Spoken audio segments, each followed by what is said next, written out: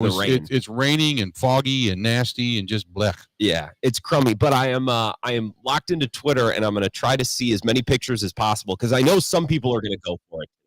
I know some people are going to try to tailgate, and the pictures should be hilarious. So I'm going to keep an eye on the internet. Yeah,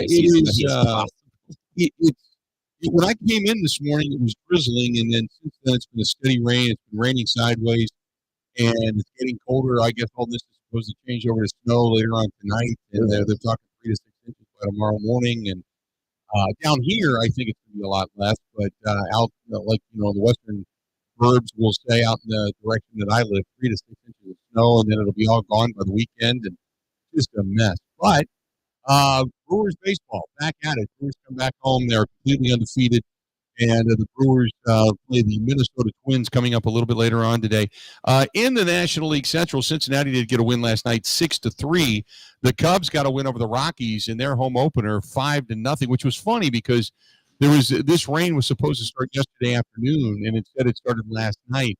And there were all kinds of newspaper articles and such in Chicago demanding that they hold off on the home opener because the weather was going to be bad yesterday, and it was a beautiful day yesterday. Today completely sucks. I don't think they're going to get anything in down there if they have a game schedule. I didn't check the schedule, but nevertheless. And then St. Louis last night did get a win over the Padres, 6-2. So I did not happen to see. I think the Pittsburgh Pirates started off now 5-0. Pirates doubled up the Nationals last night, 8 runs on 15 hits. And they beat the Nationals 8-4 yesterday. Contreras getting the win. So, I mean, the way it stands right now, when you look at the standings in the National League Central, I mean, Pittsburgh's still on top, obviously. The Brewers in second place, but they're a couple of games back. They're a game back, actually. Pittsburgh 5-0, the Brewers 3-0. Cincinnati 3-1 on the season. Chicago now 2-2, climbing back to 500. And the Cardinals right there in the basement at 2-3 on a very, very early start to the season. Did you watch any baseball last night, or did you watch the women's basketball? I did watch women's basketball last night. I watched baseball at work yesterday. I watched Pittsburgh and Washington.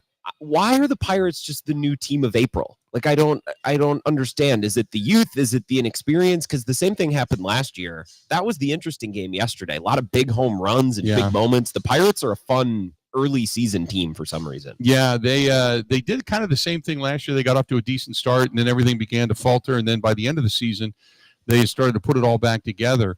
And the Brewers last year, remember, they got off to one of the best starts in club history. And then some things started to happen, but they ended up winning the division and ended up in the postseason. But that being said, Brewers back at it today in a game that lived up to the hype, the rematch of the 2023 Women's NCAA Tournament Championship game. Only one star from a year ago could move on, and that was Caitlin Clark, as last night the Iowa Hawkeyes get a win 94-87. 10.5 million people watched that game. That was a pretty heavily watched game. I will say this. I'm not a big fan of the aftermath of did you hear Reese after the game? I've been hated on all year. I've been mad, and I mean, it's like, stop. You invite a little bit of that too, when you talk trash and I wouldn't call her controversial, but she definitely talks a lot, and part of that's fun. Like, that was the reason I think why so many people were excited for that game. Yeah. When you do the like you said, the trash talking, and when you kind of bring the spotlight to yourself, that's somewhat expected. Yeah. The way you go about things. And, so anyway, last night, Clark had a legendary Elite Eight performance, leading her number one Iowa Hawkeyes to a 94-87 win, as we mentioned. Clark, 41 points, 12 assists, 7 boards last night, and all the attention was paid to Caitlin Clark. And if you watch the game, she had open looks, but she also had teammates wide open because everybody was paying attention to her.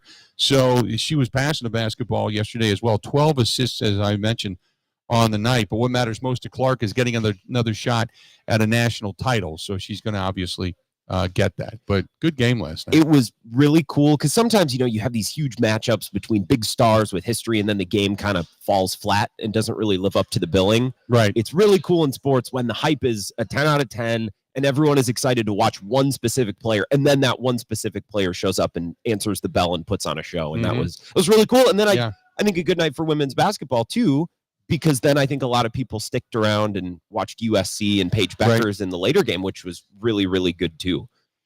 So that's all I watched last night was women's basketball, and I really, really enjoyed it. Yeah, it was. I was flipping back and forth. I was trying to watch some of the MLB Strike Zone. I was watching some of that game. I was kind of flipping through and watching stuff that wasn't meaningful at all, and just kind of flipping around. But I caught a little bit of that last night, and then ended up kind of getting into bed early because I knew we had to get up and get down here early today to start setting up at about 7:30 is upon arrival. So Brewers back at it. They've got the day off yesterday. It was the voluntary workout, and now they are back on the diamond with the home opener. You've got Euchre. I think we're going to I'll be here at STENY'S for the beginning of the game. We'll probably be here still, kind of tearing some things down, and we got clients and friends and such that are coming over.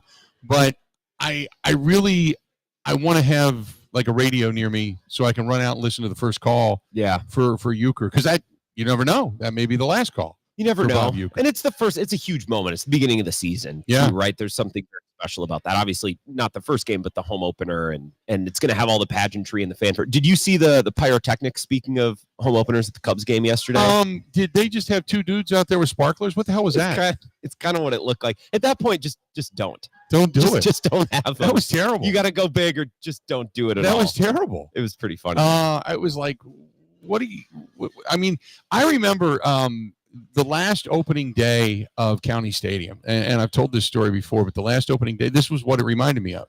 The last opening day at County Stadium, myself, John Jagler, Mark Reardon was working with us at the time. Mark's downtown at KMOX, and John is a state representative or senator. I can't remember. And we were running around the ballpark. We had Linda Cohn with us, and that was back when a lot of ballparks were closing. So ESPN was doing lives from all these different ballparks. And we had Linda Cohn with us, and she wanted to go down to see Bernie Chalet and go down the slide. Of course she did. So the most famous thing with her and I is that she stopped on the ladder, and I kept going, and my head went in her butt. So I can literally say that I had Linda Cohn sitting on my head.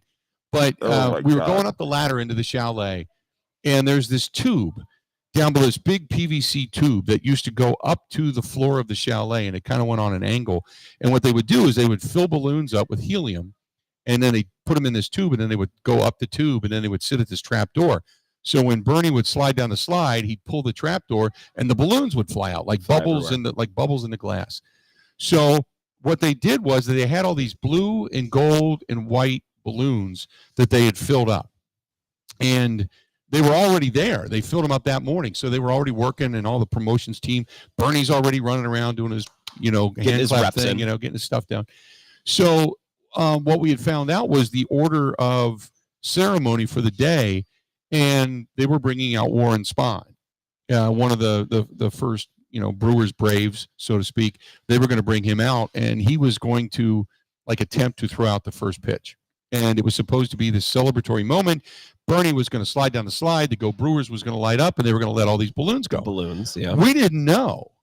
We had no idea what was going on. So we go up. It's me and John and Linda and Mark, and we go down the slide, and we're sitting there going, what is this? And we pulled that trap door, and these balloons fly out. And there's like 40 of them, and they're floating away. There's one. We're like, slam the door shut, and there's a balloon in there. So we're like, holy mackerel. So there was one left. There's one left. You saved one. So we're like, oh, man, we got to go downstairs and tell somebody, So we all go down the slide, climb back down, and there's Bernie doing his hand thing because Bernie doesn't talk. You should have told Bernie. Yeah, and exactly. I did. I said, hey, we let all your balloons go. And, like waving at us and stuff, and I'm like, dude, seriously, we let all your balloons go. And he kept doing it. And finally, I grabbed him by his head. And I said, whoever's in there, we just let all the balloons go. You're yelling by accident. I'm screaming at this guy.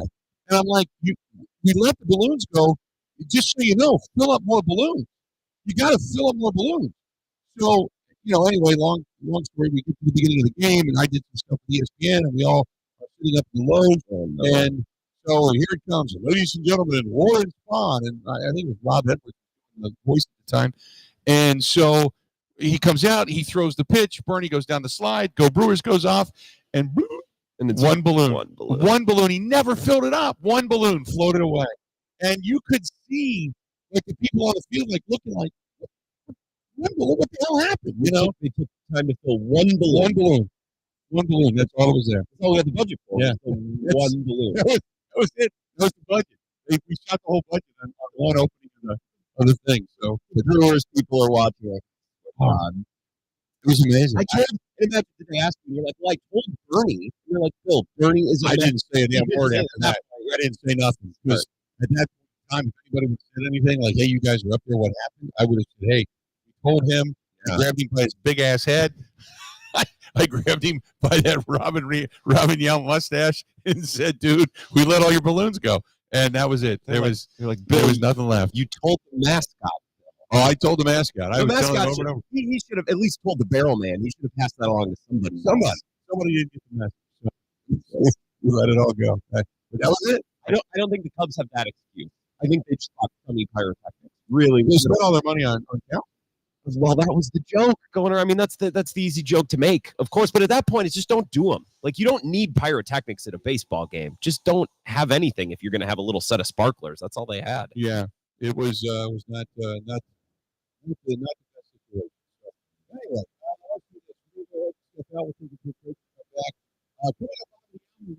Sean Merriman, Sean Merriman, we were out in Los Angeles. Sean's been on the show a couple of times, but obviously played for the San Diego Chargers. We'll talk to him about the upcoming draft. We're also going to talk to him about his UFC fight that's coming up and his promoters. So we're going to talk to him a little bit about that as well. But we have got all kinds of good stuff coming up today. So we're going to be here all the way up until game time and then beyond. And so if you want to come down and hang out because we'd love to have you down here. And by the way, if you do want to chime in, you can 877-867-1670, 877-867-1670. You can find us there as well. But we're broadcasting live. We're down at STENY'S. Stay tuned. We got a lot more of the Bill Michaels Show coming up after this. Ready? Bill Michaels.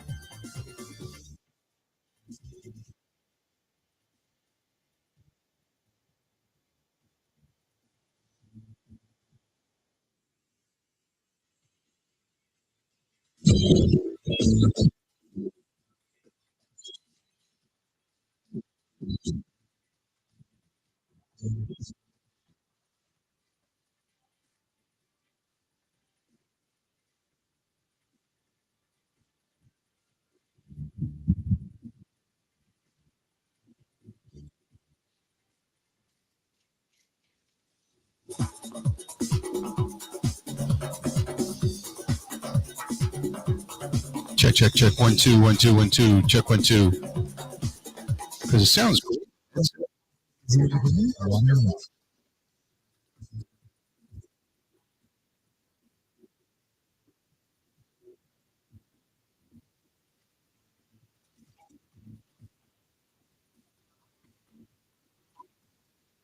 little bit of static.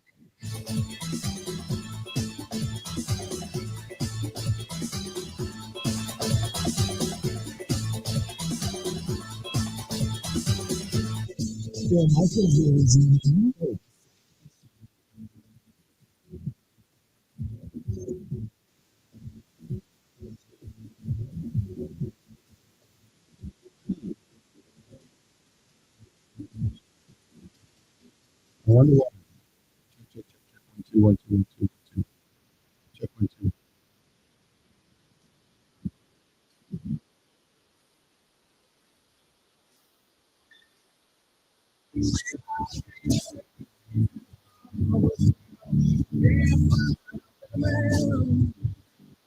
Welcome back to the program. Good to have you. The Bill Michaels Show. We are broadcasting live. We're at STENY'S National at Walker's Point. And they're going to be running shuttles to the game, so that way you don't, you don't have to worry about doing the driving and then obviously doing the tailgating because it's a brutal day out. So it is. It's opening day. Brewers opening day. We've also stayed worse than this. We've had snow. We've had rain. We've had today, so no problem at all. Get out of the about 15 minutes. Sean Merriman, San Diego Chargers, going to be and he'll give us a little bit of a lowdown on what's like right now as they're coming into the league, and also if they're going through free agency and such. And then we'll also talk with him a little bit about his upcoming UFC fight. Freimund, he's going to join us here on set. Kevin Holden from CBS 58 is going to be here as well. Grant Bill's here with me, and the doors here to STENY'S open up 11 a.m. 11 a.m. is when they open the doors. So we'll go ahead. Welcome everybody in at that point. Nothing Bloody Marys is not flowing. That's for sure. And I'm looking forward to that big time. 877-867-1670. I know there's a little bit of a sound issue over on the last street. Not quite sure why. But that being said, we will try to see if we can't maybe correct that at some point. But I don't know. I don't know what's causing it. It's a little weird. But hang in there with us. And if not, you can always listen to us on the Zone. The Zone, Z-O-N-E, Zone, Madison. You can always track us down over there. So when you got a bunch of young guys like South Freeland, you got young guys like Garrett Mitchell, unfortunately, you've got a young guy like Joey Weaver and Bryce Durang, and all those guys are starting to come up together. Weaver obviously has had some hitting issues and such, but you got a lot of young guys, a couple of veterans mixed in. You get a guy like Ortiz over on the third base side. Now you've got Reese Hoskins and Christian Yelich, who are, kind of your veteran mainstays with Contreras. I look at this mix and I think it's a really good mix of talent. It's a good mix of speed. It's a good mix of youth. And the one thing about, and I was talking with a buddy of mine last night about this, about the same thing going on in Pittsburgh that he noticed, and he said the same thing he looks like happened in Cincinnati last year. When young guys come up and have success, it like sparks everybody. You know what I mean, Grant? It almost takes you back to like the college atmosphere when guys are standing on top of the dugout with the hats are on backwards or the shark fin top or whatever. It's weird how it becomes infectious. When you got a lot of veterans, everybody's been there, done that. It's a long grind. They understand the season. Youth doesn't know any better sometimes. Sometimes they just kind of go out and wing it and do their thing. And so, you're seeing that. I think that enthusiasm was actually transferred over to the fans. When you saw South Freeland come up last year, when Garrett Mitchell came up last year, when Bryce Durang was making incredible plays over at second base, Joey Weaver had a couple of. Joey Weaver obviously had big plays out in center field, but he had a few knocks here and there. But I think that youth has really kind of infused this enthusiasm, this spirit, whatever it happens to be, something that's an intangible group. Well, they came up together, right? Churio and Mitchell, they all played a lot together in the minors. So I think they're invested in each other. And when one guy succeeds, like you said, I think that rubs off to the others. I also think that these young guys are set up so much better to succeed this season than they were last season. Of course, a lot of them have major league experience now, and that helps. But last year, it was basically Yelich and Contreras. And that was it, right? Once you cleared those two spots in the batting order, you're like, where the hits going to come from, where the run's going to come from. Now that Hoskins is here, and I think Thomas is going to have a really nice bounce back here because he's just too good to have a season like last season again. Now they don't need Bryce Durang for the team to succeed. Now he can be a little bit more of a role player. Garrett Mitchell can be more of an on-base guy who steals a bunch of bags. I just think these young guys are set up so much better to succeed this season than they did last year. No, I'd agree with that. And like I said, I think that optimism, that enthusiasm, whatever you want to call it, is kind of carried over to the fan base. And I everywhere you go, I was at a place yesterday that kind of sells fan stuff, for the Badgers and Marquette and the Brewers, Bucks, and everybody, and it was packed with people in there trying to come in and Brew stuff. But it's people are looking for like T-shirts and jerseys already. They're looking for like a free lift jersey already. It's like, wow, that you usually don't get that until you're in the league a few years and you establish yourself. I really think there's an institution where people are just genuinely excited about all of this. So, why not? I mean, you came home 3-0, and it's a long season, but 3 games is not a season make by any stretch of the imagination. But you look at the teams that the Cubs and the Cardinals are not on top of the division. You got an undefeated Pirates team that we'll see what they do. You got a Reds team that we knew the Reds, the Achilles heel of the Reds is very good bullpen stuff. You get to their bullpen, and the bullpen's going to give it up. But the starting pitching is not bad. They're certainly their playing field is spectacular. They are very similar to the Brewers. They've got a few veterans, but they got a lot of youth and a ton of speed on that team. So you got 3 teams going a little bit younger, and then the staunch old guard St. Louis Cardinals, who went the opposite direction. They are right now trying to dig themselves out of the early hole after they get beat up by the Dodgers a little bit. They got a win last night, but then there's the Cubs who just climbed back to 500 as well. But again, way too early to start making observations like that. It is what it is, and from what we've seen, again, a lot of. So I'm excited. I'm looking for. The only thing that sucks is it is raining. You love to be a 71-degree day and a lot of sunshine and like this whole enthusiastic spirit. But I get a feeling, and we've already seen some people that come trying to get in because the doors are open till right? I get a feeling that this place is going to be crazy.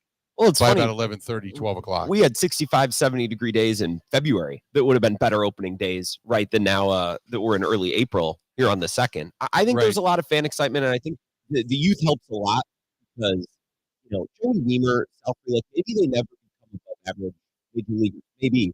But, I'm pretty sure I know that Tyrone Taylor is never going to be a superstar. I know, some of these guys that they've had for the last couple of years to move off from, we kind of know who they were, right? I don't know. There's no excitement there. These young players, we can dream about what they might turn into, right? And that's the thrill and the fun of the unknown, right? Protecting these young guys. I think that definitely has the fan base really, really excited. That was true last year, but I think young guys here with another year and set up better to succeed. It's even more exciting this season. I don't know what I'm more excited about. I don't know if I'm more excited for the Brewers and the offense and what they may have, or if I'm more excited for some of the young arms and such that they have that we've seen kind of, I don't want to say step up because it's an overused cliche, but you look at Payamps coming in and shutting it down the other night. Uribe coming in on the opener and work in. And you start to look at some of these guys, Colin Ray, who came in extremely well. Some of these guys that you're kind of like questioning with an eyebrow going, yeah, I don't know if this is going to work. And then they come in and they do their job and they do it really well. With the bullpen, especially in that third game with the bullpen pitch. What do they give up? 1 hit, 4 innings, 5 innings or something like that? Not a whole lot, really. The only guy who struggled was Bryce Wilson. Right. Gave up 2 hits and then exited the game right away. But in that game, that was Saturday, they built themselves such a cushion with their offense. Right. Their bullpen was allowed to give up a run. Uribe gave up a run in the ninth. So that's the benefit of having an offense that can score you more than 3 runs on any given night. Your pitching staff can actually have a little bit of breathing room, and they're probably going to need it this year more than the past because they're without their closer and they lost basically 2 ace-level pitchers. But having that offense give you a little bit of breathing room, that makes all the difference in the world. Yeah, without a doubt. Let's do this. We're going to step away. We're going to take a quick break, and we got Sean Merriman coming up, the former San Diego Charger and linebacker. Obviously, they call him the Sackmaster. He'll join us. We'll talk a little bit about the NFL draft, talk a little bit about what it's like this time of year as a free agent as well. And then we'll talk about a little bit of UFC fighting that's going to be going on, and he's going to have all the details on that also. This portion of the program brought to my good friends over there at J&L Tire and Service Center. They're in Watertown on Boulder Road. They're in I-94, just north of the Johnson Creek exit. So when you go past the Johnson Creek exit, you look north, just over the hill there, you can see the great big J&L Tire and Service Center Goodyear sign. They're right there, and they want to say thank you for being the best tire dealer out there. Again, on Boulder Road in Watertown, and in Johnson Creek, just off of 94, just north of 94. You can hit them up when you need an oil change, brake job, tires, engine work, whatever it happens to be, they can do it. And whether you're driving around in the minivan, all the way up to the big 18-wheeler. They handle it all. They have facilities for all of that as well. Lyle, Chad, everybody out there, they do so much good stuff in the community. They're very philanthropic. They continue to give back. We talked about what they did for all the families at Christmas time. They do a bunch of stuff at Thanksgiving. They always donate back to a lot of the charities in that area, and big supporters of Fisher House, Wisconsin, and our motorcycle ride coming up on Sunday, September 1st. So we can't say thanks enough to them for being a part of the program. That is J&L Tire. Go to jnltire.com. That is jnltire.com. More of the Bill Michaels Show live down here at STENY'S. Sean Merriman coming up next. This is the Throwback Show on the Wisconsin Sports Radio Network. No, they say it's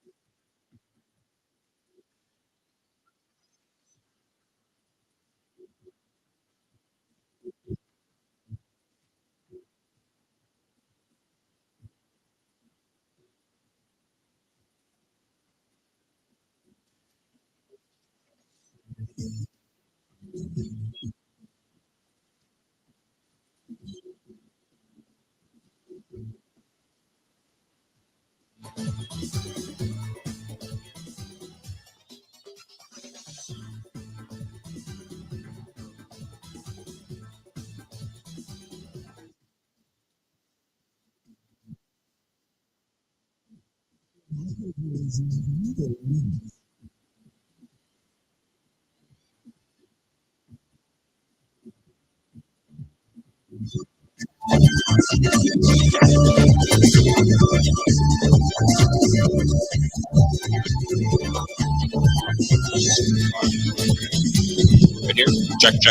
Check. 1, 2. We're here at STENY'S, corner of You Should Be Here and STENY'S Way. Any better? How are we looking?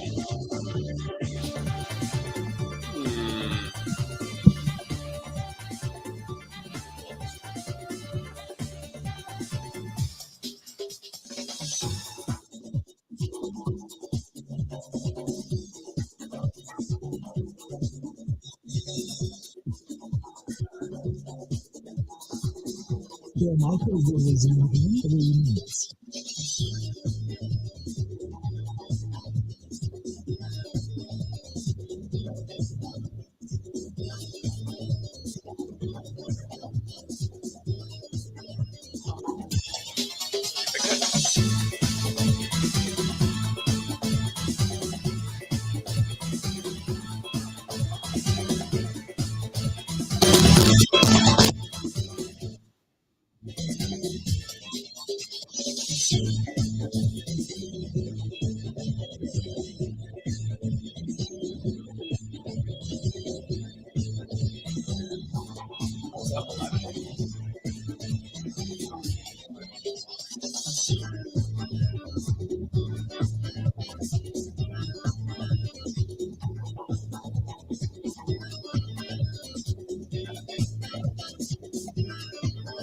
Your microphone is in 2 minutes.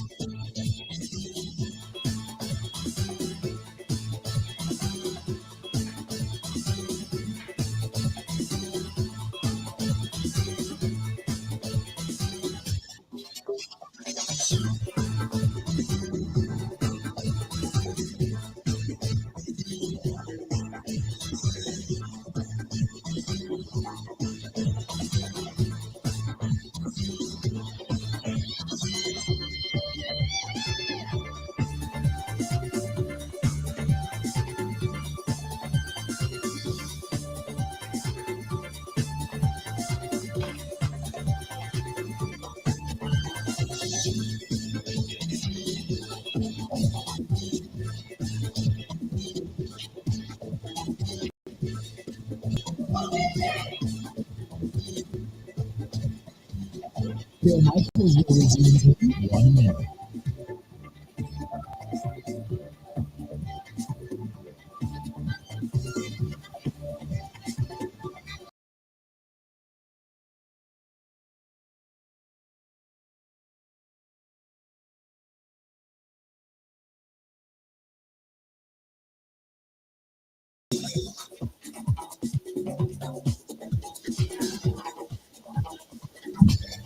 Phil Michaels will resume in 30 seconds.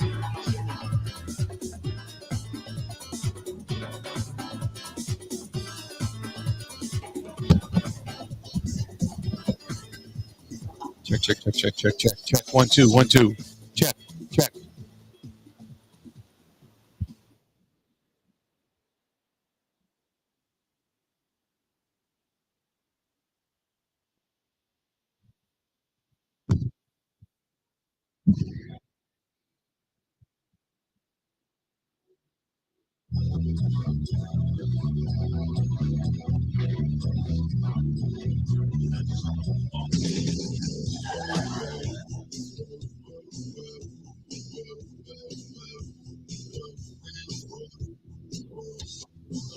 Welcome back to the program. Good to have you. Phil Michaels Show. Opening day of the baseball season.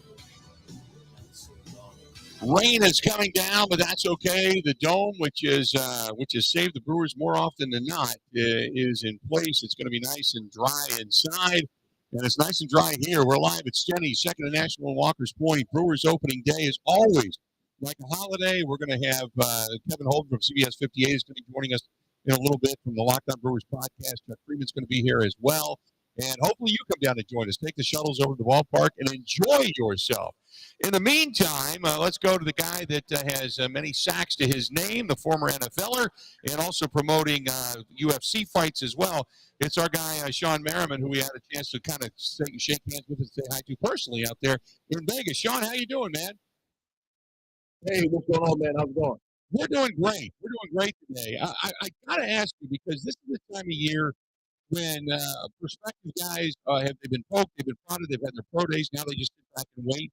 What is it like to be one of those guys sitting there waiting and talking to all these different teams about where you may or may not end up? I think right now, as you just said, the work is done. It's the easy part. You're kind of sitting back now waiting for the name to call. You already did you had the season, you put up your numbers, you got plenty of film. You did your combine, your pro day.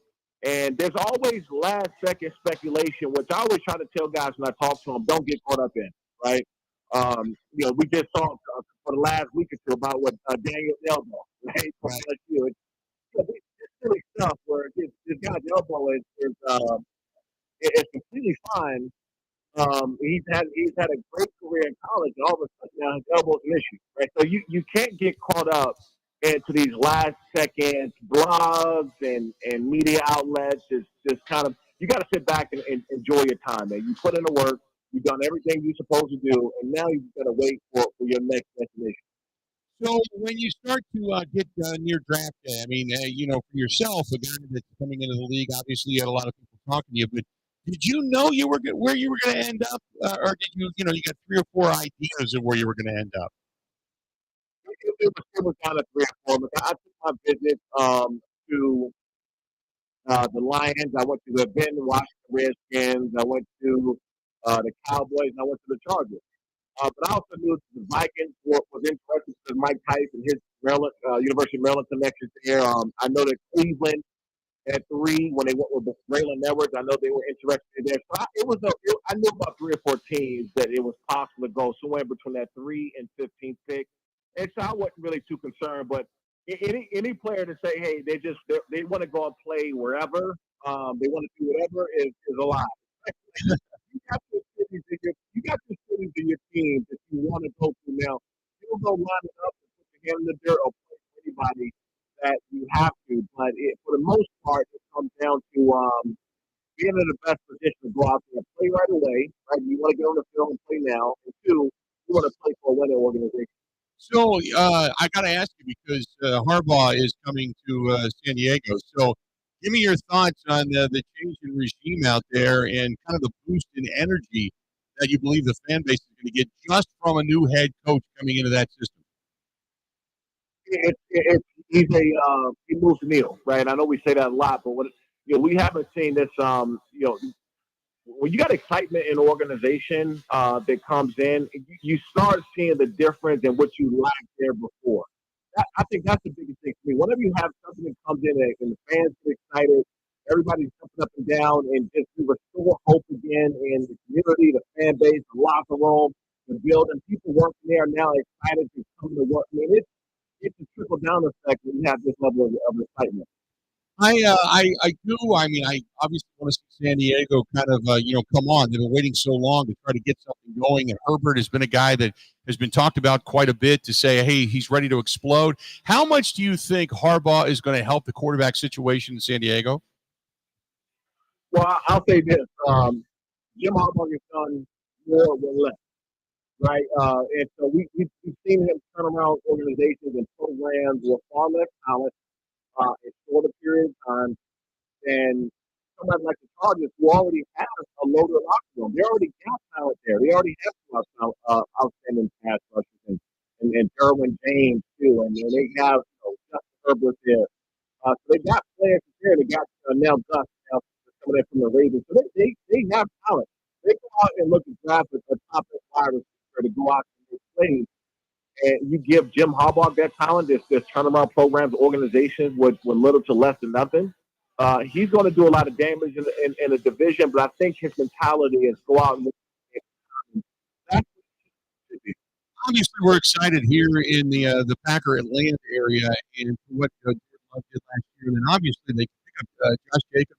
They picked up Xavier McKinney to bolster the secondary of the defense. Give me your thoughts. If you've seen Jacobs, give me your thoughts on Josh Jacobs because Aaron Jones was a fan favorite. Don't get me wrong, but Josh Jacobs, the word I got is the guy's a beast. Yeah, and Aaron Jones, but I was glad to see him leave because I thought maybe that was a little bit unfair. He could still play. He did tremendous things in that organization. He's a hell of a quarterback. He's going to do well. But you come with Josh Jacobs. I watched him. He's from Maryland, and so I watched him as a kid, and I watched everything he's done. And sometimes when you play on a team that's not successful, you don't get the notoriety, right, that you deserve. Because this dude was the entire offense at one point. What they did, he got everything started for them, but they just wasn't successful. And they had some problems in and out the door. And so when that happens, your star player like a Josh Jacobs don't get the opportunity. So now him coming there, he's gonna get the love. He's finally gonna get all the love that he deserves, the attention and the notoriety he deserves because he's playing an organization that's gonna let him shine a bit. I got to ask you a little bit about the fights that are coming up. Obviously, you've got some big ones on the docket for the Lifestyle promotion. And talk a little bit about some of the bells and the cards that are coming up. Yeah, we got a huge fight this Saturday, April 6th. We'll be live on Football TV, Football Sports at 6 p.m. Pacific. You can get your information at lightsoutexcept.com. And this card, we got 18 fights. We got 9 amateurs that are going to be turning pro with us as well. In our amateur card, these guys can turn pro any given day. And I wanted to do that. And so because these amateurs are going to be superstars one day, 2 years, 3 years down the road. They're going to be big names themselves.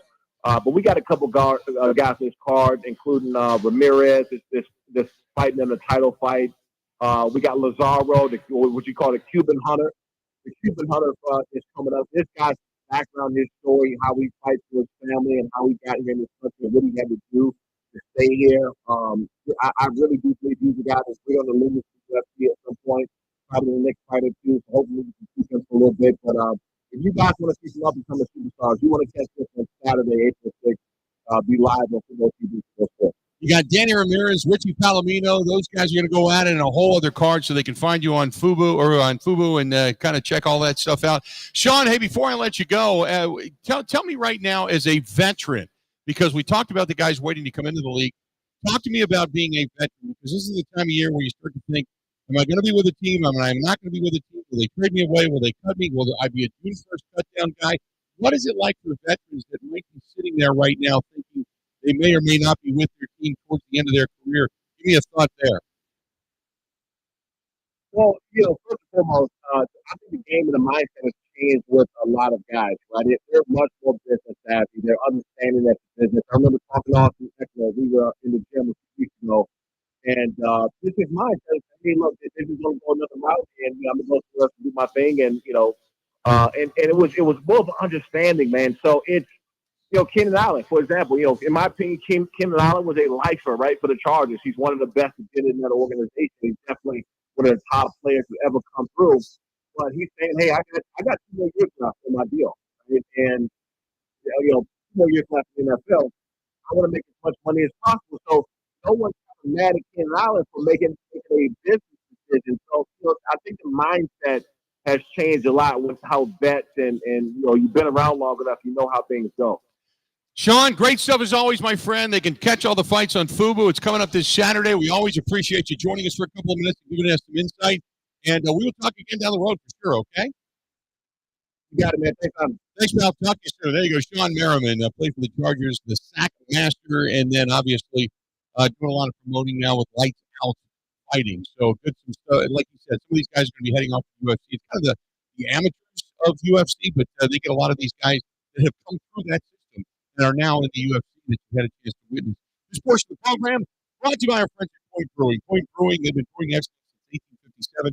Saw the milkshake today online. I was looking at the Amber Lager the other day, walking through the stores, checking out the Cider Boys. So many different types of things being brewed up there in Stevens Point, Wisconsin.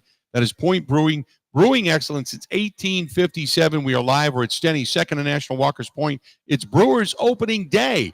And if you want to come down and join us, because I don't think tailgating is going to be too pleasant, so come on down and tailgate indoors. Get yourself one of the award-winning Bloody Marys, some of the garlic cheese bread, some of the wings, all that kind of good stuff right here at STENY'S. Shuttles are going to be running starting at about 1 o'clock. You can head over to the ballpark, dry, safe, don't have to pay for parking. They'll take you right up by the gate, walk right in, check out the game, let STENY'S do the driving, then bring you back home. That's our friends from STENY'S. Stay tuned. We got more of the Bill Michaels Show coming up live at STENY'S after this. This is the Bill Michaels Show on the Wisconsin Sports Zone Radio Network.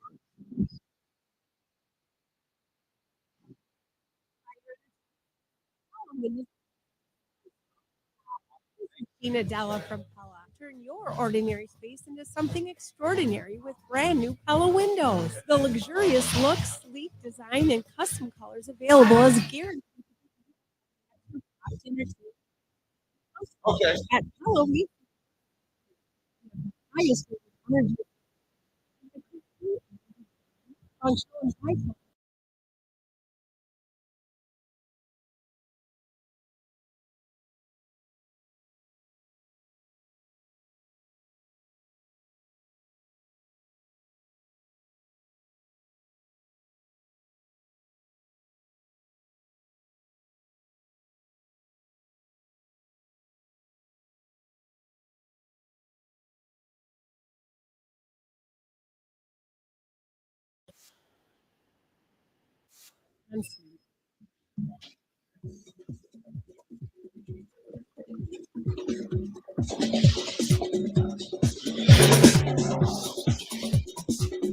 Bill Michaels will resume in.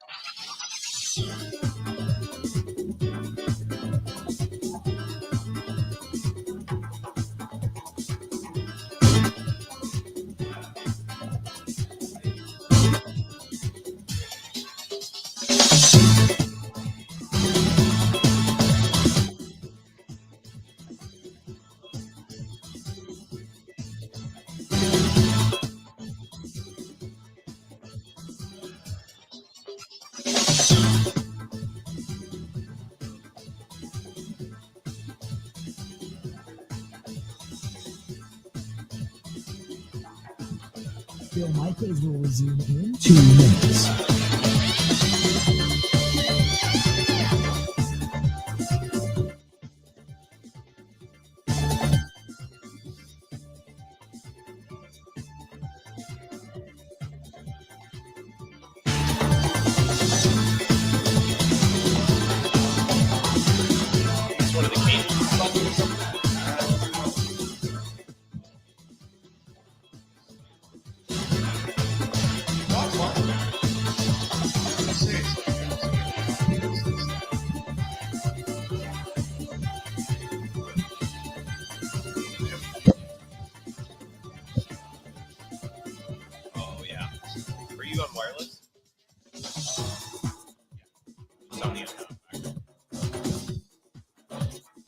Check, check, check, check. 1 2 1 2 1 2 1 2 1 2 1 2 1 2. Check 1 2. Check 1 2. Check, check. 1 2 1 2 1 2.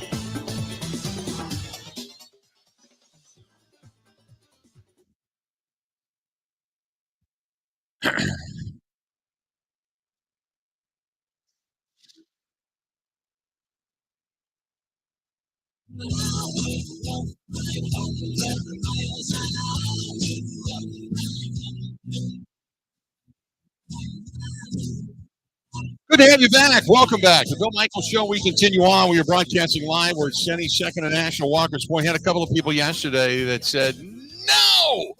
And I said, yes. We had told you that the Bill Michaels Open coming up at Viroqua Hills Golf Course on Saturday, May 4th, was most likely going to sell out. And it did. It ended up selling out. So while on one hand, we apologize. On the other hand, kept telling you to get in as quick as you could because we knew this thing would eventually sell out, and it did really quick. So we next year, I guess that's the best way to put it. Next year, better luck. But we are going to be out in Viroqua at Viroqua Hills Golf Course coming up on Saturday, May 4th. And we're going to be there for the Bill Michaels Open. I'm really looking forward to it. One of the better golf courses in the state. Voted top 50 in the country, if you haven't seen that already. So great to be doing some charitable stuff. And let's just say you want to participate, but you didn't get your golfing in on time. We are going to be doing a little bit of a monetary fundraiser out at Nelson Agri Center a little bit earlier that day in the morning to do some things to battle cancer. So please come out. And if you didn't get a chance to come out and be a part of the fun at the golf course, you can still come out to the Nelson Agri Center. We're going to be there that Saturday morning. So we're really, really looking forward to it and getting out and checking out Kickapoo Creekside on Friday night and hanging out there on Saturday night, obviously, before coming back to our neck of the woods on Sunday. But just looking forward to heading out to the Viroqua area. Again, Saturday, May 4th, we're going to be there for the Bill Michaels Open. But don't forget, we're still going to be doing a fundraiser to help battle cancer coming up at Nelson's Agri Center on Saturday morning. And I believe, if I'm not mistaken, I think that starts at 9. So I'll check and make sure, but we're gonna have a great time. We always do when we head out there. We're broadcasting live. We're at STENY'S second and National Walker's Point. It is opening day of the baseball season. Brewers undefeated thus far. They are going to be taking on the Minnesota Twins. 3:10 will be first pitch down at the ballpark. We're here until 2:00 today. So if you want to come down because we had talked about this earlier, but yeah, man, it's nasty. I don't even know what to say about the weather, just other than it's nasty outside. You're not going to want to sit outside tailgating this stuff. So come here, grab a Bloody Mary, grab some beverages, grab some food, then take the shuttle over to the ballpark. Let them do the driving. It'll drop you off right by the gate. And then after that, you walk in, you do the game, you come back here afterwards, let them do the driving, you jump in your car and head home. It's that simple. So good stuff from our friends down here at STENY'S, second and National, Walker's Point, and great stuff. Great stuff. 877-867-1670, 877-867-1670. If you want to hit us up, feel free to go ahead and do so again. 877-867-1670. If you want to find us, give us a shout. So we were talking before, Grant, about this Brewers team. Another team, like we talked about surprises, like would the Pittsburgh Pirates surprise us? Would a team like the Cubs, would they be able to turn it around and surprise us? Cincinnati, do they have the pitching to get over the hump? We talked about 85. What was your prediction at the beginning of the season, by the way? I think probably like 82. I think that's what we talked about, right? 82, 83. Yeah. Which we both agreed could win the division.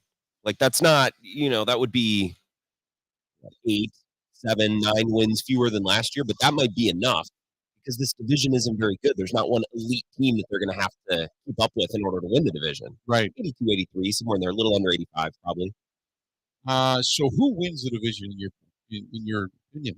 I think I said the Reds. I also I'm pretty inclined to believe in the Brewers because I think they're the best organization. I think they're the best run organization. Yeah. And I think when we have all these teams that aren't super crazy talented, they don't have super massive payrolls unless you count the Cubs and what they're paying Council. I think it comes down to the best organized team, the one that can put together the best rosters and lineups day to day, the one that can be best managed. And I think that's the Brewers in this division. I still think the Brewers can win the division. I wouldn't count them out, obviously. I think if you said the Cardinals would win it, you couldn't argue with it because of the pitching that they picked up in the offseason. They've got veteran bats. Yep. They're better on the infield. If you said the Cubs would win it, you'd probably raise an eyebrow. But I think, okay, because the Cubs, remember, were 9 games back, something like that? Something like that. But they had a stretch last summer, whether it was a month or 6 weeks or 8 weeks, where they looked like, oh, this could be the best team in the division. They just couldn't sustain it. And they couldn't sustain it. So does Craig Counsell give you 9 more wins? Does he manage you to 9 more wins? So it would. I think the Cubs, out of everybody, would somewhat surprise me. Maybe Pittsburgh a little bit, because I don't think Pittsburgh is kind of ready to run. They're ready to walk. So I'm thinking maybe Pittsburgh would surprise me. But if it was Cincinnati, if it was the Brewers, and if it was the Cardinals, I don't think I'd be that surprised. And the Cardinals would somewhat, I guess, surprise a lot of people by only winning 71 games last year. Could they turn it around by an 19-game swing? I don't believe in the Cardinals organizationally anymore after what we saw last year in this last offseason. I think they're old-fashioned. I think they're behind. And if they have any Cardinal devil magic left, we're going to see it this year because they got a bunch of old pitchers that don't strike guys out. Right. But, Bill, when we talked to a beat reporter, we talked to a personality or a writer from every team last week. They all kind of made the case for why their team could win the division. Right. Now, I think the Pirates is the most unlikely because they're young, but it could happen. I think the whole crew basically said, look, we're young. They've got speed. They've got good bats, young arms. Everything could possibly trend in the right direction for them. And if it does, then they could win the division, except for they really weren't sure if the pitching was going to sustain. And I think every team said the same thing. Yep. Every team said the same thing. So I don't know. I guess, hey, if you're going to run over to Potawatomi, you place your bets, maybe put, more than a few down on each. And who knows before it's all said and done. But I certainly think that with the Brewers start and with the energized kind of fan base and enthusiasm, and you're never going to lose a game. That's the one thing. You're never going to, like a day like today, you're never going to have a game that's going to be rained out. You're always going to stay in rhythm. Mm-hmm. One of the things that I think is also a positive for the Brewers, always knowing what they're going to be doing. And unless they go on the road and start stacking up rainouts and bad weather games, you're never going to have to worry about that here. So I don't know. Maybe I'm just more of a hometown guy, but I think the Brewers can do this again. 100%. And I think from some of the early things that we've seen and heard from Pat Murphy and the reaction from players and writers and such, and Tim Dillard yesterday regarding Pat Murphy, I think it sounds like I don't want to say it's because Craig Counsell is the winningest manager in Brewers history, but it's almost like it sounds like it's taken an even better step forward. Well, I think because the Brewers for years, they would have a really good regular season, and then they would get to the playoffs and falter. And it kind of felt like we were doing the same thing over and over again. And historically, the Brewers, they're not a dynamite organization with lots of deep playoff runs. So I am not turning my nose up at getting into the wild card round or getting into the NLDS and losing. But I think sometimes when you reshuffle the deck a little bit, it feels new. It feels like guys have something to prove, right? It's a little bit of a new mix. I think that's a benefit. Just a little bit of change to keep the deck fresh. I think that's an advantage, certainly, that the Brewers have this season. So if you want to come down and celebrate opening day, here's a great place to do it. We are broadcasting live. We're at STENY'S, 2nd and National, Walker's Point. The doors just now open. So if you want to come in and say hello, by all means, come on by and say hello because, like I said, the doors just now open. So we've had a few people already come in, and I would assume that this place is going to fill up rather quick. Nobody's going to want to drive. Nobody's going to tailgate in this mess. So come on down here, enjoy yourself. Grab yourself a Bloody Mary. Grab yourself some of the garlic cheese bread, the wings, whatever it happens. They got fantastic food. Ryan is now on site as well. So come on down and say hi, and then take the shuttles over the ball game. Let STENY'S do the driving for you because they handle it, and they'll take you right to the gate. That way you don't even really need an umbrella. You just kind of jump out of the bus, you run up the hill, boom, you're right in the gate, and you're in the door, and you don't even have to worry about it. So good stuff. We got an hour down. We got 3 more yet to go. We're going to be hearing from coming up in the next hour. I believe Chuck Freimund's going to be swinging by. We'll talk with Chucker. We've got Kevin Holden from CBS 58. Grant Bills is here. You should be here as well, as the motto at STENY'S is. Stay tuned. We got 3 more of the Bill Michaels Show coming up right after this.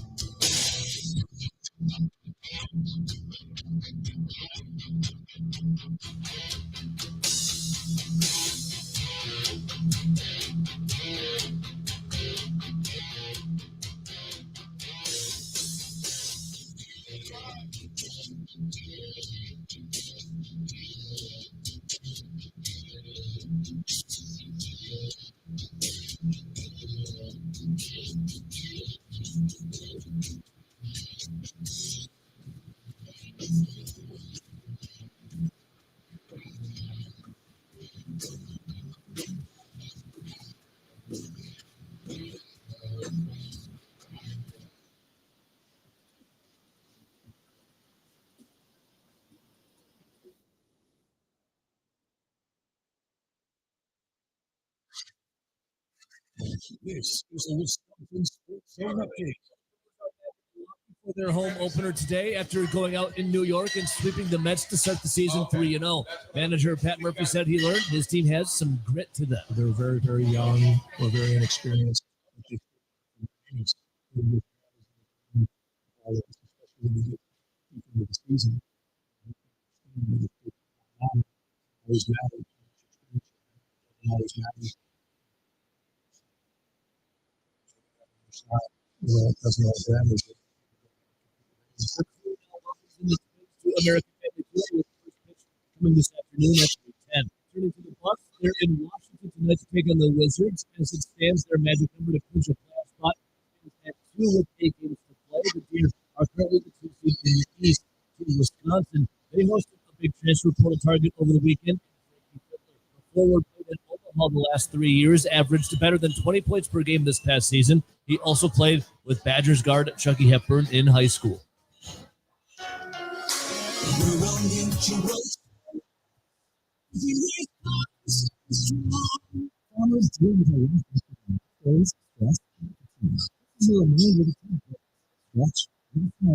Hydrate your body.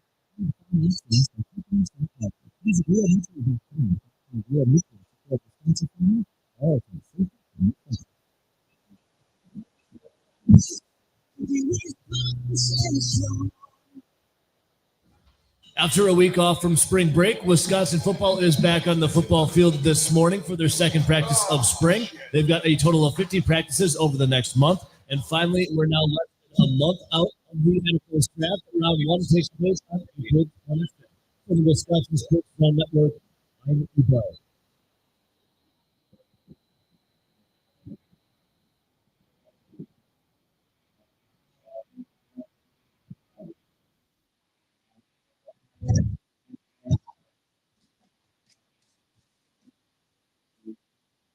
Welcome in. Glad to have you. We are broadcasting live. It is opening day. We are at STENY'S, Second and National Walker's Point.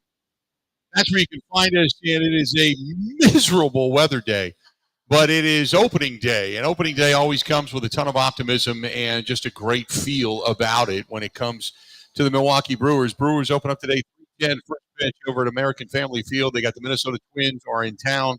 Grant Bill's alongside. I'm Bill Michaels, and just enjoying the atmosphere. The borders just opened at STENY'S here just a few moments ago.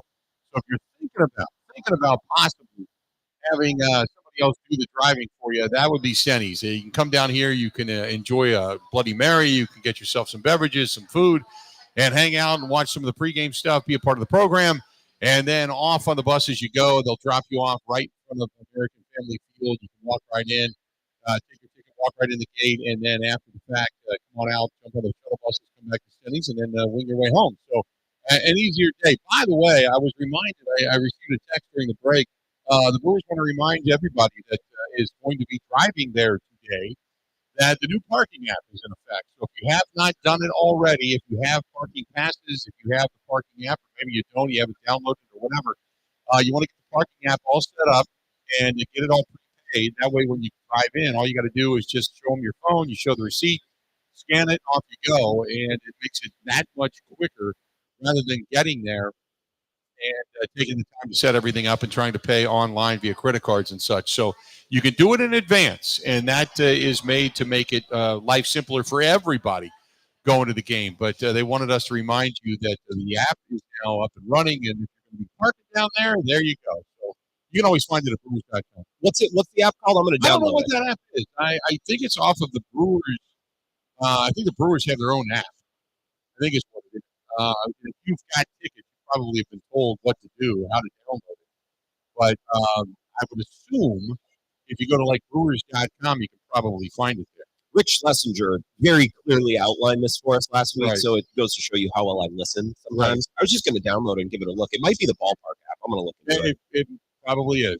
Probably is the Ballpark app. But that's one of the things they wanted us to remind everybody of is, hey, if you're heading over to American Family Field, find yourself that app to be able to get in. I think it is the Ballpark app, if I'm not mistaken, and that way you can go ahead and prepay when you walk through the door or when you pull in, and you can kind of go right on in and not hold up the line, so to speak, because that's the way they're doing it.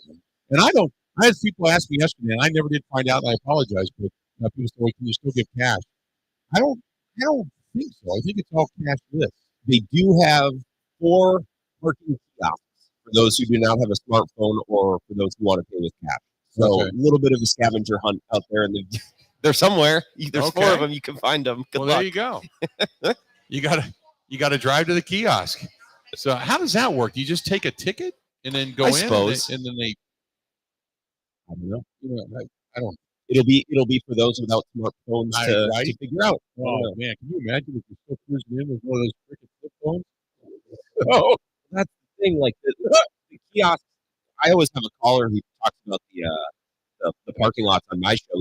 He always says you can find Mad Max out there. There's so much space, right? So good luck finding a couple parking kiosks and a couple square miles of parking out there. Yeah, I know. It's well, I mean, the one good thing about American Family Field, it's not in a landlocked city, so you've got tons of space, tons of opportunity. I mean, when the weather's better, obviously tailgating becomes prevalent, and that's my friends that have come in from all parts of the country. They can't get over the fact that people tailgate the way they do for baseball.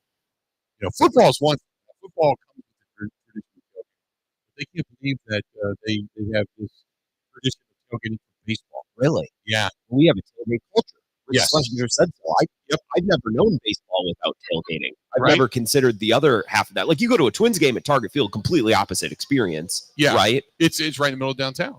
But people are still going out and eating and drinking. It's just not in a parking lot. Right, exactly. I guess.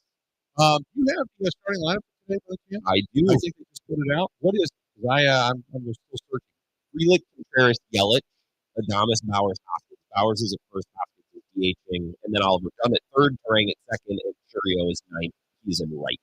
So Bowers is over at first base today. Hoskins will be your Hoskins will be your DH. Now, what kind of an ovation do you think Hoskins gets? Oh my God! For the way he started the season, they're gonna love him. Yeah, they're gonna love. Well, first of all, this was the perfect signing before he ever played a game. This is the first baseman the Brewers fans have wanted forever. He was the best available one on the market, and they paid for him, and it was a perfect fit. And then the personality that came out this week, he's going to be a fan favorite. It will take all of 5 minutes in today's game when he's introduced. So he might get the biggest ovation. Him and Yelich probably, I suppose. Yeah. Maybe Pat Murphy, too. So you got Yelly in left, but Freelick in center, Contreras behind the plate, Yelich over in left, Adames at short, Bauer at first, Hoskins the DH, as you had mentioned, Dunn getting the start at third base, Bryce Turang at second, Churio in right field. Isn't it interesting how Churio was led off one game, and now he's batting ninth in this one. And I wonder if he'll bounce back and forth based on the pitcher they're facing. I'm not sure. I just think it was a funny strategy, and it obviously worked on opening day. Don't even give him time to think about it. You're going to be the first guy. Go out there, just go play baseball. Don't even think about it. And it was a strategy that worked really well. It's Churio and then Junis on the hill today, getting the opening start for the Milwaukee Brewers. And it's really weird. It's not a Corbin Burns. Freddie Peralta's already thrown. It's not a Brandon Woodruff. It's not even a Wade Miley. It's you're like Junis, and some people came in and like, who? Right? Is he on the team? There it is. You're waiting for that. It's almost it reminds me of the movie Major League when they're reading the newspaper before the opener and they're going, "Who are these effing guys? Who are these who's guys? This guy? Who's this guy?" And at least on the grounds crew, saying they suck. They still suck. Well, they might. They might under their breath. You know the one thing we have not had here yet? In Milwaukee or in STENY'S? Any at the Bloody Mary. Do we need to do something I about think that? we need to do something about that. I think we're going to do that during the break. I think we need to load a couple. Well, the lineup is out. I feel like it's yeah, time. the lineup's out, so now we can go ahead and do it. Yeah, And of course. I'm not going to have like 8 of them. I'm going to do one, but I think it's about Bloody Mary. I think Here so in too. STENY'S. If you want to chime in, you can 877-867-1670. However, we're going to be joined by Chuck Freimund of the Locked On Brewers podcast coming up here in a little bit. Kevin Holden from CBS 58 is going to be here as well. We're going to chat with him and also taking some opening day memories. This one's from Ernie. Ernie says, "Hey guys, love the fact that you're at STENY'S. Used to go there all the time." He said, "I moved over. Oh, now he lives out in Delafield. Doesn't get down there as much. But opening day at STENY'S is always a tradition. You go down there, you get Bloody Marys." He said, "My friends and I used to take the shuttles over, and it used to be a gas. Back in the old day at County Stadium, they used to have a great big bar actually in the parking lot, and they used to bring the Budweiser truck over. And oh my God, the days and the memories that I had and lost and forgot about because of blackouts were epic. Great to hear you guys broadcast. That was now you weren't around back, and I wasn't around back in those days. Back in the 80s and the 90s, when I mentioned this yesterday, when they used to have like bars would come out and they would bring beer trucks. The big semis would pull in with tappers on the side, and they would bring those things down there, and that was your part of your tailgate party, and you paid to get into that particular section. Or I know that there was different bars. STENY'S did it. Left Luckystown did it. Up there at the Kelly's Bleachers, they did. All the bars in the area would also have bars set up in the parking lot. And that's the way they used to do it. And then they started kind of eliminating that. They made it a little more family friendly because it became kind of a little bit, kind of a hammer drunk fest.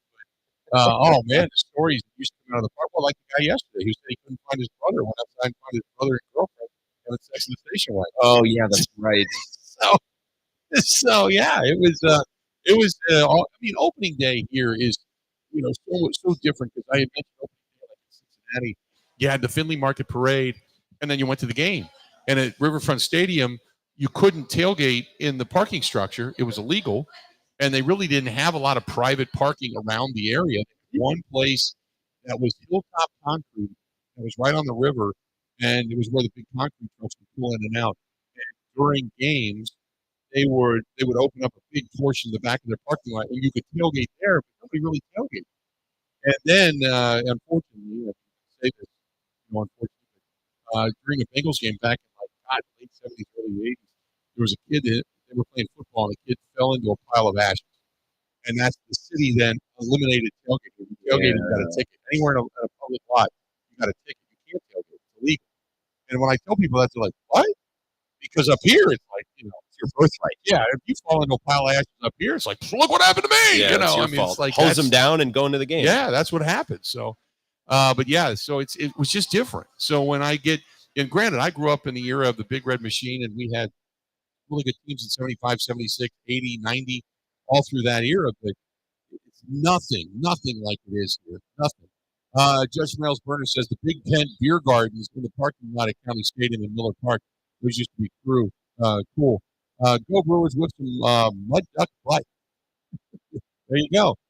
I'll say hi to our buddy Dwayne listening up in Wausau. Dwayne's covered it all. He says, hey, have a great show. Go Crew. I know he's a big Brewers fan too. And the other thing, Melissa says they need to remember their plate number, the license plate. There's also some QR codes that you can use that are all over the place, pretty much the same as if you want to park downtown at any point in time, which I do all the time. When I go downtown, I go to the parking lot, I use the code, but you can prepay on whatever it is that ballpark app is. You can do all that kind of stuff too. So there you have it. The rain continues to pour outside. Inside, we're nice and dry, and the bar is now open. You want to come in and starting to trickle in. Come on by and say hi. It is opening day 2024. The Milwaukee Brewers taking on the Minnesota Twins 3:10 first pitch down at American Family Field, and we're going to bring you all the action up until that point.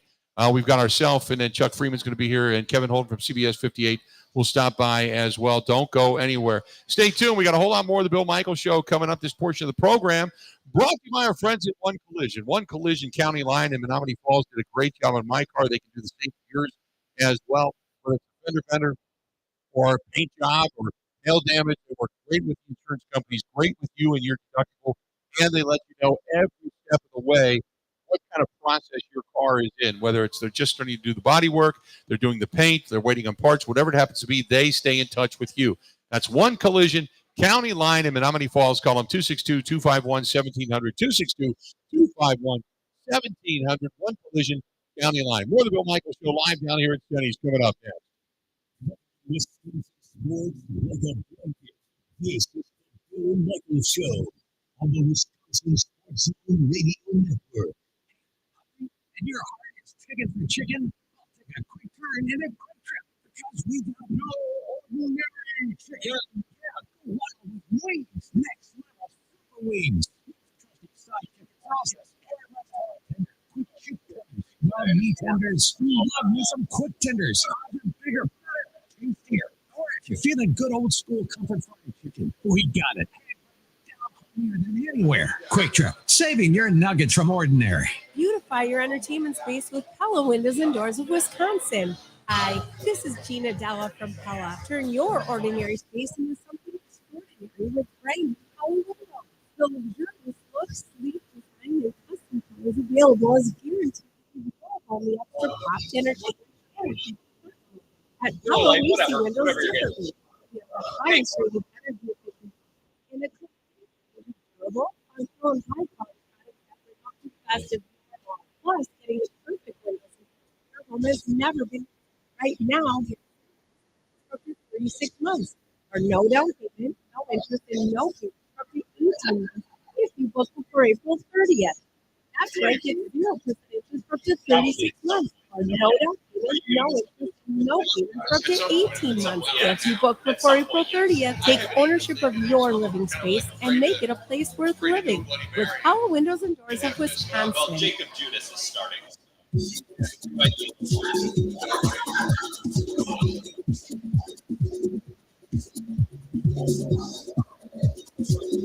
Bill Michaels will resume in 3 minutes.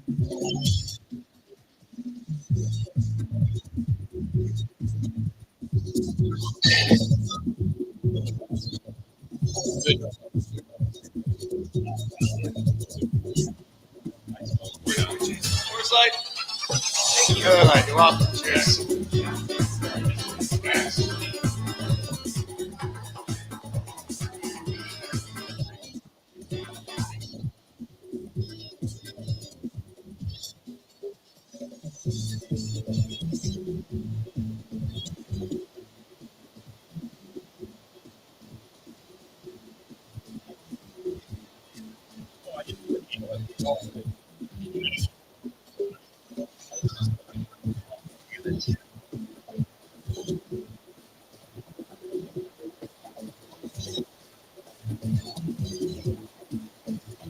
Michaels will resume in 2 minutes.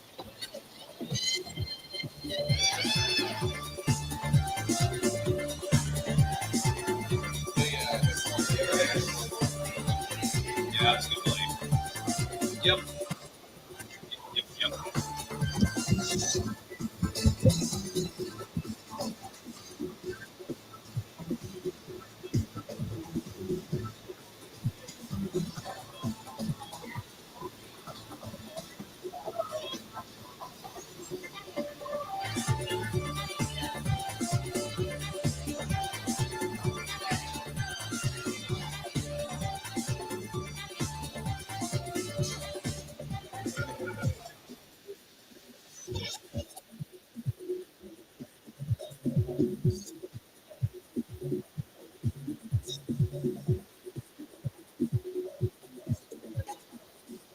Bill Michaels will resume in 1 minute.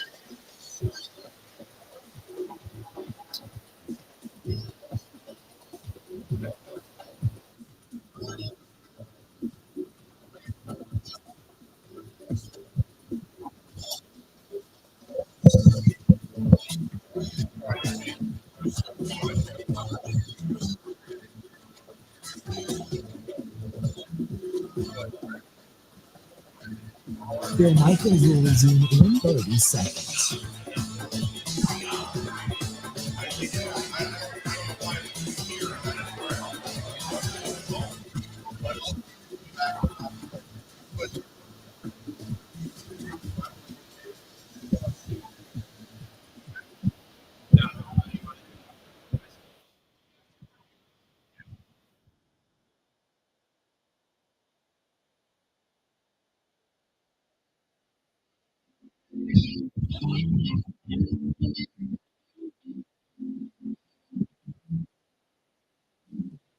Welcome back to the program. Glad to have you. The Bill Michaels Show. We are live. We're at STENY'S Second and National in Walker's Point, and it is opening day for the Milwaukee Brewers. They come home undefeated with a day off yesterday, a voluntary workout down at American Family Field, taking on the Twins today, 3:10 first pitch down there. We're going to be talking with Chuck Freimund coming up here a little bit. I don't know what time Chuck's getting here. Chuck's going to roll in when Chuck rolls in. Grant Bill's alongside. I'm Bill Michaels. Chuck just, because I had said, he sent me a note. He said, hey, when do you want me there? And I said, well, whatever time you want to get here, get here. And so Chuck, I would assume, is going to come rolling in probably in the next, I don't know, half an hour or something like that. It's Freem's world. We all just live in it. Not much hasn't changed. No, that's true. It's never changed. Kevin Holden is going to be here a little bit later on. Kevin is doing hits from the ballpark. So the TV thing got in the way. So he is going to be coming from the ballpark, I believe. I believe he's coming from the ballpark. So he'll be coming down, and he'll be joining us coming up a little bit later on. So we'll talk with Chuck Freimund first, and then we're going to obviously be talking with Kevin Holden. Grant Bill's alongside. I'm Bill Michaels. Glad to have you on board today. And a lot of stuff happening. Chuck, by the way, just texted me that he's on his way. He must be listening. Oh boy, he must be listening. So there you have it. So Chuck, we will have a we by the way, and we got to flip the cameras over here real quick. But so we're sitting here, and when you're at STENY'S, there's a couple of things you do. One, you watch a lot of sports. You can always take a shuttle, but we picked up the award-winning Bloody Marys, and we've just started with those. Now, you and I both made a cardinal sin today. We did not eat before coming to work today. So, and I know. Correct. Now, here's the thing. I hardly ever drink when I'm on the air.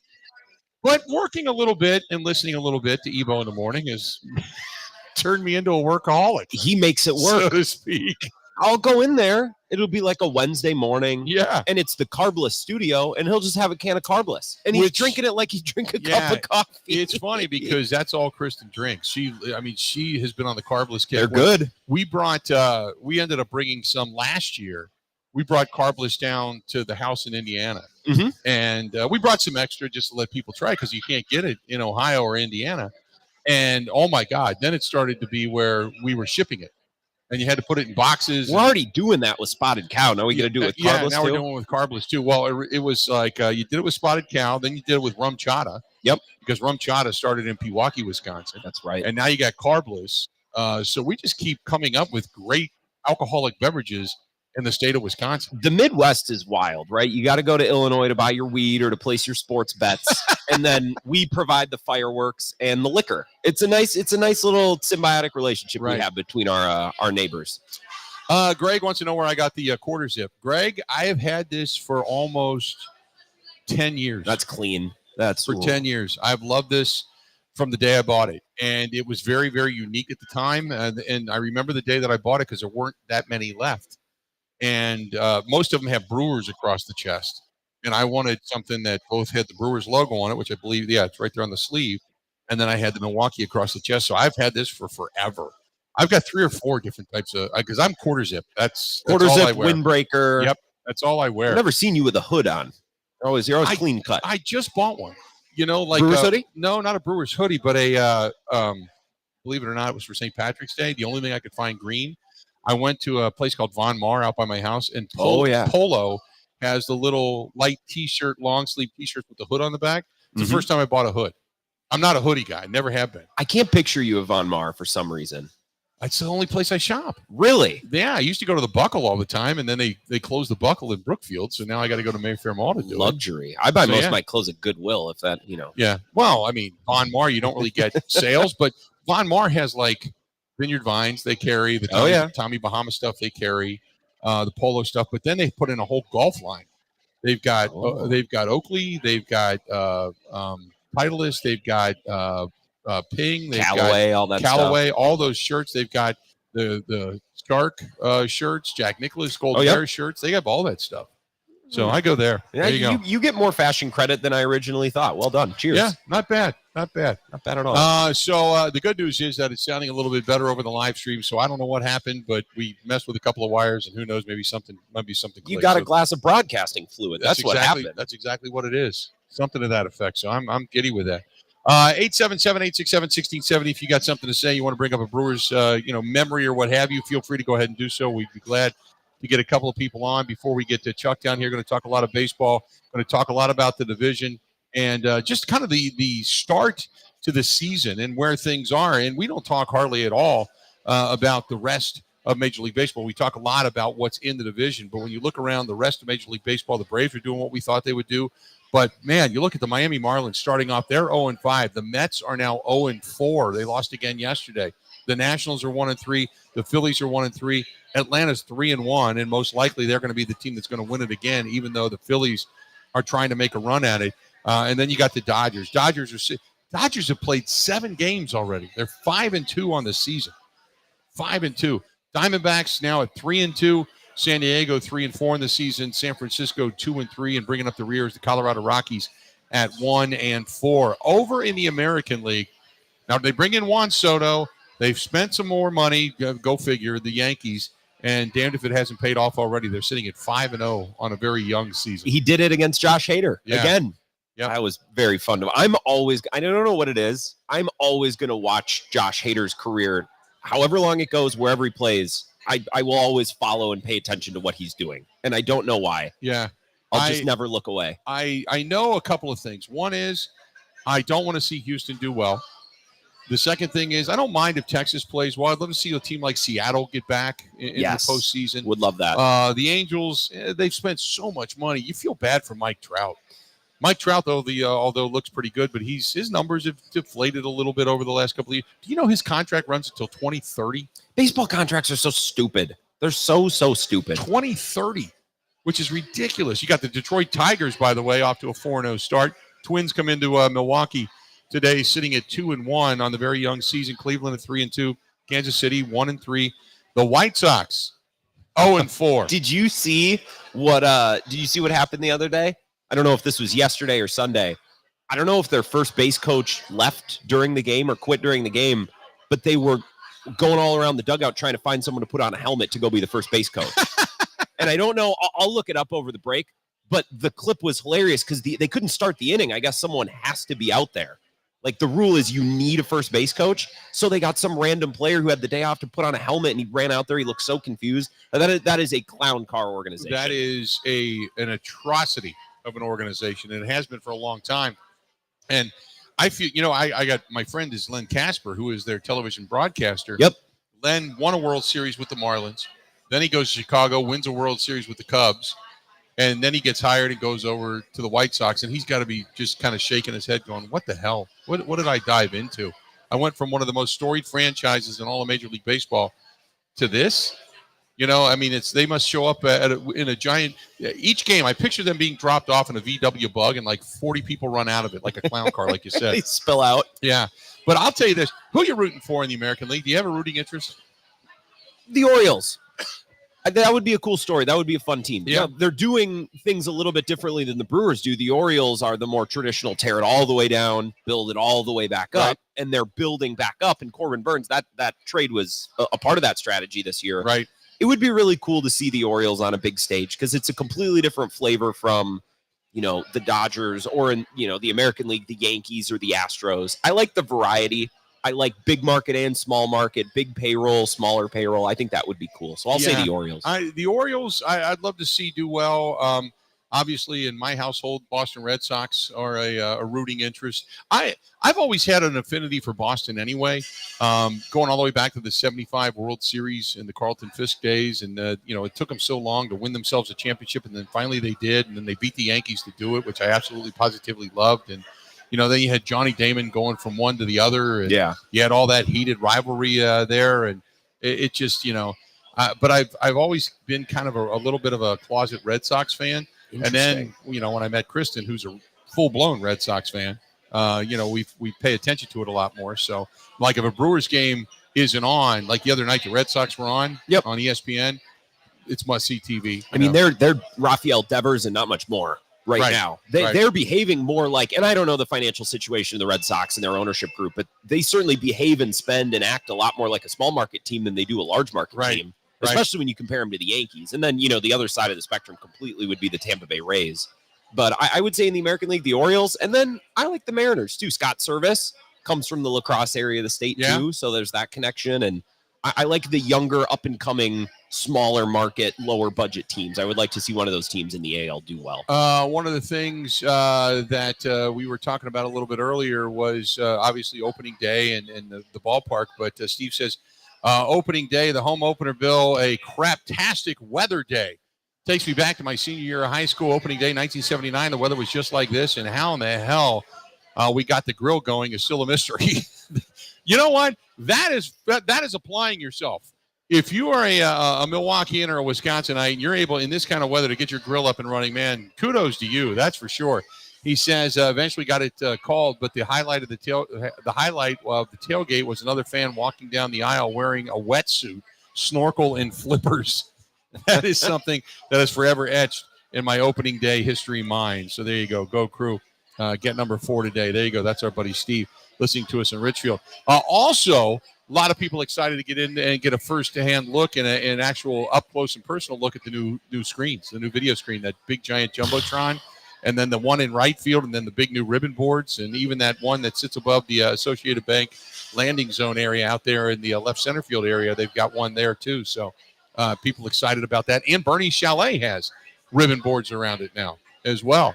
Well, Bernie's not going without up there. You should be able to see. Bernie's all lit up, so it got a lot of good stuff. Just remember, don't let those balloons go. We're going to go ahead and take a quick break. We are broadcasting live. We are at STENY'S, 2nd and National, Walker's Point. Don't go anywhere. And if you do go somewhere, come down to STENY'S. As they say, you should be here, but come on by and say hello. It's starting to fill up. Fans are going to be here. It's going to be a great day, and it's going to be a packed group of shuttle buses. I'll tell you that, because nobody's going to want to drive and hang out and tailgate in this mess. So come here, grab your Bloody Mary, just like we did. We're drinking a few beverages up here on the. I'll tell you. I know Ebo's listening. Ebo, are you in the studio? Are you listening in the studio right now? Yeah, I'm right here, Bill. I'm listening. So now, how many times have you been out on location where you've had yourself one of the internationally renowned and award-winning Bloody Marys and the beer chasers? And if you did, how many do you have? Well, by the way, I had a carbless this morning when you guys were setting up at 9:30. God love you. It was a Moscow deal. I knew it. I'll dabble in 2. 2 is my limit. Yeah, maybe. Yeah, we got to get some food. After too many bloodies, though, I need something else. Right. Like I'll have a Bloody Mary and a beer chaser. So I guess that's 4 drinks. Right, there you go. So we had the big boy beer chasers. And we've got the Bloody Marys going, which are a little spicy, but oh my! How are they, by the way, there, Grant? Because this is this the first time you've ever had one of the award-winning Bloody Marys from STENY'S? From STENY'S, yeah. They won awards for these things year after year, and they pre-make them, and they're already ready to go. Like we had them within like 12 seconds of us saying, "Yeah, we need 2 Bloody Marys." Bam! Before I got all the way out, they were already here. Good stuff. All right, Ebo, we wish you were here, man. We're gonna go ahead and take a quick break. More of the Bill Michaels Show next. Covering Wisconsin sports like a blanket. This is the Bill Michaels Show on the Wisconsin Sports Zone Radio Network.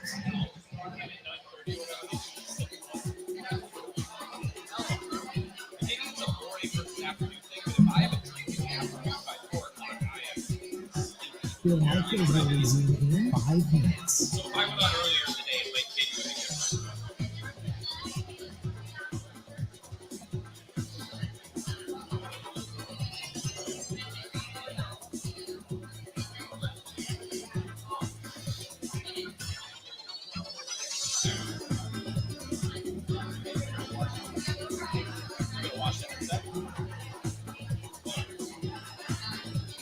Chuck is the cleanest man you'll ever come across. Yeah, a little bit.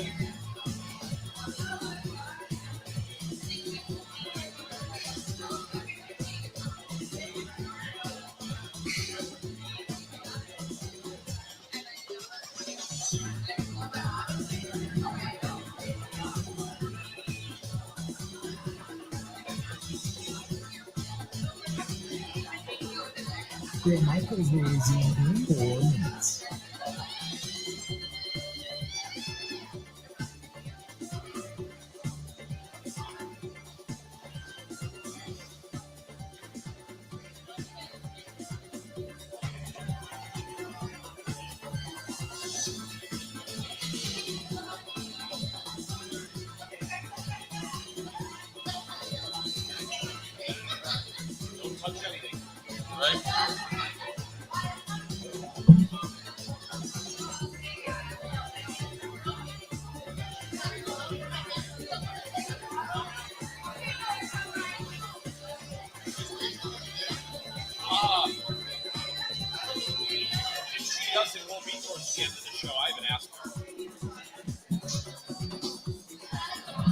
that work stuff. I'm not sure. The microwave in 3 minutes.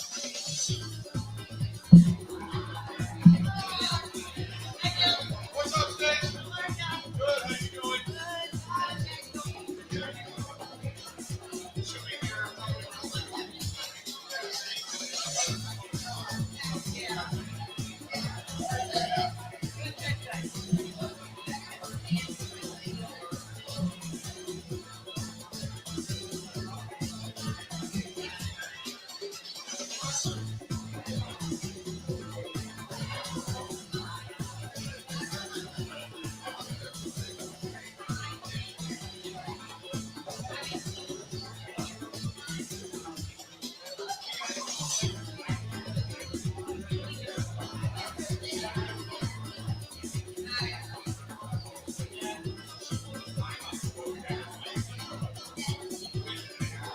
The microwave in 2 minutes.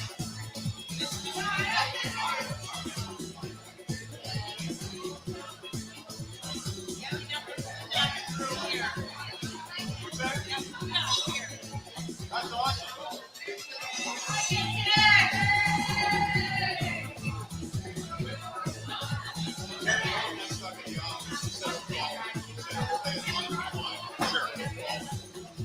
I don't think the Freimund is going to be in a rush to go anywhere. No.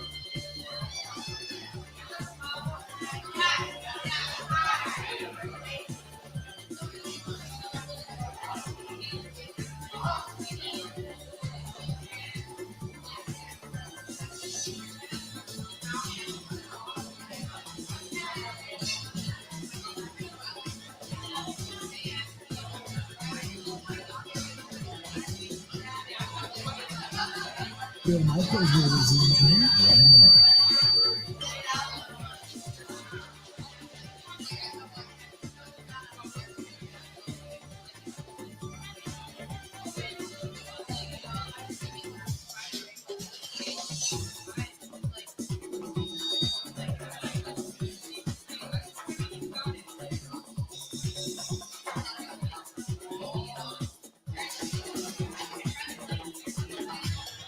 The microwave in 30 seconds.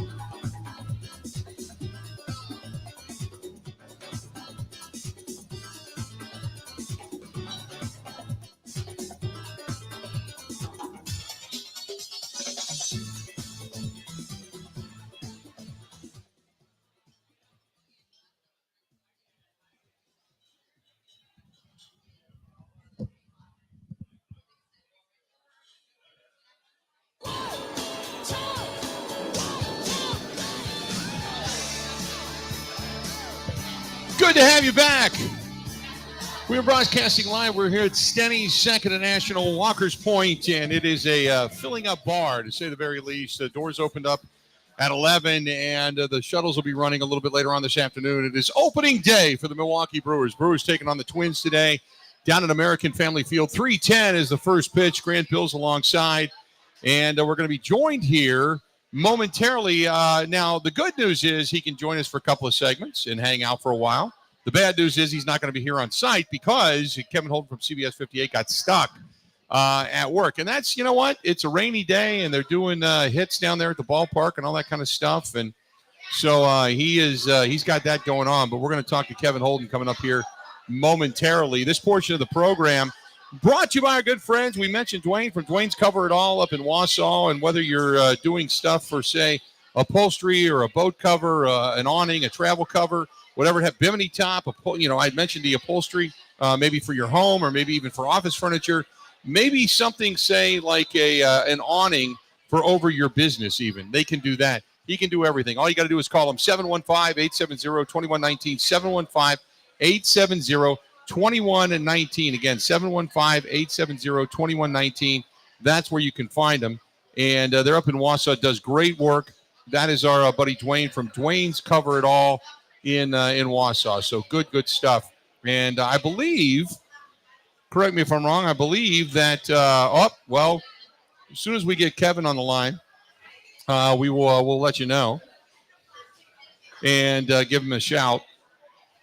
My assumption is that he's been busy down at the ballpark, but Evo's trying to get him on the line. So Doing his real job down at the ballpark? Yeah, he's doing, he's like with us, it'd be great to come down and enjoy the Bloody Marys and the beverages that we're having and such. And so, that's what you want to do. But not today. He's mucking it around in the rain right now. So he's got to be on television. Yeah, exactly. He's got to do the TV. A little thing. selfish of him, but we'll excuse it. It's fine. Right. So we'll touch base with him coming up here in just a couple of minutes. But nevertheless, you can find Kevin, by the way, at 321Q Kevin, which is his Twitter, his X handle. So we'll get Kevin on coming up here momentarily. Don't go anywhere, as they say.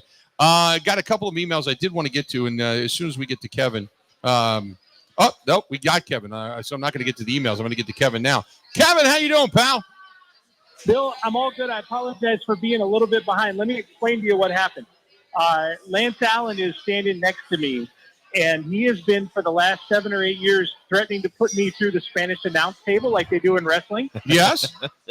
And there's a table here. We're at the stadium. We're at AmFam, and there's a table. And let's just say that I've been trying to escape the office. No, Bill Michaels. We're live right now, live with Bill Michaels. Lance is like, he's standing on the top rope right now, ready to just go and just lay an elbow on me. I know Lance walks around in wrestling boots at all times. Correct me if I ask him if he still cuts his grass in wrestling boots as well. Hey, Lance, Bill wants to know if you still cut your grass in wrestling boots. Not wrestling boots. Right. The manufactured uniform. I love the qualifier. That's it. Boots, That's fantastic. That's great. Sorry about that. That's what's going on here right now. No, that's okay. It's opening day. Everybody's having fun. You're allowed to do that and kind of hang out. So, Kevin, first of all, your impression of the new screens, your impression of the video board, your impression of the stadium itself all set up and ready to go. Yeah, it's always fun every year. This is one of my favorite times just because everything is sparkling and new and, it's the first time testing out. But I'll tell you, these scoreboards are real. Like this is the center field scoreboard is basically a bigger version of this video board, but also a clearer version. Like it's crystal clear, man. That's whatever the next step is up from HD is what that feels like to me. And then the one that's in right field, I think is the one that's going to make the biggest difference because they've got a test up there right now, Jacob Junis. And I can tell you, sitting in a seat, if that board is up there and you're sitting in section 119 or whatever, and you look at the board, I can tell you that in 2023, Jacob Junis used his slider 62.5% of the time and got swings and misses 33% of the time. That's how detailed that scoreboard is. So you're going to learn a lot of information.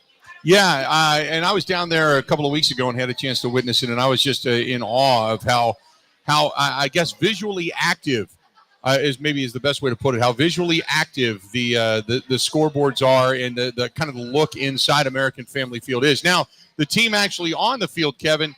Give me your thoughts. The first weekend series, obviously, Rhys Hoskins gets himself into the kerfuffle with the Mets second baseman. You've got some good pitching. You've got some timely hitting. You got station-to-station baseball. You've got some bases being stolen. Incredible defense. Give me your thoughts, though, on all of it because we saw an assortment of things.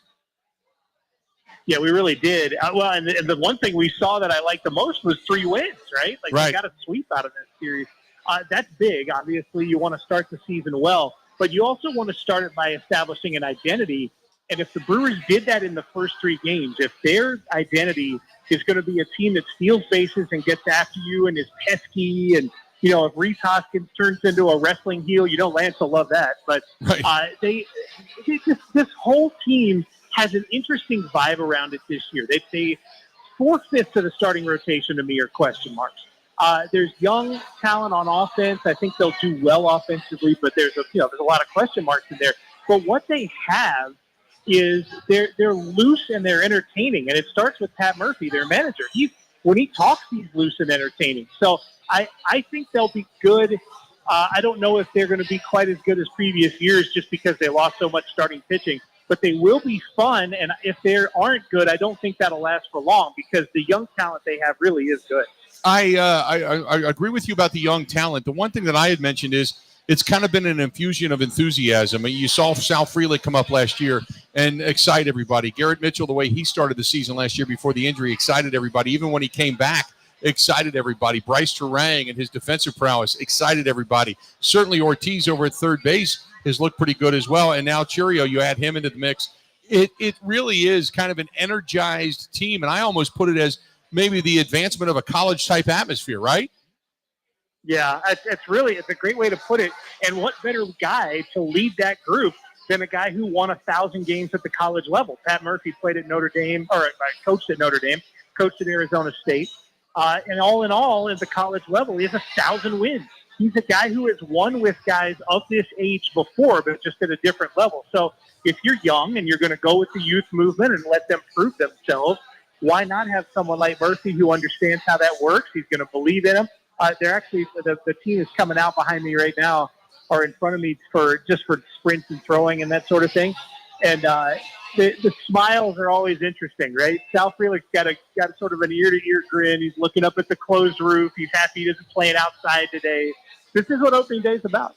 So talk about a guy like Sal Frelick. Comes up and he really almost immediately puts himself into the starting lineup, and he's been good offensively, has been good defensively. When you talk about a guy like that came up and had pressure on him, because remember, they had some youth that ended up going down with injury last year, so they were bringing the young guys up to try to fortify the spots that had been filled rather nicely up until that point. Sal Frelick, man, what an opening day for his career he had last year. He's got to have unbelievable memories there. Yeah, no doubt about that. And the other half with Sal Frelick, the thing that I like the most is there's obvious talent and ability, but Sal Frelick has not acquired a big league ego. In the spring, when they said to him, "Hey, Sal, how do you feel about playing some third and who knows, maybe a little bit of second?" It wasn't even a question. He was on board. If it was something that was going to help the team, he was on board with it. And to me, that's one of the things about what having a good young team is about. You don't have the same egos, and you have guys that are willing to do what's necessary to contribute. Now, the injury to Garrett Mitchell means that Frelick probably won't see the infield for the time being. But if Mitchell was healthy, I think we would have seen Frelick as a third baseman some this year. And I think at some point we still will. And that, to me, is where the difference is, because that bundle of talent is great, but that bundle of talent willing to change positions from the outfield to the infield, that's a difference maker. So talk to me about the pitching staff, Kevin, because there was a lot of questions coming in. Obviously, when you don't have Corbin Burns, you don't have Brandon Woodruff, you end up losing your closer in Devin Williams. You've had some injuries. Wade Miley is going to be a couple of weeks away. Talk to me about the pitching staff and how you think that this team will fare. Yeah, you just gotta plug and go, right? I mean, this is one of those take the options that you have and roll with it. I will say that I was impressed with Colin Ray. I was impressed with DL Hall. I thought both did what they needed to do in that opening series against the Mets. I'm curious to see what Jacob Junis gives this team today.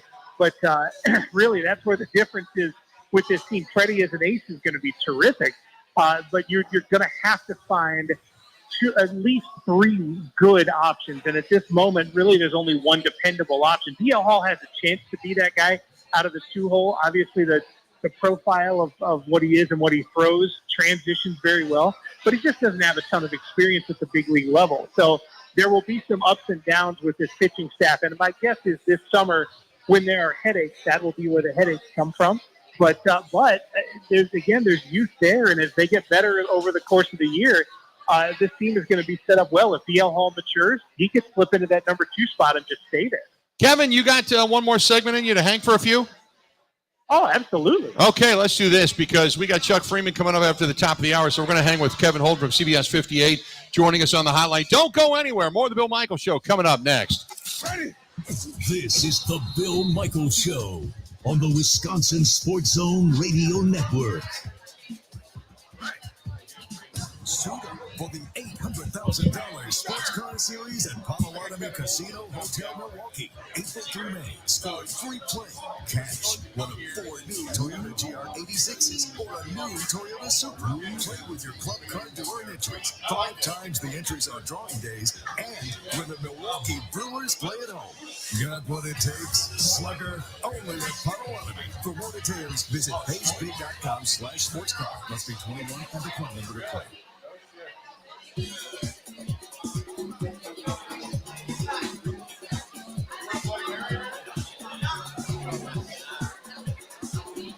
Bill Michaels will resume in 3 minutes.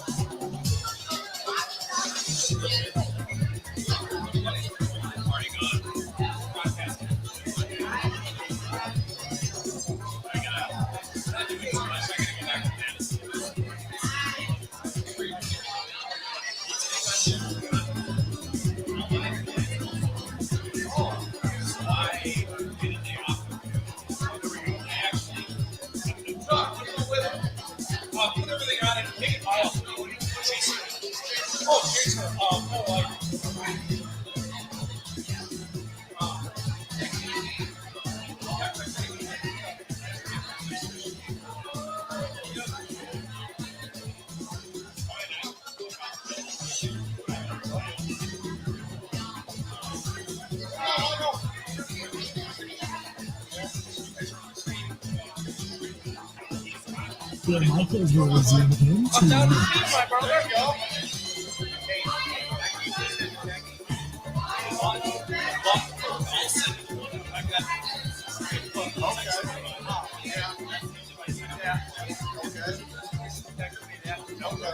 I'm trying to think of another one. I'm all waterlogged. That's okay. Traffic is backed up on 25 minutes. I came 43. Home. Now it's going to go make it easy.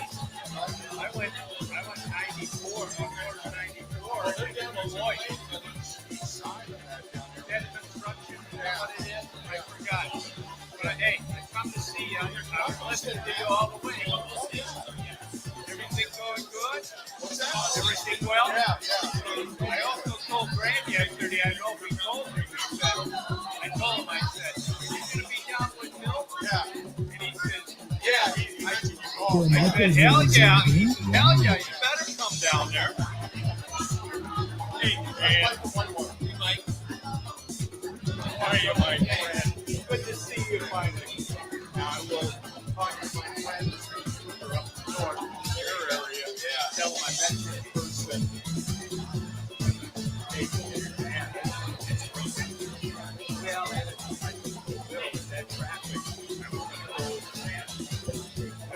Bill Michaels will resume in 30 seconds. We have more coming around. You want to wait? Yeah. I'm not going to watch the game. We're going to go to Chris's day. Yeah, I'm going to try and get out of here. Chris, you got to go back. Everybody are coming down. Kristen's on her way over, waiting for an Uber. It's just with this weather, maybe a little bit of a spot. Yeah, it is. Well, I told him I'd come down. So remind me, that's a text on my seat. I got bugs in the house. Stink bugs. Oh, yeah. And those little yellowish ones, and then the longer, thin ones. Yeah. Welcome back to the program. Good to have you. The Bill Michaels Show. Continuing on, we are broadcasting live. We're down here at STENY'S, Second and National, Walker's Point.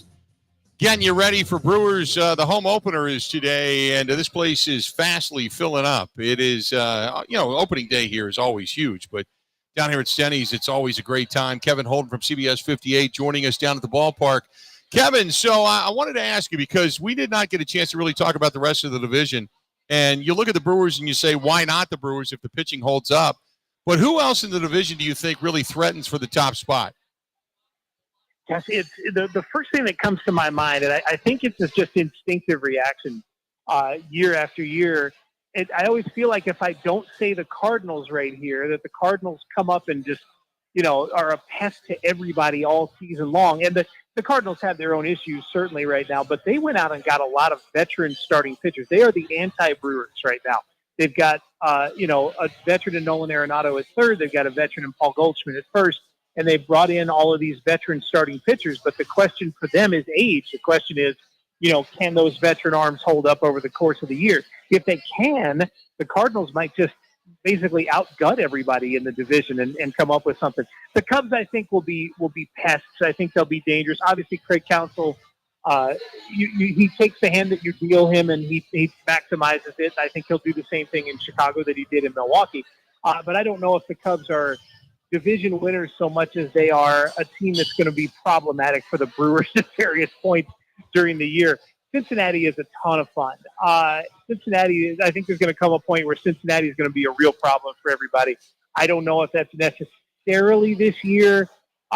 They've still got a few positions to sort out there, but man, are they young and fun to watch. Pittsburgh also plays in the National League. I'll say that about them. So you're just giving them the participation trophy, basically. Yeah, Pittsburgh is hoping to play 162 games and not relocate to Charlotte. There you go.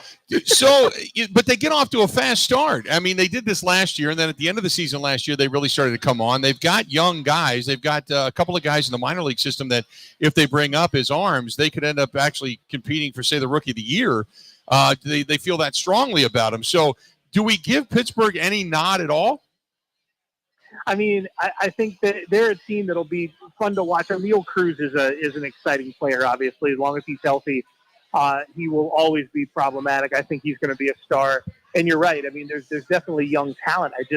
There's just so many holes. Like the Pirates for so many years just haven't really addressed when they've had a hole, when they've needed someone at a position. They just haven't addressed it that way, or they've done it in such a cheap way, that they didn't really pull an option that was viable. And I think years of doing that have made it where Pittsburgh at their best will be maybe, 3, 4, 5 guys, good guys to watch, and a lot of roster filler.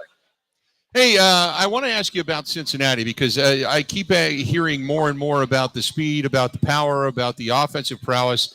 They think they fixed a little bit of their starting rotation, but their bullpen, to me, at least through the first few games, still seems to be somewhat susceptible. Yeah, it's going to be a problem throughout the year, because they've got this good combination. They're bringing young guys up, young hitters that are just a blast to watch. I'm telling you, Cincinnati is a team right now that if you're just talking offense, I'd turn the TV on an off day and watch them. Sure, I got no problem with it. They're loaded. I mean, obviously Ellie is big, and Jonathan India is big, and when Matt McClain comes back from the injured list, I think he's going to be big. I mean, they are loaded on the offensive side of things, and the starting pitching's worked itself out. But the problem with relievers, man, ask the 2012 Brewers. That's the team that I always go back to. Everything about that 2012 Brewers team said playoffs, but they couldn't get it sorted out in the 8th inning or 9th inning, and they blew enough leads that it cost them a playoff spot. And I think, unfortunately, that's probably Cincinnati's ceiling right now. A good team that can't quite get to that next level, and the bullpen will be a big reason why. Do we look at the Cardinals? I mean, you want to say the Cardinals, and I agree with you, but a 20-game swing, do they have that in them, do you think? Boy, they gotta figure some things out. Well, for one, they have to make sure that Arenado and Goldschmidt can be superstars. Goldschmidt starting into the decline phase. Arenado is probably not quite there yet, but it may be a couple of years away. And they do have some young guys, the Nolan Gormans of the world, that'll help a ton, I think, as they go. Oh, and it's Andrew Wagner. Andrew Wagner just showed up. He's wearing a tie. Hello, Bill Michaels Show listeners. Happy home opening. Andrew Wagner called me a grandpa earlier today. He said I was the grandpa to Grand Bills, for God's sakes.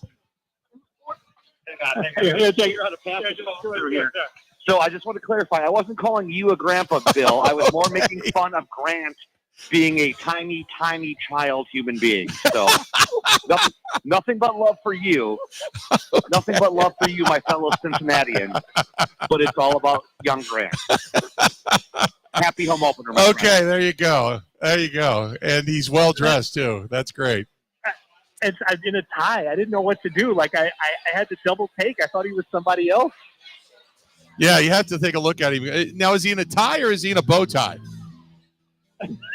No, it's a real tie. It's a regular tie? Okay.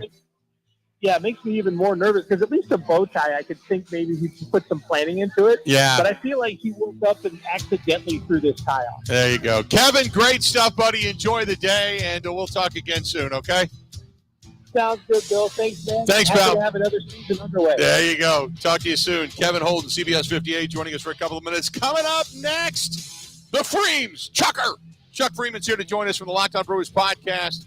We're going to spend some time eating, drinking, having fun. It's Brewers opening day. We are live at STENY'S. We got more coming up right after this.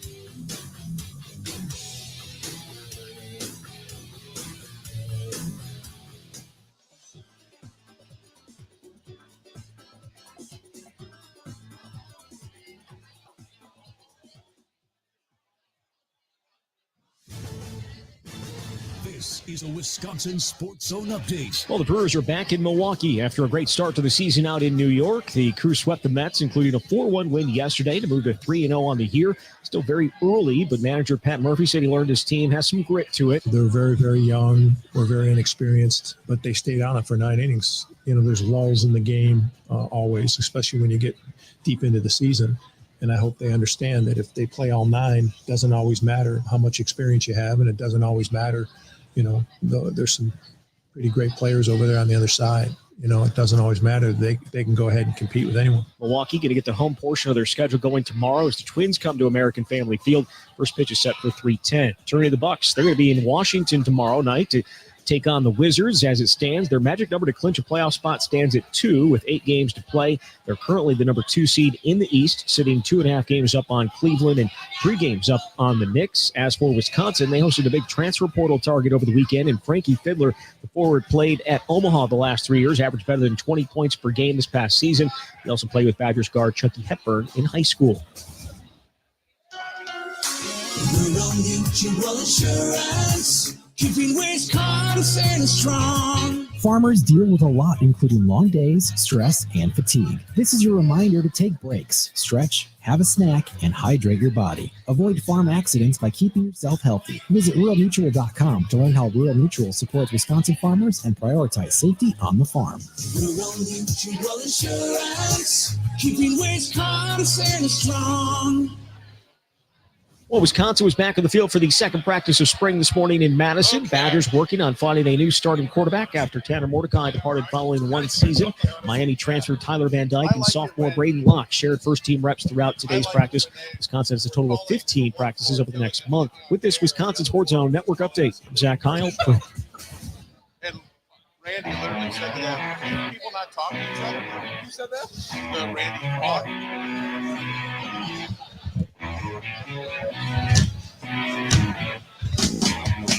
Good day and welcome. We are glad to have you. It is Brewers opening day. We are live. We are at STENY'S, second to National Walker's Point. We're starting to fill up. To say the very least. And I'm joined at the table here by Grant Bills. Grant, normally producing the program, wanted to come down and hang out. We've got Ebo producing the program back in the station. We got Chuck Freimund here alongside as well from the Lockdown Brewers podcast. We had Kevin Holden from CBS 58 a little bit earlier. How you doing, Chucker? Wait a minute. We got you turned on here. There we go. How you doing? Well, Bill, this is a tradition coming down here and having a Bloody Mary to start the day. It's kind of a Bloody Mary type of day. Yes. Outside. Today sucks. You're talking about the roof. You remember the roof at AmFam Field? I remember back in the 90s, Bill, if there were a lot of people who didn't want the roof. Right. We wouldn't have a game today. Right. I tell you what, any ballpark in the Midwest or North, that doesn't have a roof is kind of nuts. Well, that's when Minnesota, they build their roof for the beautiful football stadium, but basketball baseball where you need it most. Right. And Major League Baseball, why would you even schedule games? Right. Yeah, in April up in Minnesota. Yeah, it's just crazy. I still can't believe that they didn't put a roof on that thing.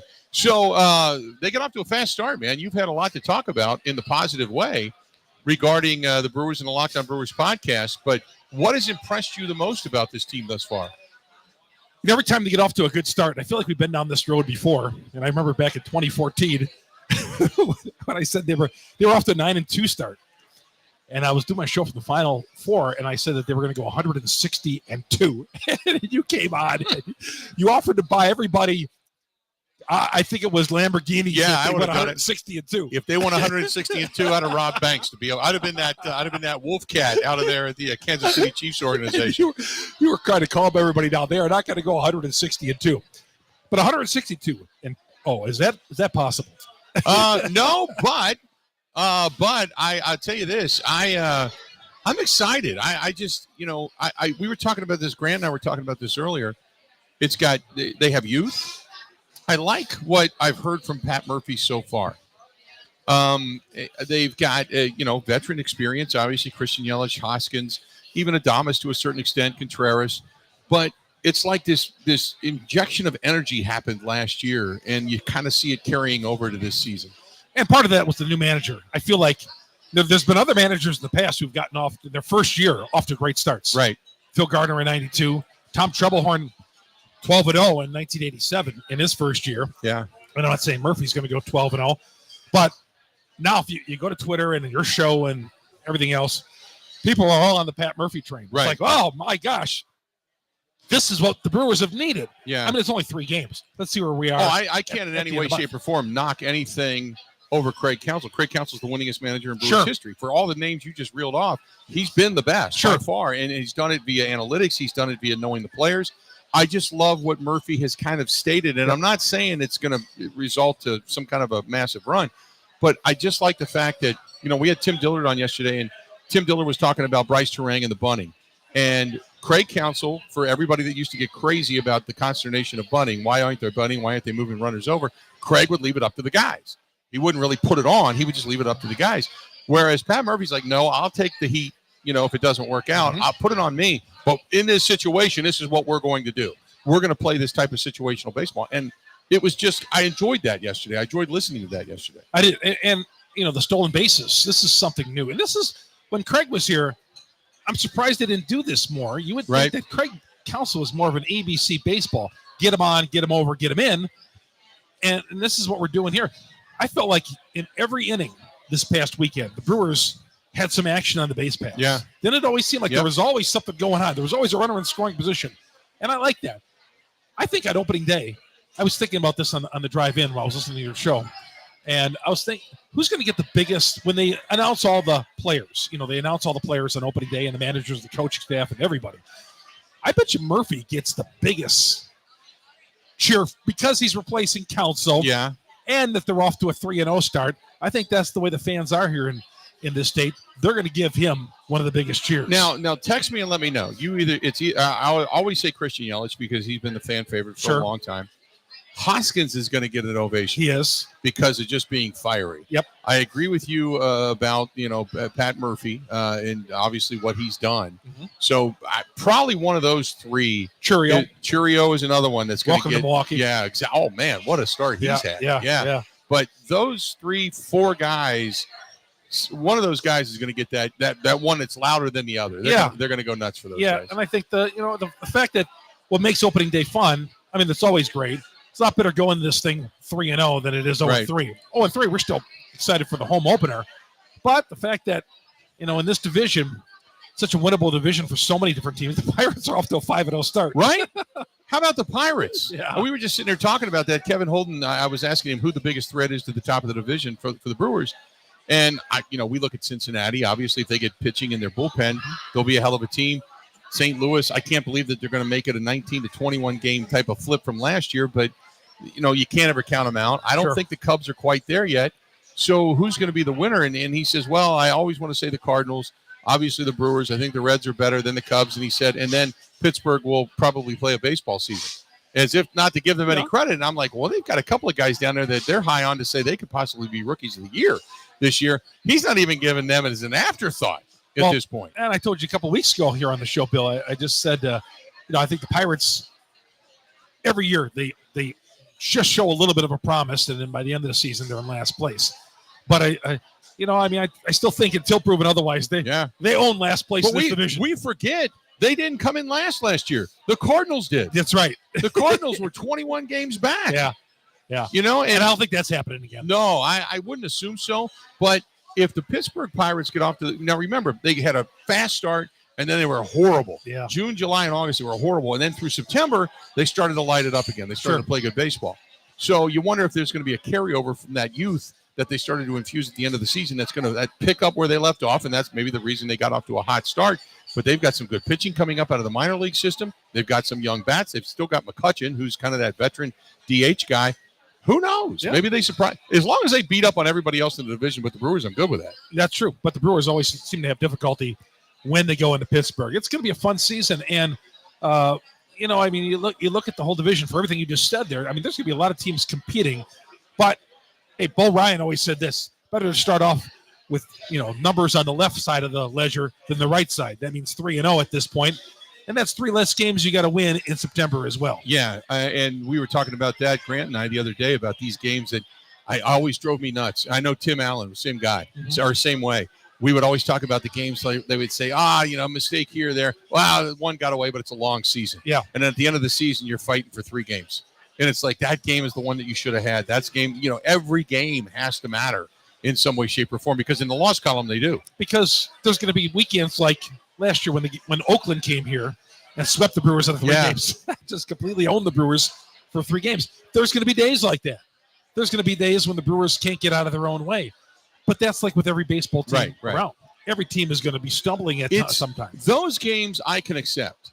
It's the one where you can't get a runner over. You won't, we've talked about it, dropping down a bunch or hitting behind a runner or a hit and run or a stolen base, something to ignite something, and you lose by a run with you got bases loaded with nobody out and you can't get a run in, because you can't fundamentally put a ball in the air or get one to the opposite side or whatever. Yeah. Those type of things, those are the things that drive us nuts. Getting a guy at second base late in the game, I always feel you try to get that guy over to third base, go to running in a close game, in a tie game. But I feel like there's many times over the past several years, and I don't mean to be trashing on Counsell, because you mentioned, he's the winningest manager of all time. Grant will say trash him. He went to the Cubs, trash the hell out of him. Please do. Yeah. Why? What do you mean you don't want to trash Counsell? We could do the next hour just trashing Counsell. Please do. I'll just say this: his postseason record, brutal. It's 2018, and I remember walking out of on a day like this after the Brewers just took care of Colorado in the 2018 wild card series or the divisional series, whatever it was called back then. Swept that series, walking out of Colorado. It was a rainy day like this and thinking, oh, right, the Brewers are on their way. I would have never guessed that would have been the last time the Brewers have won a series in the postseason. Well, let me ask you this, though. Have they overachieved just to get there? Well, they've been helped by somewhat of a bad division, too. The division's not very good. Yeah. But I think, if you look at the Brewers, they've had pretty good regular seasons. They won 92 games, though. Here's where I would think they would overachieve, Bill. They won 92 games last year, and most of the time when you looked at that batting order, and you especially look through 5 through 9, and you look up the scoreboard, you see 211, 208, 203 batting averages. How is this team in first place? Right. How bad is everybody else? That's what I'm saying. So did he overachieve as a manager just to get him there? But the pitch, yes. I think part of that, but the pitching was just so good. Right. And this is where I think where people look at the Brewers and say, Vegas set the line at 76.5 on the over. And I did take the over. They look at it and they say, well, look at the Brewers. They lost Burns. They're not going to have Devin Williams for 3 months. Now they lost Garrett Mitchell. No Woodruff. Yeah. And no Wade Miley for the first couple of weeks. And no Wade Miley. And you got DL Hall, who's couldn't make the starting rotation with the Orioles last year. And is your number 2 starter right now in this rotation. Colin Ray, who was lucky to be on the roster last year. He would not have been on if there not had been for injuries. Came up and gave them terrific efforts. He's the number 3 guy. So now they hit to the bottom part of that rotation. Junis and Ross tomorrow. We'll see. But again, the 162 games, Bill, as both of you guys know, is the great test in baseball. It'll test the rotation, it'll test the bullpen, it'll test the offense, and it's an endurance test for all those aspects of the game. Let's do this. We're going to step out. We'll take a quick break. We'll come back. We'll talk a little bit more about this ball club as it is opening day for the Milwaukee Brewers, and we are now crowded here inside STENY'S. A few tables available, but other than that, it's going to be standing room only. They're going to start running the shuttles. The bus is already pulled up. They're going to start running the shuttles over to American Family Field coming up here in just a little while if you want to head over. But it is opening day for the Milwaukee Brewers. Stop here, get yourself some food, some Bloody Marys, then head on over to the ballpark. Let them drop you off right in front of the gate. Go in, check out the game, and let STENY'S do the driving and bring you back home. Stay tuned. We got a lot more of the Bill Michaels Show. It's coming up right after this. This is the Bill Michaels Show on the Wisconsin Sports Zone Radio Network. Beautify your entertainment space with Pella Windows and Doors of Wisconsin. Hi, this is Gina Della from Pella. Turn your ordinary space into something extraordinary with brand new Pella windows. The luxurious look, sleek design, and custom colors available is guaranteed to give your home the extra pop to entertain and keep you comfortable. At Pella, we see the windows differently. We have the highest rated energy efficient products and a complete range of durable, functional, and high quality products that bring out the best of your home. Plus, getting the perfect windows and doors for your home has never been easier. Right now, get 0% interest for up to 36 months. Or no down payment, no interest, and no payments for up to 18 months if you book before April 30th. That's right, it's 0% interest for up to 36 months. Or no down payment, no interest, and no payments for up to 18 months. If you book before April 30th, take ownership of your living space and make it a place worth living. With Pella Windows and Doors of Wisconsin.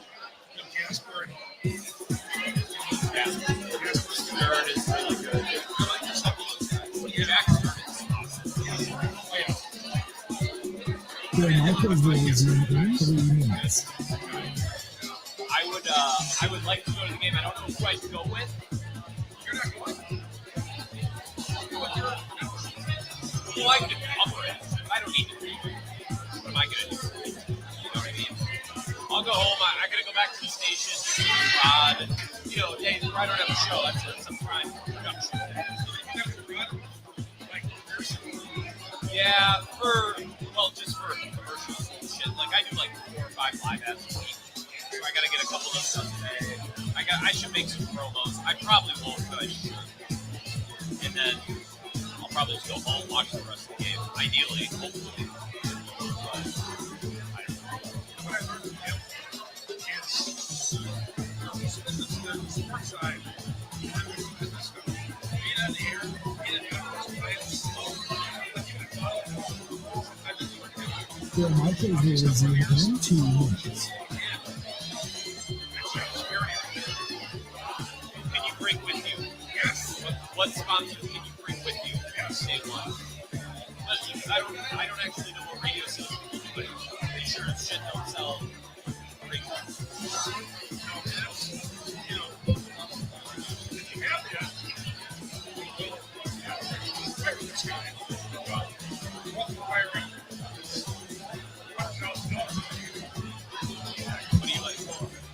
That's what I'll, and like these companies, like,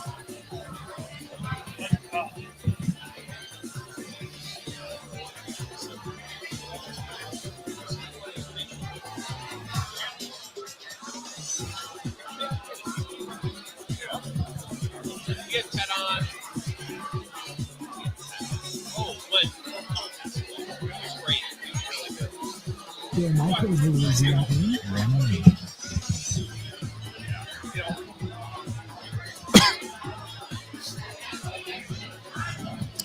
our live stream can't hear us, can they? Can they hear when we talk? Like now? Oh, really? They heard everything we just said. Oh. Yeah, they can hear everything. Oh, jeez. I just gave away the keys to the kingdom. That's okay. No, they can't hear that when you're. You can't hear. What's that? When your headset wasn't on, they can't hear you. But like right now they can. Like now they can, but yeah.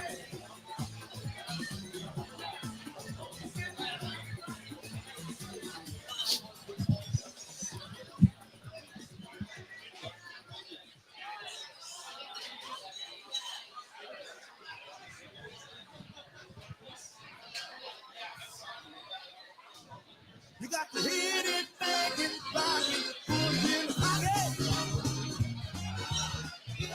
Good to have you back. Welcome back. The Bill Michaels Show. It is opening day of 2024. We are broadcasting live. We're here at STENY'S, second and National Walker's Point. We're glad to have you on board today. It is still pouring down like it's the end of the world, and that's okay because inside we are nice, we are dry, and, our palate is wet because we've had the award-winning Bloody Marys, the beer chaser. Food is going to be flowing here relatively shortly, and just enjoying the hospitality that STENY'S has to offer. Come on down, come on in, get yourself some of the food and the drinks, and then jump on the shuttle, head over to American Family Field. You don't have to worry about parking. You don't have to worry about paying on the app or anything like that.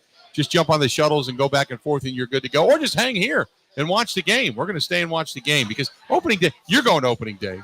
Yeah, I got to cover there. Yeah, you know what? I haven't figured out yet. Why is this a 3:00 start, Bill? 3:10. I don't know. Weird. Because normally it's like 1:10. It's not around television or anything. It's not like it's gonna be on.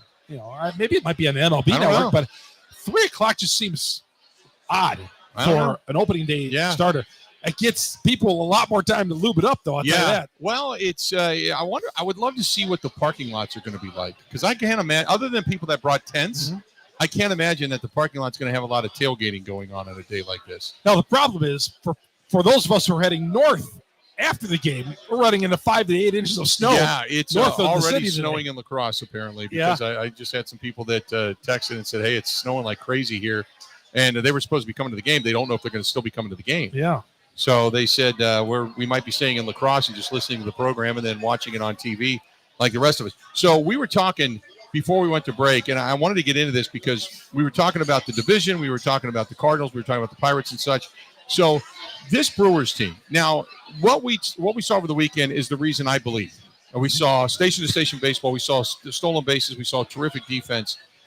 There's something to be said, which is not a sexy statistic, but this team has serious speed and can cover the gap. You have to hit a laser to the gap to be able to hit a double on this team. Yeah, I mean, you look at this team, there's a lot of things, other than the starting rotation, they have a lot of things going for it. Team speed, defense. I mean, look at the defense out there that they're putting out there. I mean, the defense was great. You look at everything out there, and, when they added Garrett Mitchell, when he returns, you look at the middle infield, Turang's going to get everything his way. Same with Adames. Hoskins made a couple of nice plays at first. He's not known for being a defender. Third base, Oliver Dunn fielded his position this past weekend. Contreras is going to be solid.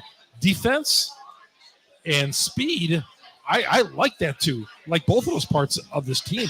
I don't like the fact that, in the past, sitting back for the 3-run home run. Get people on, make things happen. Move them over. Don't sit them on. But team speed is just I love it. I think that, you see Yelich too. You see Yelich stealing the base. Turang 4 stolen bases over the weekend. Yeah. I like the team speed. I like what they have. The fact that play that Turang made, where he went to the shortstop from second base to the shortstop side of the field on a scoop and a turn and throw across his body. Rhys Hoskins with the scoop. You talk about a perfect play all around, and they almost made it look too easy. Sure. And that's the kind of speed up the gut you have. When you have a battery of a good shortstop, a good second baseman, a good guy behind the plate, and speed in center field, that makes it really tough on teams to start, dropping the balls in for base hits. Oh, exactly.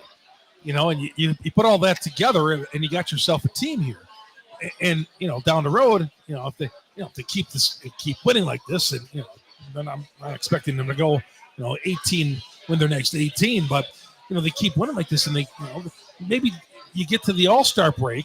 If you want to look that far, you might be able to hopefully maybe pick up a pitcher or two at the All-Star break to help this. I still think that's the biggest weakness. Getting and Peralta was great. He pitched like an ace on Friday against the Mets, Bill. But getting a guy at the top of the rotation, they had Burns. You get a stopper, a guy who's going to come out there every 5 days, and you're going to get a quality start out of him. He's the guy that extends the win streak or stops the losing streak. That comes in and kind of punches you out. So, and I agree with that. I think that now we hope they're buyers at the trade deadline. And again, if you can and I said this before, if you can play well enough to get Miley back, and then play well enough to get Garrett Mitchell back, and then play well enough to get Devin Williams back, man, if you come back to full strength, knock on wood, no other injuries, man, it could really, without having to go out and get anybody at that point, it's like getting additional guys back. Sure. It would be like picking guys up. This team would look drastically different. Now, if it goes the other way, some of the names that we're talking about here aren't going to be here in July. Right. Hoskins will not be here. Adames will not be here. Guys like that who ended their contracts, they're not long on those contracts. They'll trade them in a heartbeat if they're not here. But let's hope it's not to that point. I think they're going to be in the race. I do too. I think they're going to be right in the race. Now we talk about the rest of the division, and we were talking about Cincinnati over the weekend. They, obviously had the walk-off. They got another win yesterday. They came back and won that ball game. I think Cincinnati is very much like the Brewers, but Cincinnati is a year ahead. Cincinnati has tried to bolster that starting rotation. Their Achilles heel is their bullpen, but now they lost their center fielder with a broken hand. So they're starting center fielders down, and they've got a couple of injuries. But You still have youth. You still have team speed. No Joey Votto on that team this year. They've moved on from him and hit that big contract. So they spent a little bit more money, but they've also got a really good farm system right now, too. Dela Cruz. Ellie De La Cruz. I mean, who's you look at him, probably a future star. Yeah. Visions of him stealing home plate on a Saturday afternoon at AmFam Field last year still sticks in my mind. And we're going to have to contend with this guy for a few years. But he's great, and he's got a lot of potential to be the best player possibly in this division. But, yeah, I mean, the Reds are going to be they're going to be there. They're going to be competitive. Talk to the guys from Lockdown Reds all the time, and they're just really excited after a few down years. They're fired up because their team has a shot, and we're hanging around. They won 83 games last year. They were, They were 10 games back. Cubs were 9 games back in the division, and Pittsburgh and St. Louis bringing up the rear, obviously. And we talked a little bit about Pittsburgh. Give me your thoughts on the Cubs, because they bring Bellinger back. They feel like now that they got Bellinger back, he might have been that key piece to just kind of keep that whole thing together. They believe that they're 5 to 10 wins better just by adding Craig Counsell as their manager. They feel like statistically and analytically they'll be able to get more out of that group.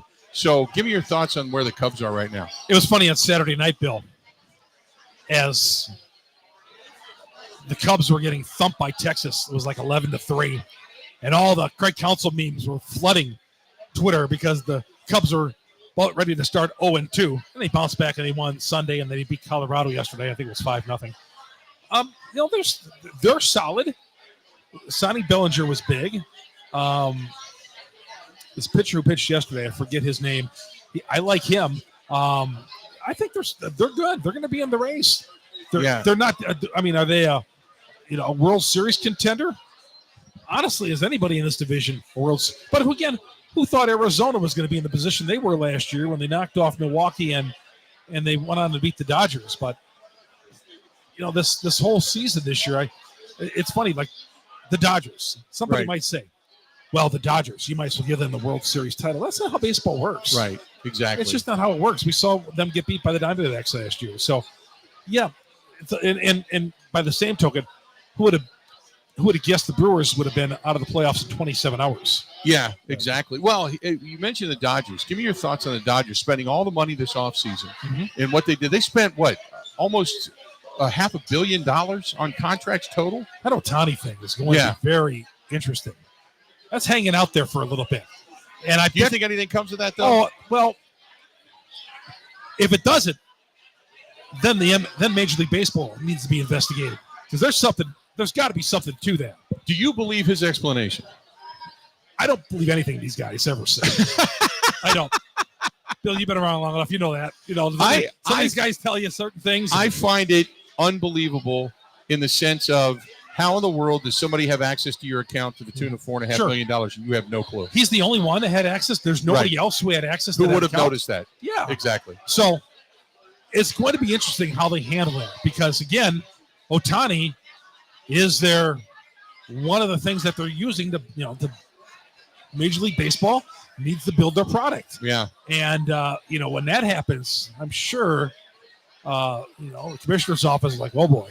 I did like the meme of Pete Rose saying, damn it, if I would have only had an interpreter. Yes. Then Pete wouldn't have had any problems, apparently. So he was kind of a believer in that. And if here's what I don't understand, and this goes to all sports. Man, some of these guys are getting caught gambling and betting on sports. Some of these in other sports, they're getting slaps on the wrist. Pete Rose, did he do something worse that he gets a lifetime ban? Yeah. And can't even get into the Hall of Fame? Yeah.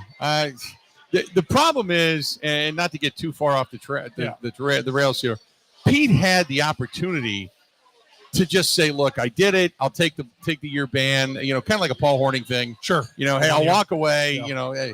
But he went head to head with Giamatti, and his own pride and obstinance and stupidity got in his own way to the point that he finally said, "Okay, enough."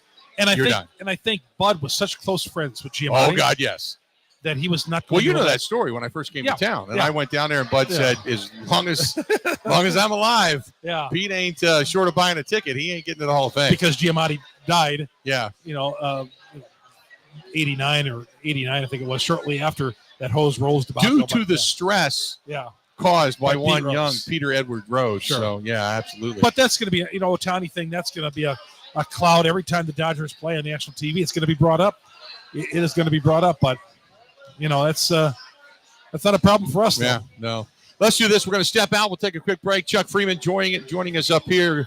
Got Grant Bills alongside. I'm Bill Michaels. We are broadcasting live. We're at STENY'S, 2nd and National in Walker's Point. If you want to come on down, they are about to start loading up shuttles. They're going to take some people over to the ballpark. Again, let them do the driving on this craptastic day. And that way, because it is just coming. It's raining like almost sideways outside right now. Come on down, jump on the shuttle, head on over to the ballpark, get your ticket, go inside. Don't worry about tailgating today. There's going to be plenty of time for that. But in the meantime, you can hang out here at STENY'S and join us. We got more of the Bill Michaels Show. It's coming up right after this. Covering Wisconsin sports like a blanket. This is the Bill Michaels Show on the Wisconsin Sports Zone Radio Network.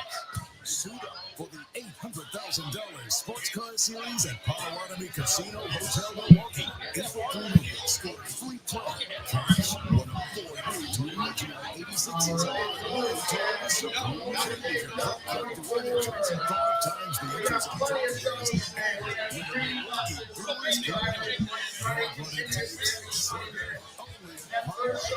Brewers visit joining us for that first shuttle every 20 minutes. So 12:50, 1:10, 1:30, 1:50, 2:10, and so on and so forth. Grab some drinks from us. Bring them on the bus with you. Don't forget handstands on your way out. First shuttle, 12:50.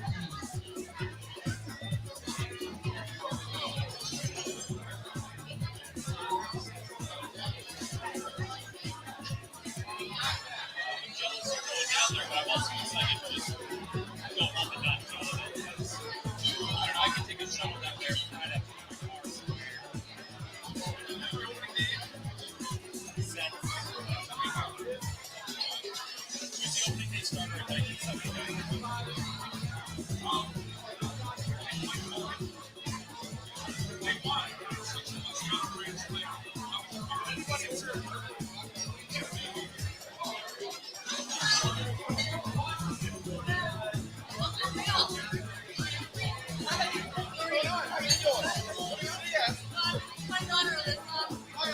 Bill Michaels here is in for your minutes.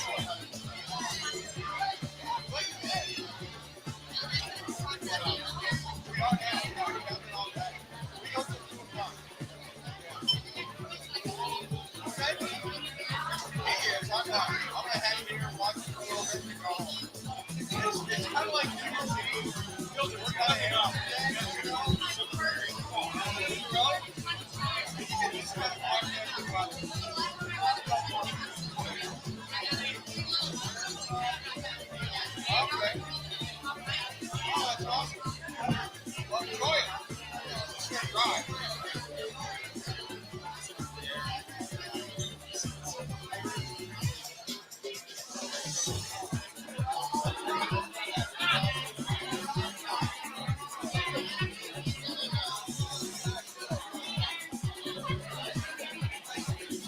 Bill Michaels here is in 3 minutes.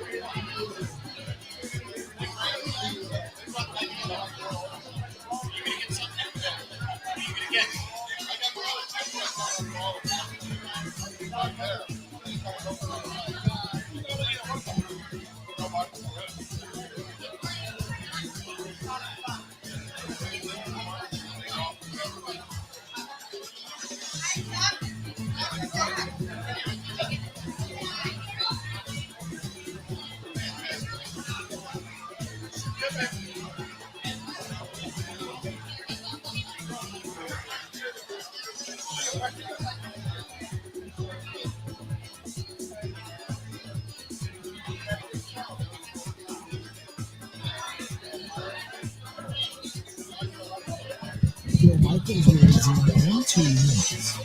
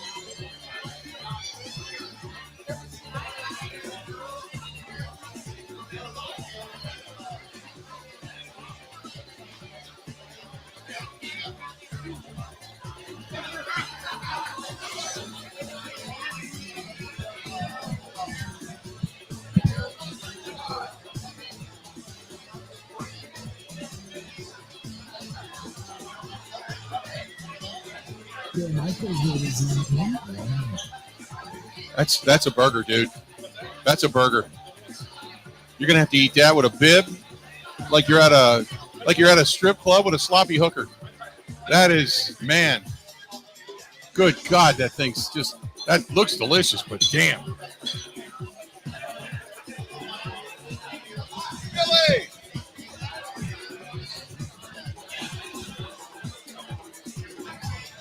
Your microwave will resume in 30 seconds.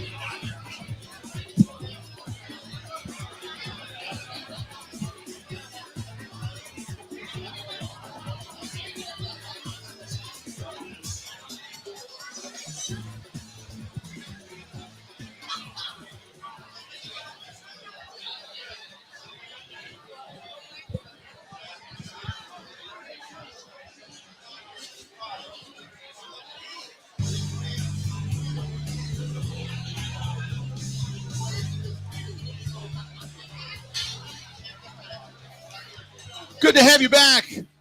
Bill Michaels Show. We are broadcasting live. We are at STENY'S, Second and National, Walker's Point, packed house.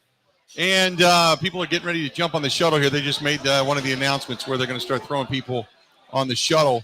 That is, if you're watching at home, that is the back end of the building, which is full. The front end of the building, which is right there, that is full. And we are up here on the stage and kind of hanging out, talking a lot of baseball. Chuck Freimund, Grant Bills alongside. I'm Bill Michaels, and glad to have you on this craptastic weather day. But it is opening day 2024 for the Milwaukee Brewers, taking on the Minnesota Twins. 3:10 first pitch. And are you anxious to hear are you going to hear the first call for Euchre? You know, I'm wondering what's going on there. Yeah. Well, I mean, he's 90 years old. But I know that. But they said he's day to day as far as broadcasting. Yeah. Because I always thought that it was every home game that he was going to do. It was. And I said there was a picture of him.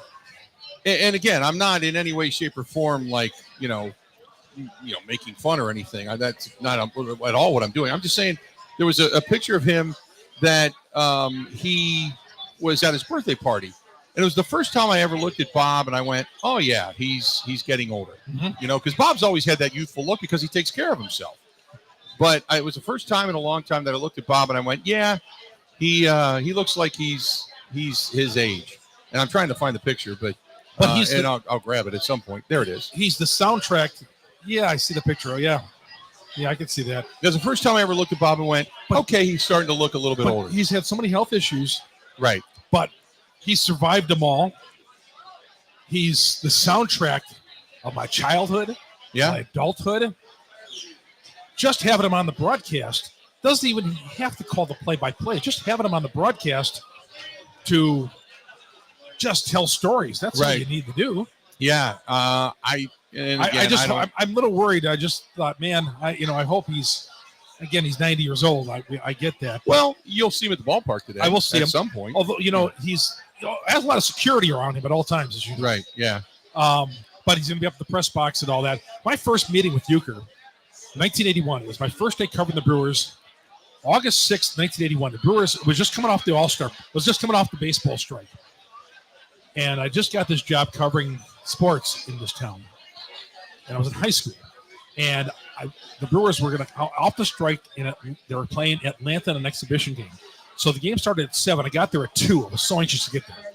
I got there at 2. The first person I met, my seat was right below Bob Euchre. Euchre was there. He came down. He introduced himself to me. And I said, oh, it's my first time here. He goes, well, the bathrooms are this way. The clubhouse is this way if you want to go there. And this right here in my mouth, and he pointed to a cigarette, is a cigarette. They told me I'm not supposed to smoke up here. As long as you don't say anything to anybody, you and I will get along just fine. My seat was in front of Euchre for many years until we moved into Amfam Field, right below his. And I never said anything about him smoking. And we got along just fine. There was a time that speaking of, you remember the old Lowe's sitting in front of you. That's what I'm talking about. Yeah. So we would sit there in front of you, and he would broadcast the games. And you know as well as I do that Uke is not a fan of anybody that embellishes widely the national anthem. Sure. Oh, Okay. So it was towards the end of the season. It was a Sunday, and there was a particular person that decided to sing the national anthem, and his family was there. And you know how it was at the end of the year. There's maybe 8,000 people in the stands. And it was Jim Powell and him, and this guy starts out with, oh, say. And I'm like, oh, boy, here we go, you know. And this guy went on and on and on, and it was one of the longest ever, you know. And so, and the guy's finally like, in the home of the brave, and it just kept going. And he finishes. Now, you know how your voice would carry, you know, because there's nobody there. And he finishes, and everybody's kind of like giving him I mean, he was a dynamic singer, but it was just, that was not it. You know, you weren't. And so you get the smattering of claps, and you can hear Euchre yell, "We're back here in the 5th inning. Over to you, Jim." And then he sits back, you know, and then they turn around, and I'm the only guy standing there. So the family, who just was so proud of their son for doing this, turns around, and they're flipping me off and everything, you know. And so I'm like, you don't want to say Euchre did it, you know. You didn't want to do that. You got to take the bullet for you. him. Got to take the bullet, you know.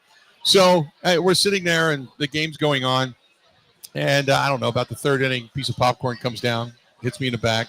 I'm like, what the hell? And I didn't think anything of it. Another one comes down, and then like a handful comes down, and I turn around, and it's Bob. And he looks at me, and he's just cracking up, because after the 3rd inning, he goes to Jim. You know, he does the first 2, and then Jim does 3 and 4. And he goes to Jim, and he looks at the commercial break, and he's like, hey, buddy, I effed you there, didn't I? I effed you really good, didn't I? You know, that's classic Euchre. That's just classic Euchre. Well, when our seats were, like you said, our seats were right in front of Euchre. So Euchre, sometimes if a game was going along really slow and a pitcher was just taking his time, right, much like the national anthem, Euchre would turn off his mic and say, he'd scream, get this, you know, he'd throw a few expletives out there. I've always said that the day that 2-1, the monitor. I've always said that the day that the cough switch broke was the day that Euchre was off the air. Oh, yeah. I would see him. It was funny because he would be like, hey, you know, we're here and such or whatever, you know, and then he'd hit the cough button, and you could hear him swear, how in the F can you take that pitch and this and that, and screaming, and, well, you know, the next batter's up, Jim. And, you know, it was just, it was hilarity. Some of the stuff that you saw in Major League, not the drinking part. You know, he wasn't Harry Carey. All right. But the stuff that he did, some of the same antics were some of the stuff he really does. Oh, yeah. That's Bob Euchre, yeah. You know, it's going to be a sad day when he's not able to do this anymore. And, you know, just got to cherish, you know, every broadcast that he does. And, again, the soundtrack of our lives. Yeah. And that's a good way to put it. That as far as he's been like the soundtrack of our summer. Yep. You know, for God, I mean, I've been here 25 years. You've been here obviously a lot longer my than whole me. life, you know. Yeah. But, you know, just whether you're sitting in your back porch in West Dallas, or, you know, you're driving around Eau Claire, or you're up north in Eagle River on a boat, at a campfire in Marinette. Yeah. You've been there listening to Uke doing a broadcast. Yep. It's just a wonderful thing on a Saturday night, Friday night, whenever, grilling out, you got the game on. Let's do this. We're going to step out. We'll take a quick break. We're going to let Chuck eat this big sloppy burger that's sitting in front of me, This Bill. thing is just Tempting. a mountain of stuff all slammed together. So we're going to step away, take a quick break. Come back. We got a lot more of the Bill Michaels Show. We are broadcasting live. It is opening day for the Milwaukee Brewers 2024, and the shuttle buses are getting ready to leave for the first round of people heading over to American Family Field. I'm already getting pictures from friends that are putting up tents, and they're grilling out bacon, and they're grilling out eggs, and they got all kinds of stuff on the griddle. Which, by the way, griddles are more popular now than the grills are. The Blackstone griddle people are taking now more so than anything than just the grill where you're grilling up the brats and stuff. But sure, they're doing bacon and eggs and everything this morning. All right, let's do this. We'll step away. We'll take a quick break. More of the Bill Michaels Show next. Covering Wisconsin sports like a blanket. This is the Bill Michaels Show on the Wisconsin Sports Zone Radio Network. Beautify your entertainment space with Pella Windows and Doors of Wisconsin. Hi, this is Gina Della from Pella. Turn your ordinary space into something extraordinary with brand new Pella windows. The luxurious look, sleek design, and custom colors available is guaranteed to give your home the extra pop to entertain and keep you comfortable. At Pella, we see windows differently. We have the highest rated energy efficient products and a complete range of durable, functional, and high quality products that bring out the best of your home. Plus, getting the perfect windows and doors for your home has never been easier. Right now, get 0% interest for up to 36 months or no down payment, no interest, and no payments for up to 18 months if you book before April 30th.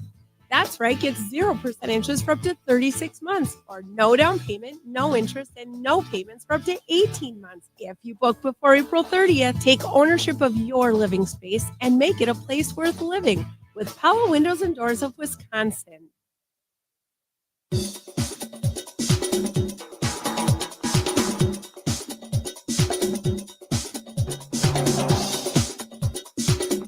Bill Michaels will resume in 3 minutes.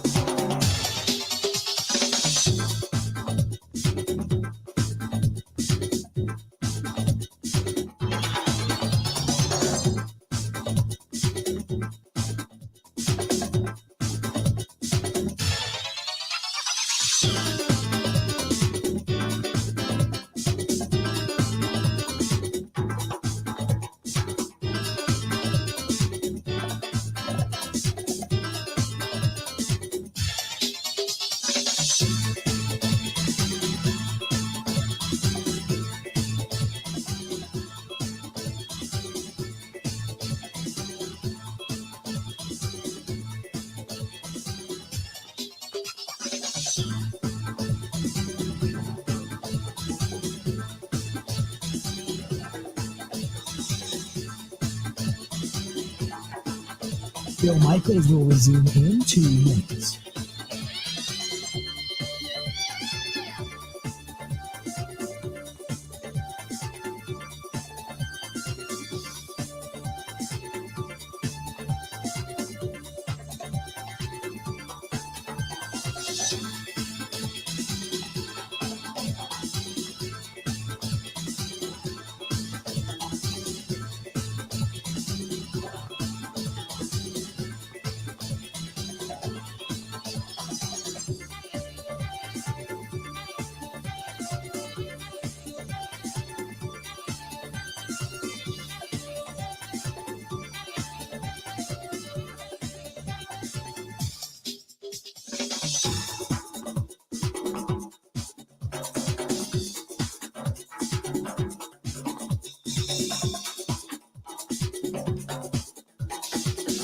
Bill Michaels will resume in 1 minute.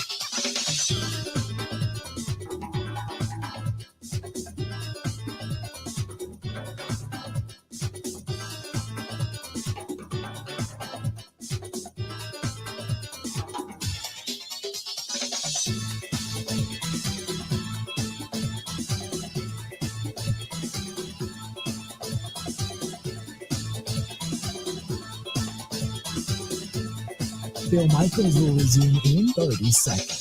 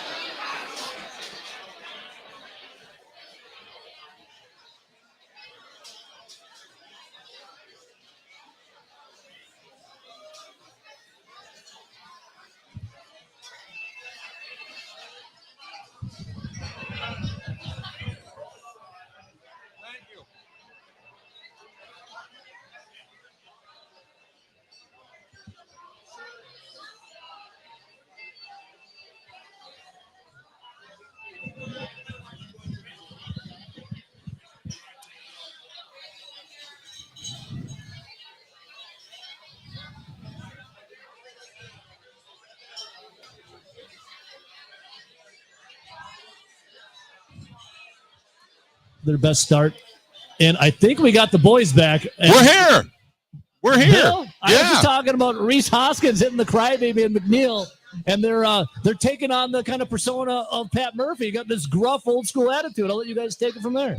Yeah, we were sitting here talking a little bit off the air about Reese Hoskins and the start that they had, and obviously over taking on the Mets and getting into it with their second baseman, a little bit of crying and whining. But I'll tell you this, guys, and Grant Bill's alongside, Chuck Freimund here as well.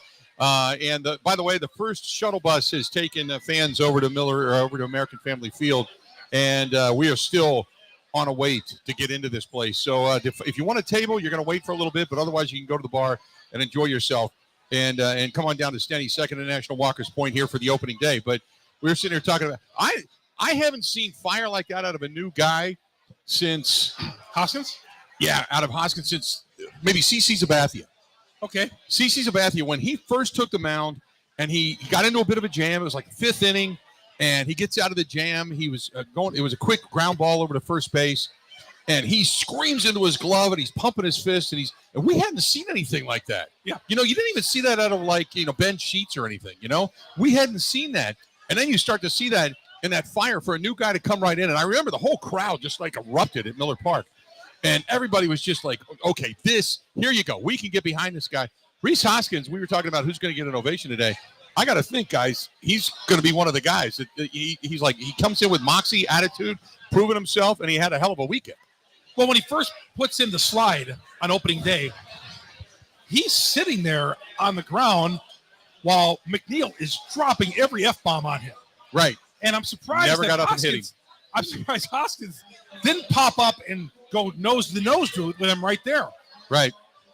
Hoskins said after the game, he let McNeil say his piece, and then he went back. And then as he went back to the dugout, then he began chattering. But that could have got a lot worse had Hoskins went at him. He could have been suspended if he got into it right away to start the season. Yeah. And I love the fact that he let him say his piece, went into the dugout, was doing the cry, sign. And then, what was it? The next day, they throw at him, and he just stood there. He's like, if you're going to throw me, don't throw at my head. And that was it. Yep. He didn't do anything. Didn't charge him out or anything. Yeah. But the pitch was a mile over his head. And, the Mets manager, I forget his name, said, we didn't try throwing at him. No, of course not. They never admit to it. It slipped. They never admit to it. High pitch. And Hoskins later said, no major leaguer is going to miss by 8 feet. Right. But here's what happens. I was out to lunch on Sunday, and somebody asked me if Sunday the Brewers are going to retaliate again. But no, here's how it works. Hoskins had his slide on Friday. Right. They came back and said their piece with a one over his head, and that's the end of it right there. They fire, we fire something, they fire something, and it's over with. Yeah. That's what baseball is. Yep.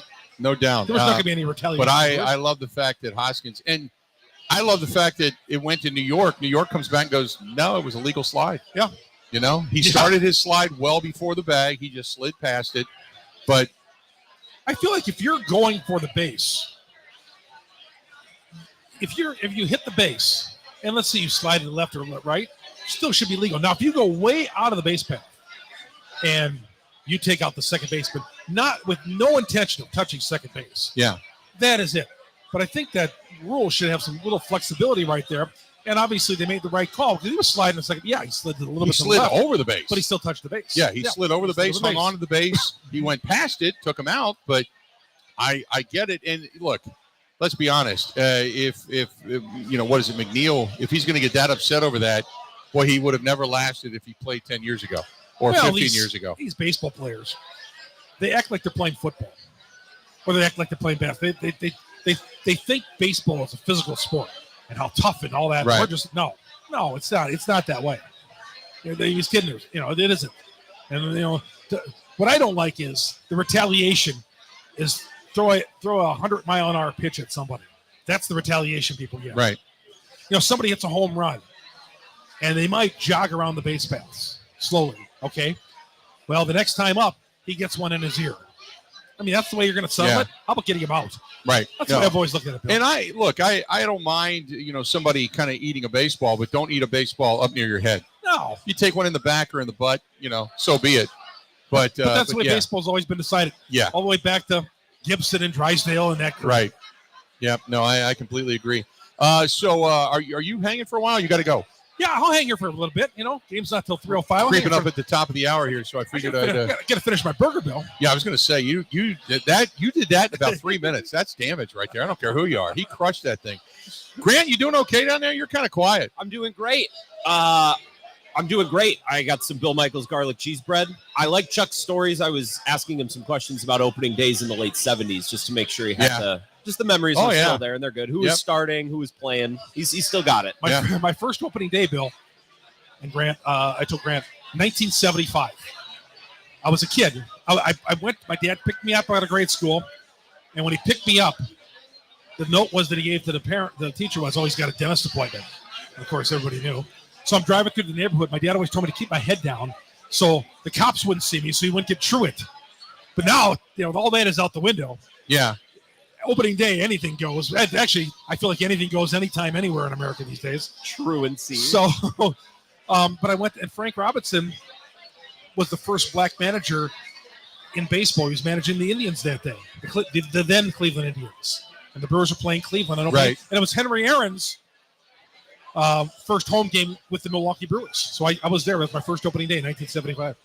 That's 1975. I remember the 75-76 Reds. I remember going down with my mom to watch the opening day parade years ago. But yeah, I remember back when the Big Red Machine was going in 75, 76. I remember, Al Michaels was actually on the call back when I was a little kid, and for the first couple of years before Brenneman took over, and that's when they ended up beating Pittsburgh, and I think they went to the World Series, but they got clubbed by Oakland at that point. 75? No, it was like 71, 70, something like that. 71. Pittsburgh was the dominant team. Yep. You had Roberto Clemente and Willie Stargell and company. They were really good.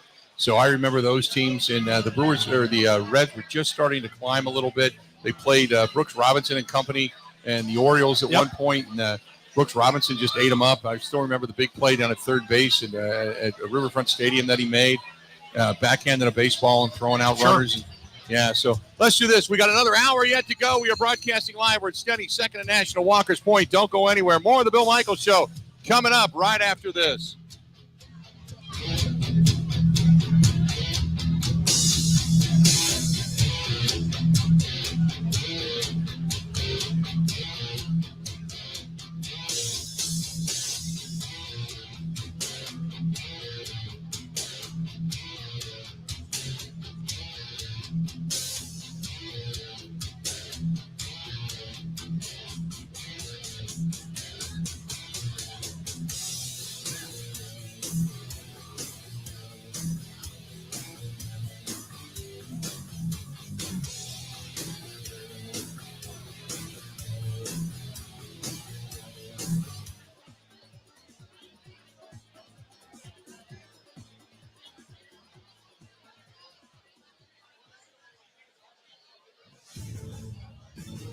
This is a Wisconsin Sports Zone update. Well, the Brewers are back in Milwaukee after a great start to the season out in New York. The crew swept the Mets, including a 4-1 win yesterday to move to 3-0 on the year. Still very early, but manager Pat Murphy said he learned his team has some grit to it. They're very, very young. We're very inexperienced, but they stayed on it for 9 innings. There's lulls in the game always, especially when you get deep into the season.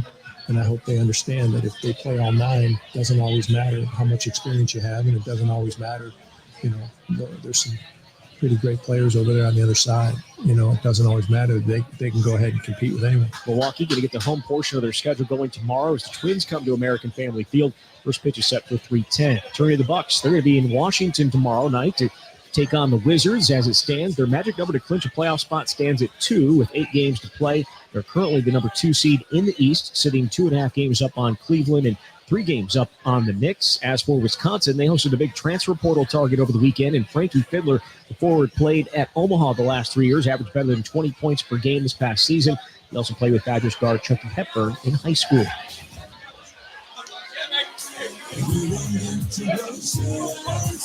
Keeping Wisconsin strong. When a company only does business in Wisconsin, that's Wisconsin Strong. Rural Mutual provides all lines of insurance, including commercial, farm, home, and auto. And your premiums stay right here to keep Wisconsin strong. Local agents, local underwriters, local claims adjusters. Keeping Wisconsin strong. Well, Wisconsin was back in the field for the second practice of spring this morning in Madison. Badgers working on finding a new starting quarterback after Tanner Mordecai departed following one season. Miami transfer Tyler Van Dyke and sophomore Braden Locke shared first-team reps throughout today's practice. Wisconsin has a total of 15 practices over the next month. With this Wisconsin Sports Zone Network update, Zach Pyle.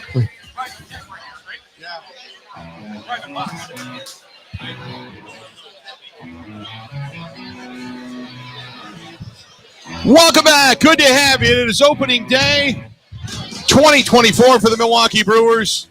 We are live. We are at STENY'S, Second and National. Walker's Point is where you can find us. And we're glad to have you on board today. The shuttle buses are now running, and they've been loading up with people and fans. And if you are watching the program from anywhere, for that matter, it has been, it's been a banner day. We're charging $10 a selfie so far. Oh, man. The selfies have been flying flying high and fast. You charged me 20, Chuck. What the hell? $20. Hey, well, boys, I have an update for you. What's the update? I have an update for you. Who saw this coming? There are already problems with the Brewers' new parking technology. No. Who foresaw it? Are you ready for this? From the Brewers, some people are experiencing connectivity issues when trying to activate their parking today. We recommend periodically attempting to connect, but in the meantime, parking ambassadors will be going through each lot with handheld scanners to assist fans. I have an idea. Those parking ambassadors take your money, $20, and they give you a ticket to put in your window, like they used to do. Yeah, I agree with you. I mean, look, if you don't have the infrastructure, the Packers found this out when they first. So did the Bucks. When you don't have the bandwidth right there in direct plain view for all these fans that need to get in, that if you don't have it on your phone prior to you walking to the gate or getting to wherever it is you need to be, we've all seen it where you get the influx of people and they don't have the bandwidth to handle it, and suddenly you run into these kind of problems. How many times over the years, Bill, and it's not that way anymore, really, but at Lambeau Field, you couldn't get a cell really at all. And then you'd leave. I'm talking 2011, 2012. You'd leave Lambeau Field, and also all this text messages just start popping up. Yeah, you'll get like 20 of them from friends. Where are you? What section are you in? Yeah. Then you get a picture of something you don't want to see, that type of thing. We've all been there. Yeah. But, it's you kind of – I wondered how that was going to work. Oh, we knew it was going to work this way. Yeah, and I was kind of wondering how they're going to do this, and sure enough, there are parking issues. What was wrong with the old way of doing things? Is there? They're trying to prevent the backup on 94 eastbound. Okay. And the backups on Brewers Way. Okay, which is always going to be there. But they're trying to alleviate it to where you can get through that a lot quicker. Okay. Because traffic on the highway. Traffic on the highway has increased anyway. Yep. It's already kind of tough to get through that scenario because they widen the highway. And you take 4 lanes and bottleneck it into 3 now. So it's already a backup. And then you throw in the fact that on that Mitchell Avenue exit, you get off on the left side, not the right side. So you're going down into the ballpark area. So it's backed up there. Then it's backed up coming down the street off of Blue Mountain Road. And they're trying to alleviate all of that mess. And I get it. But we all kind of figured, I was waiting to see. I drove through there the other day, and I was waiting to see if they had, those portable cell towers that they wheel in. I was wanting to see if they had any of those, and they didn't. And I'm thinking, well, they got to be putting those things up on opening day. All winter. I didn't see them this morning. They had all winter to figure that one out, Bill.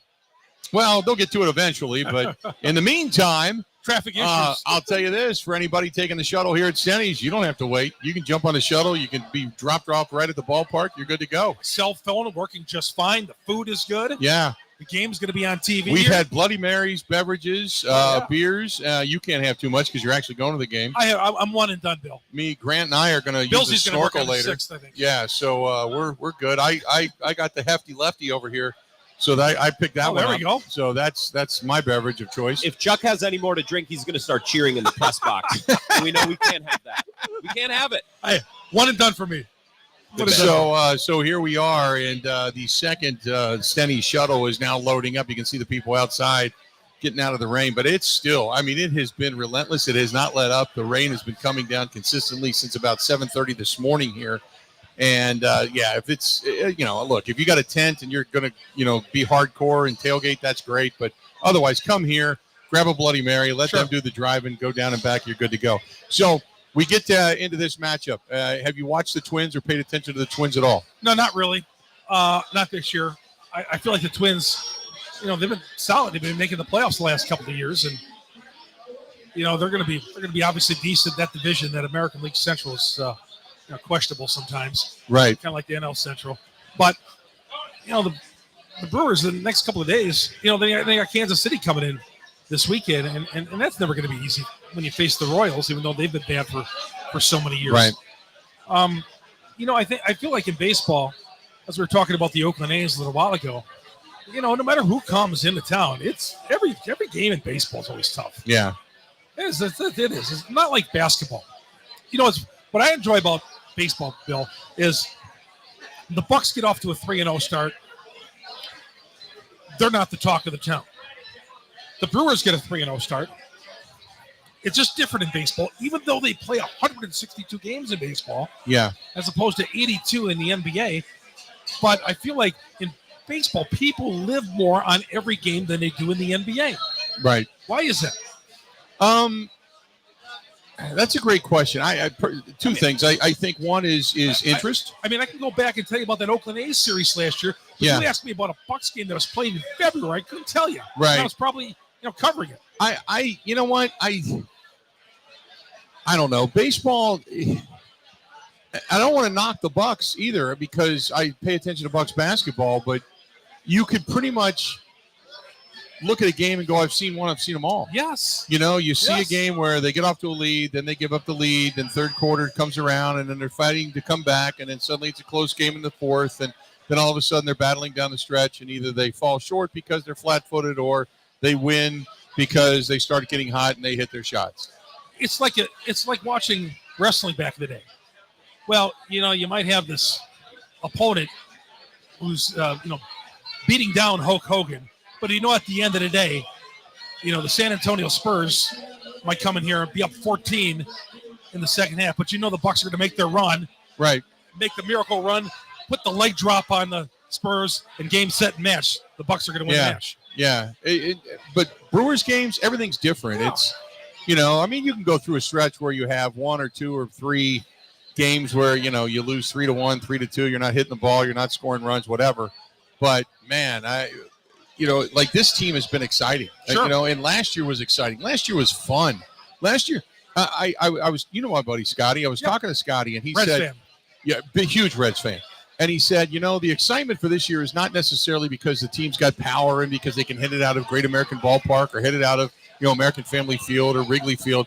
It's because it's kind of old school baseball. You got guys that have power. You got guys that can put it in the corner and take the extra base. You got guys that have good arms, good defense, good speed. They steal bases. It's kind of like the throwback to what baseball was. Sure. And for such a long time, you saw the analytics and launch angles become grip it and rip it. And now you're back to, at least with these younger teams, of guys get on, they have team speed, they play good defense, and it's exciting to watch. And I said it yesterday. I did an interview with Aaron Campman, and Aaron said, what's the difference between playing with Brett Favre and playing with Aaron Rodgers? He said, because Brett, you never know what's going to happen. There's always going to be something where you're going to go, wow. I feel like this is that type of a team where you're going to have Bryce Terang going over to the shortstop side and backhanding a ball and throwing a run around, or you're going to have an incredible play in the outfield by Churio, or you're going to have Hoskins doing what he did, or Contreras with a gun down to first base to pick a runner off. You're going to have something that's going to make you go, wow. Well, the thing about the Brewers, the margin of error is so small. They got to do all those things Right. you talked about right there. Yeah. And they got to do them well. They got to steal the base. They can't make any errors. They got to move guys in. The margin of error for them is so small compared to a team like the Dodgers or, Yeah. The Yankees. The Yankees off to a pretty good start this year. There's certain teams like the smaller market teams, they got to do everything. When they make a move in the offseason, the other day, my 12-year-old, we're driving to the gym to play a little basketball. And he said, Dad, how did the Brewers get Rhys Hoskins? He's good. Right. That tells you everything you want to know about Major League Baseball. Yeah, exactly. As opposed to the NBA, the Bucks can go out and get Damian Lillard, not blink an eye, yet, you get Rhys Hoskins, and it's like, how did they get him? Well, I explained him. He was injured. And you pick up a guy like Rhys Hoskins, but they do it the Brewers way. It's not a guy that's at the peak. It's a guy that's trying to come back. The problem with baseball is a team like the Brewers can't buy good things. Right.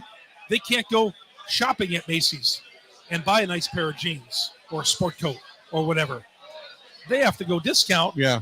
And hopefully that discount looks good in public like Rhys Hoskins has been doing. Right.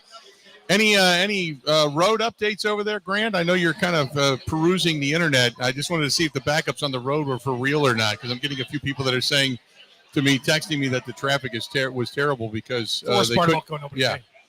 I haven't checked and seen anything about traffic. I'm more interested in the parking element of this. I'm waiting to see if the Brewers will put out a statement. I don't think they will. It'll probably mostly be fine. It might be a little bit of a delay. Yeah. But I have nothing on traffic. I'll look into that. Okay. I'm the update desk over here. Opening day is fun. Opening day is fun. It's the celebration of baseball. But to me, day 2, like tomorrow. Yes. 12:10 start. Yes. You'll have no traffic issues. Right. No traffic issues. You're going to have a little bit of a day game, but you're back to, I always equate opening day to New Year's Eve. Yep. It's the amateur day. It's the day everybody wants to be a part of. Kids are out of school. It's the rite of passage. That's great. And then tomorrow you get back to baseball. You're going to get people who go at their offices or don't go to a game all season long. Well, we got a bunch of sponsors and people from out of offices here behind us today. So people take off from work. Yeah. I see little kids walking through the bar today. Yeah, who might not go for another game but they're going to be there for opening. Yeah, yeah. It's fine. That's a tradition here. Yeah. With every major league city. And again, thank goodness we have a roof so we can celebrate that and, and go to games and have home games like this weekend against Kansas City, maybe when the weather's in the 30s or 40s. Yeah, and I was nothing about traffic. I have a couple friends who are Twins fans, and they're giving me crap today that our ballpark has a roof. And it's so bizarre. It's like a badge of honor for Minnesota Twins fans that they get rain delays. Yeah. And they sit outside. Look at their total attendance. That's not fun. Why? See, it should be the other way around. I agree. You should be giving them crap. Since the opening of Miller Park and now American Family Field with the roof, I think there's only been 3 seasons where they didn't have 2.5 million fans through the turnstile. Yeah. And Minnesota Twins fans are like, sick roof, can't see the skyline. It's like, I would rather see the game take place when you open in front it. of me. Yeah, well, exactly. That's the thing is you can when you open it. Okay. And first of all, we don't have it. It's not pointed at the skyline, so it's not like PNC, for God's sake. I'm here to watch the game, not look at the architecture. Okay. On Easter Sunday in 1987, and it was a nice day outside too. And they were, they're shooting for 12-0. You saw the highlights. You see it every year on Easter. That day, I believe they only had like 28,000 fans. When Paul Molitor was on his hitting streak, it was a cool Thursday night in August, and it was cool outside. It was like in its 50s in August. There was probably 9,000 fans. Henry Aaron's last game, 1976, I was there, October of 1976. There was probably 9,000 fans because it was cold outside. But today, because of the roof, you're not going to get crowds where it's 5,000 or 6,000 fans. You're going to get 15,000, 20,000 people because of the roof. People want to sit in comfort. Yep. And people say, well, for Packer fans, will sit through anything. Baseball's different. Baseball's a different animal. Can't compare it. It just is. A little bit of a tailgate side for you. Look at that. That's exactly what it's like. People with tents that have actually have the sides up on the tents today. Yeah. Perfect day for an ice shack. Yeah. We got a pop-open ice shack. Yeah. Something on a trailer. Yes. Let's do this. We're going to step away. We're going to take a quick break. We're going to come back. Chuck Freimund alongside Grant Bills. I'm Bill Michaels. We are broadcasting live. We're at STENY'S. They're loading up the buses. 2 loads of people have already gone over to American Family Field. We've got a ton of people in the house, as you can see right there on the camera, both front and back, and this place is loaded. Come on down, get yourself a beverage, get some wings, hang out for a little while, then take the shuttles over. Let STENY'S do the driving. We got more of the Bill Michaels Show coming up next. This is the Bill Michaels Show on the Wisconsin Sports Zone Radio Network. For the $800,000 Sports Car Series at Potawatomi Casino Hotel Milwaukee. April through May. Score free play. Cash. One of 4 new Toyota GR86s or a new Toyota Supra. Play with your club card to earn entries. 5 times the entries on drawing days and win a Milwaukee Got what it takes. Slugger only at Puddle. For more details, visit hostbig.com/sportscar. Must be 21 and the club member to play.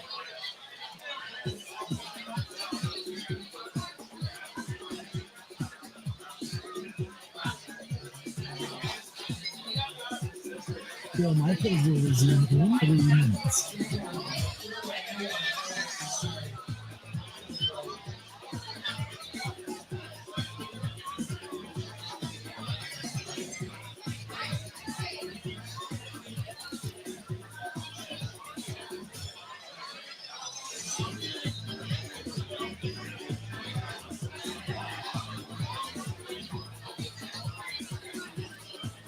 McAlvey is back.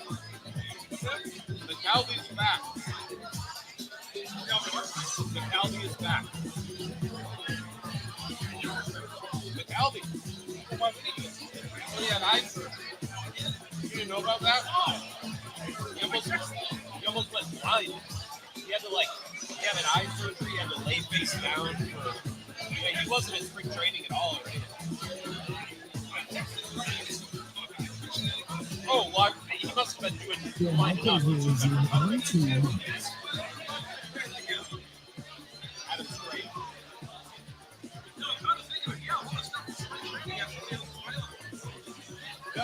They had other MLB people. Are you guys ordering food? Sure.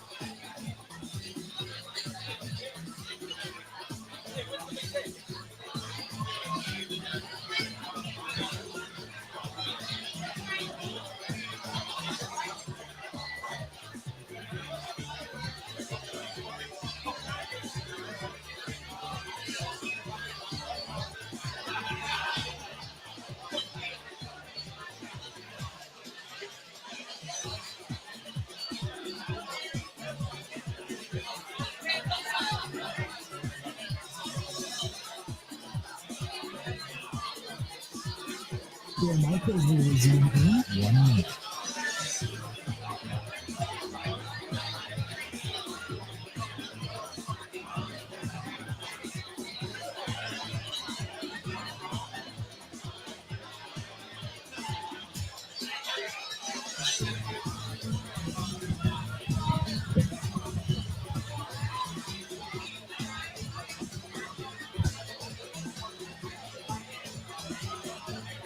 Bill Michaels will resume in 30 seconds.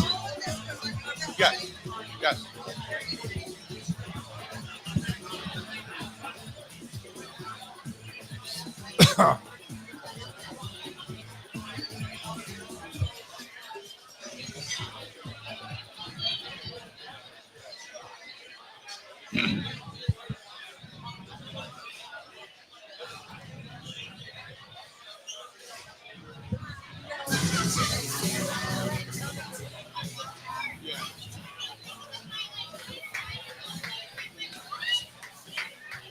Welcome back to the program. We are broadcasting live down at STENY'S, Second and National, Walker's Point. And we are here at this Brewers opening day. Good to have you. 2024, the home opener for the Milwaukee Brewers. Brewers playing at AmFam Field later this afternoon, 3:10, first pitch for the crew. Chuck Freimund alongside. Grant Bill's here as well. We talked to Kevin Holden a little bit earlier today. Thanks to Sean Merriman, the former linebacker, for joining us a little earlier today, too, talking some football and talking some UFC fighting also. So we were sitting here talking earlier about, kind of the park and about, having the roof and not having the roof and all that kind of stuff. And we analyzed the hell out of everything. But when we look at the overall, like, you've been to a bunch of ballparks, right? Oh, yeah. I've been to, Grant, how many have you been to? 5 or 6. 5 or 6? Not Okay. as many as you guys, but a good chunk. There's some parks, out in Colorado has an incredible view. It's a great experience. Mm-hmm. I think they do a really good job in Pittsburgh as well. I think that's a fantastic place. I like Old Kauffman Stadium, the fountains and such in the outfield down in Kansas City. But I'd put American Family Field up against almost anybody. Oh, yeah. I mean, it's just a great experience going on. Did you ever been to the Sealy experience? Yes. I went there when it very first opened. Yeah. You can't go and watch that without leaving with your, in tears. Yeah. And I still do it. We make it a tradition every time we go to a Sunday game. Shannon, Brady and I. We go to the game, and we always make time to go to the thing, and I'm just like, man, still today, you watch it, and you watch the history of the Milwaukee Brewers. Right. And it just kind of makes you emotional. You see, because I grew up, obviously, with all that, whether I covered it or been there as a fan, and you remember all of it. Yeah. And it's just like, wow, the story of your life. You're watching it through the Milwaukee Brewers, because that was really my second home for most of my life. You see what you know Bud. I mean, we both know Bud real well. Yeah. And you just when Bud, I don't know how to explain Bud. Bud was a fan who became a commissioner. He became an owner, then he became a commissioner. I mean, he was a very good businessman when it came to being the commissioner and such. When you look at it, and he may go down as one of the greatest commissioners ever for bringing in, when he talked about, bringing in the drug testing into the league, which had never been done, revenue share, which he finally got them to do, interleague play, obviously bringing in the wild card in baseball. I mean, all of these changes came in under Bud Selig. He had labor peace after that first ugly 1994 in which, the World Series was lost. After that, never had a problem with labor peace. I mean, you just look at the job that he did, and it's been an amazing run. It was an amazing run for him. And you look at some of the turmoil that Manfred has had under his watch. Now, granted, it hasn't he had to deal with COVID and things, but it's just Bud Selig, to me, he may be one of the greatest commissioners of all time. And not only that, keeping baseball here in town, bringing baseball. I mean, the guy was so driven. As a Selig experience will tell you, and we all knew the story behind that. He was so driven to keep get Milwaukee a baseball team, number one, and then keep it here in the 90s where it easily could have gone to Charlotte. Now, was he a great owner back in the 90s? Did he do business well as a baseball owner? Not so much. But to your point with being commissioner, did a lot of things right. Now, the one problem I have with baseball, it's a long-standing thing, is that there's never been a salary cap, and never will be. 94, he tried standing up to the union, tried standing his ground. The World Series was canceled that year.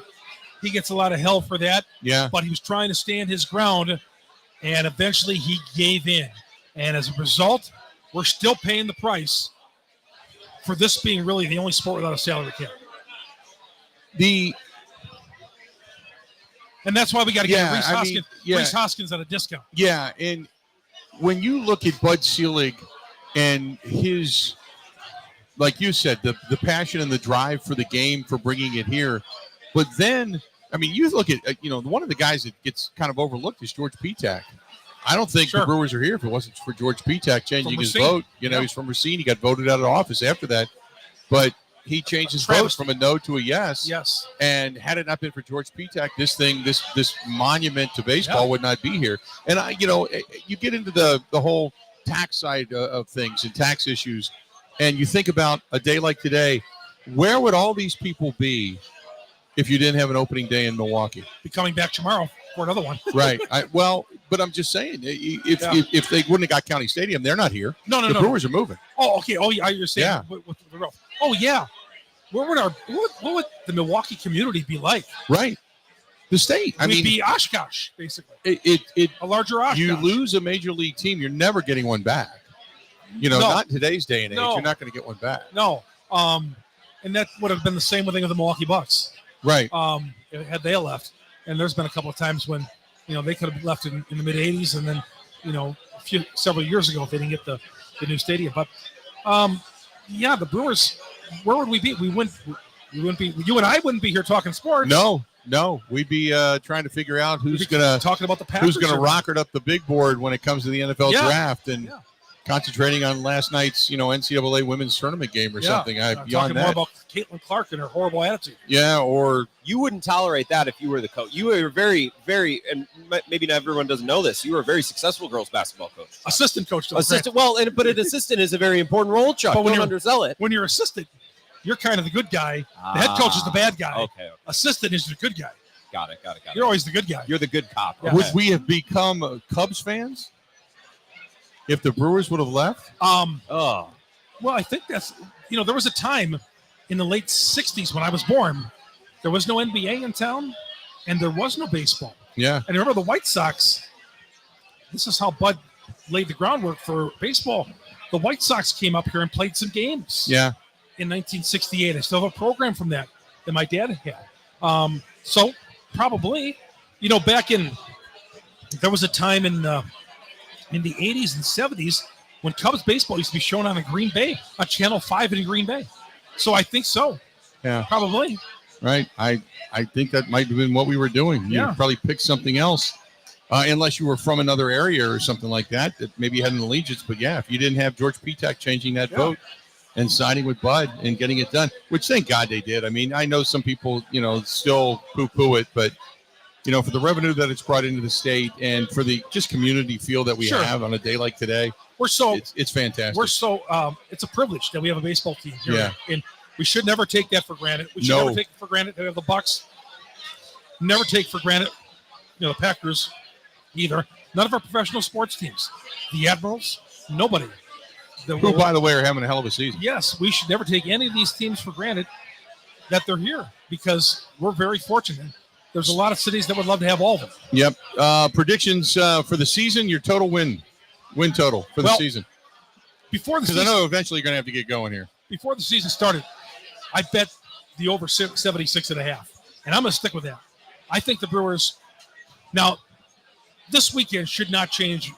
I shouldn't let this weekend affect anything, win or lose. They've gone 0-3, but I still think 84, 85 wins. Yeah. I said 85, give or take. I think they'll be in the mix, although there's going to be a lot of teams in the mix for this thing in the NL Central. But I think it's going to be another fun year. The thing that worries me most, guys, is the pitching staff. I think that the pitching staff is the thing that and can the back end of that bullpen. We saw Uribe close out the first two games of the series. Piamps on Sunday, closer by committee. Can they continue to hold things down?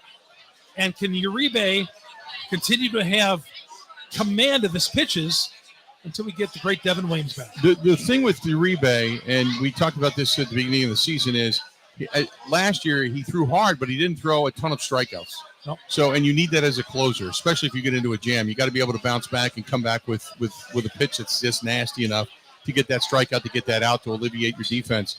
If he can do that, and apparently he had worked on some things in the offseason, if he can do that, then Uribe could very much. Mizorowski could end up coming up before long and actually end up being in that bullpen, throwing 110 miles an hour. Look at all those guys they have stacked up there in the bullpen. Just, amazing. And Hudson, we saw Hudson throw 3 solid innings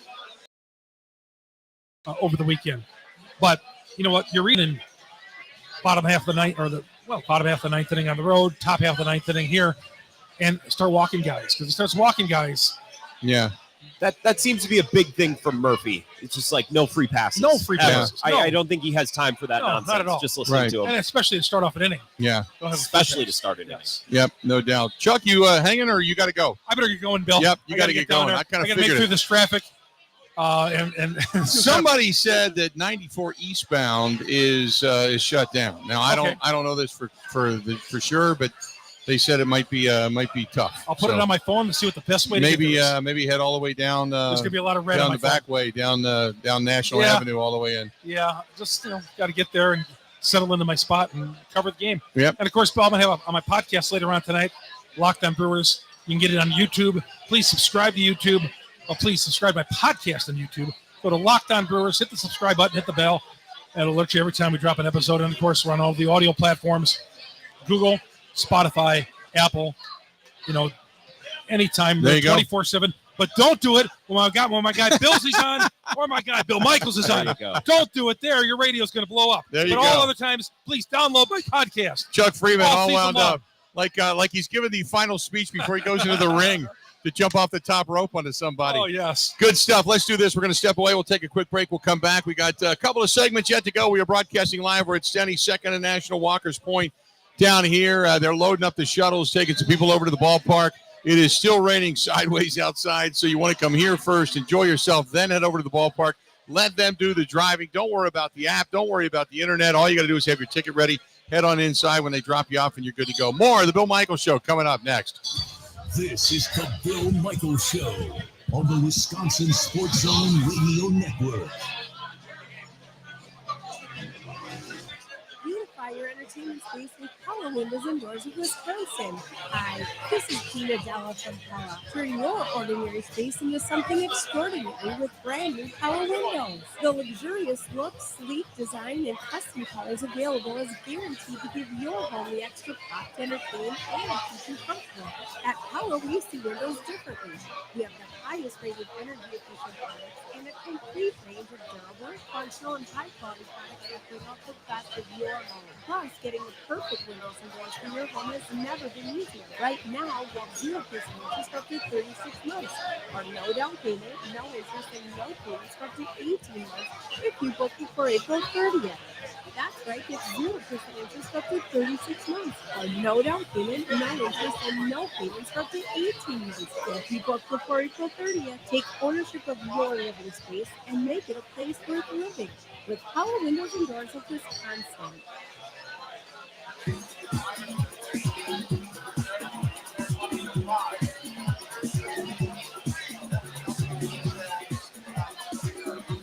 Your micros will resume in 5 minutes.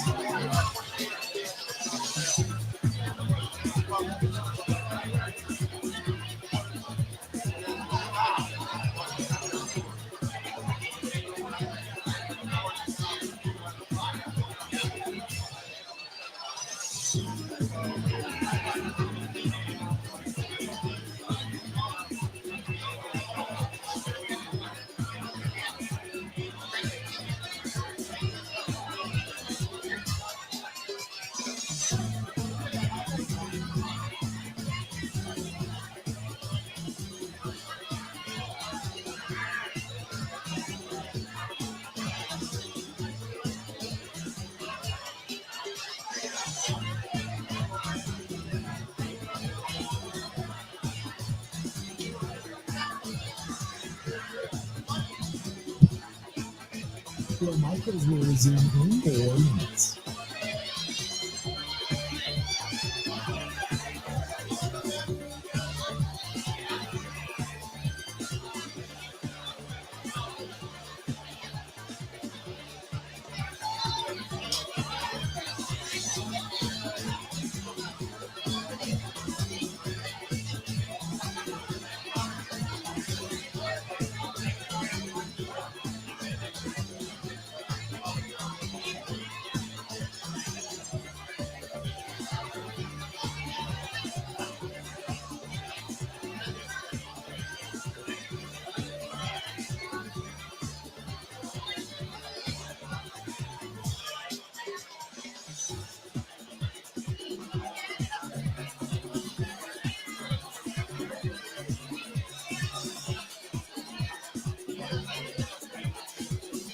Your micros will resume in 3 minutes.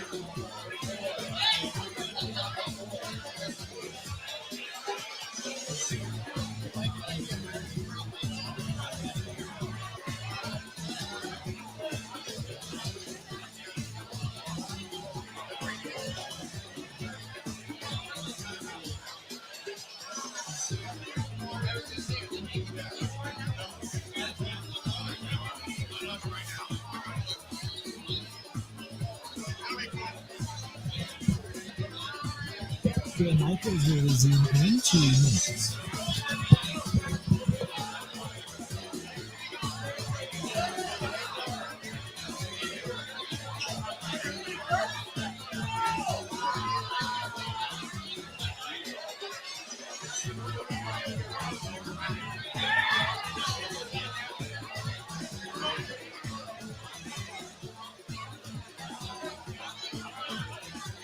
Modifying target picture.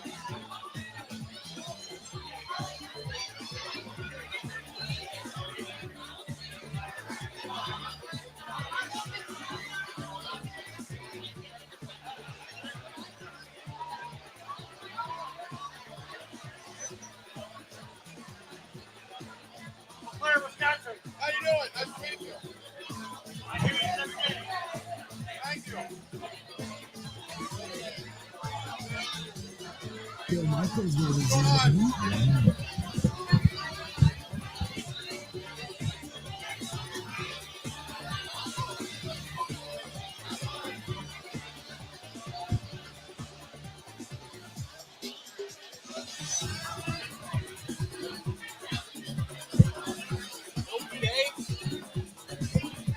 Today?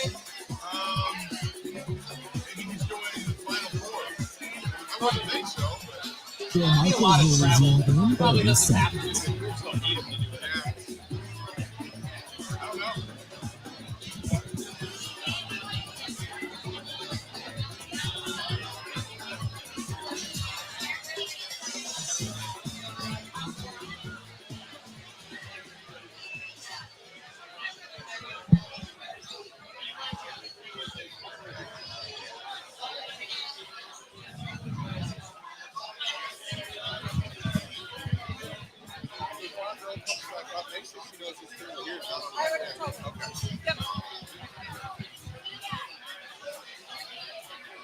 Welcome back to the program, the Bill Michaels Show. We are live. We're at STENY'S, Second and National, Walker's Point, and it is opening day 2024. A couple of segments to go before more than a few people start to head over towards AmFam, and they're going to be enjoying the dryness that is the shuttle buses, and then all they do is get dropped off right outside of American Family Field, and then indoors they go, and that way they don't have to deal with the elements. It is still coming down, cats and dogs, raining kind of sideways, and apparently it's starting to change over. We're getting reports of snow throughout the northwestern area of the state that is tracking this way, and we all know it's supposed to flip over to heavy snow later on tonight, heavy wet snow. I think they're saying 6 to 8 inches in the maybe just west of Milwaukee.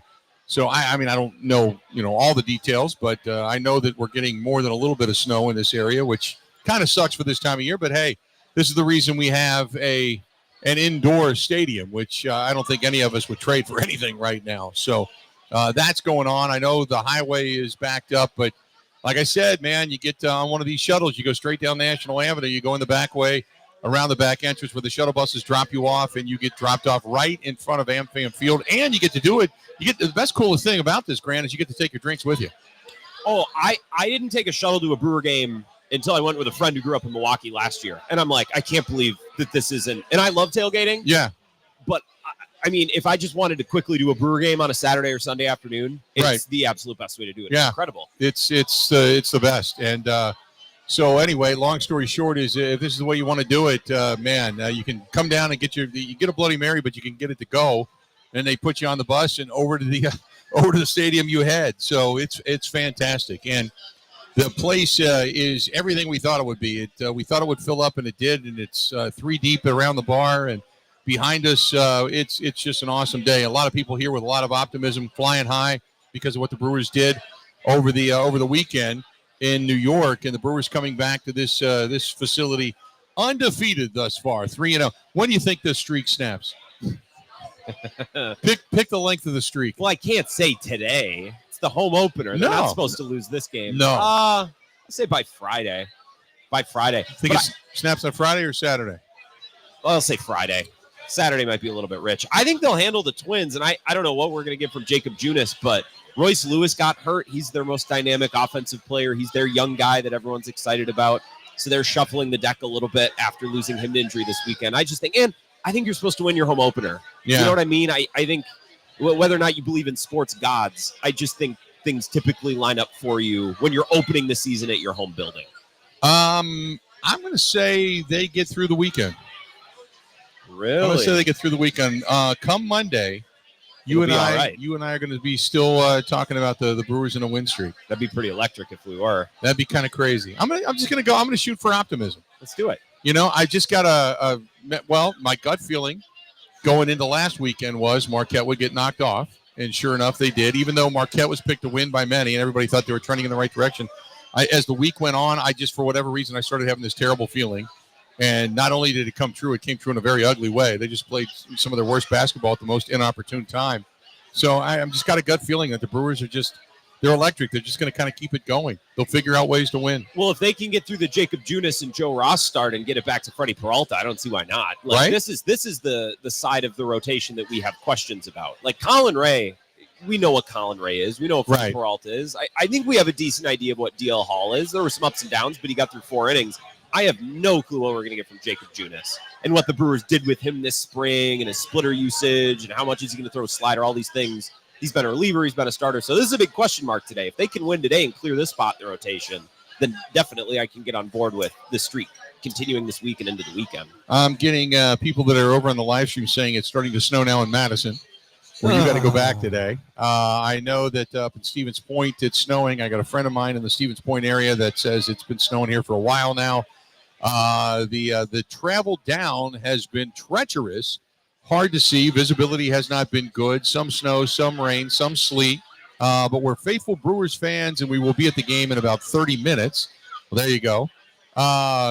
My Chan says Junis today, 5 innings of 2-hit baseball. How huge would that be if that actually happened, right?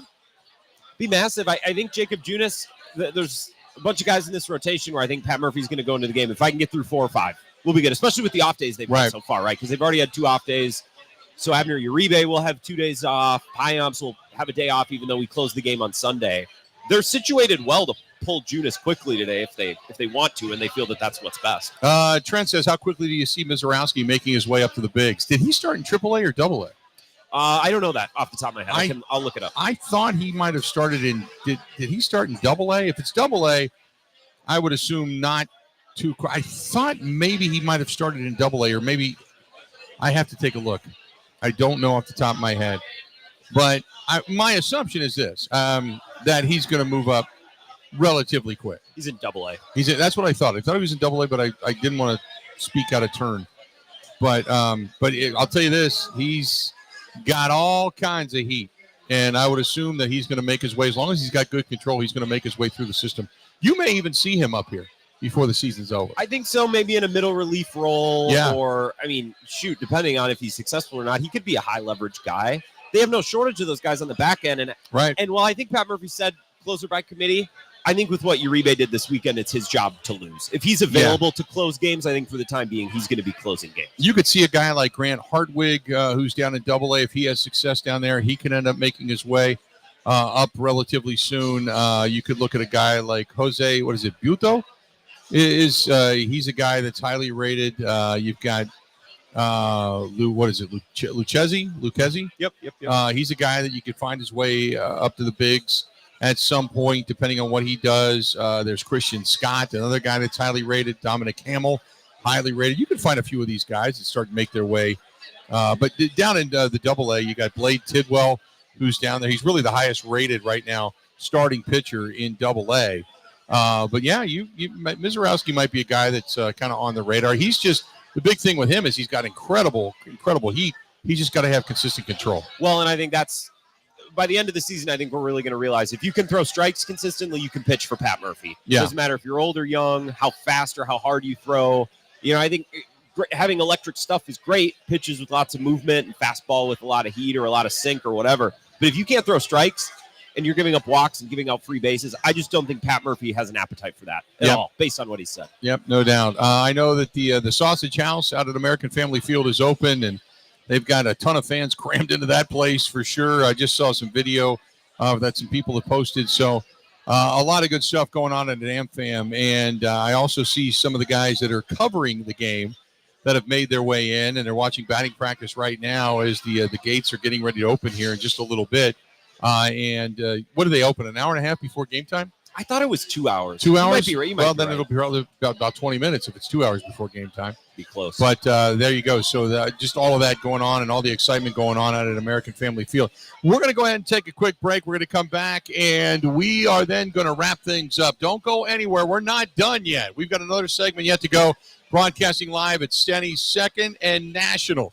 We are here at STENY'S, and it has been just a craptastic day when it comes to rain. But that doesn't matter because the shuttles are running. They'll take you right to the gate, drop you right off in front of the gate, and all you got to do is take your ticket, walk right in, and not have to really sit outside in the rain. Come here and tailgate. Tailgate inside at STENY'S. We got more of the Bill Michaels Show coming up next. Covering Wisconsin sports like a blanket. This is the Bill Michaels Show on the Wisconsin Sports Zone Radio Network.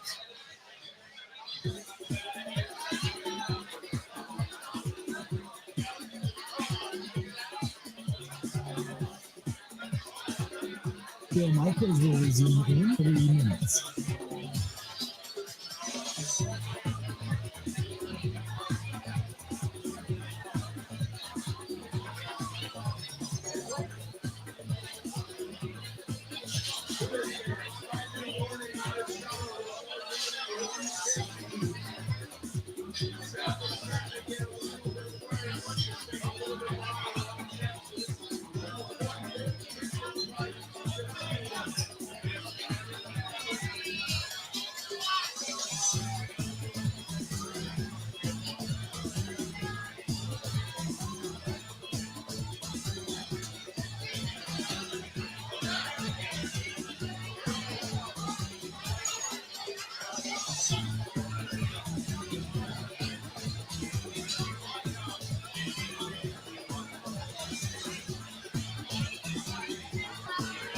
Bill Michaels will resume in 2 minutes.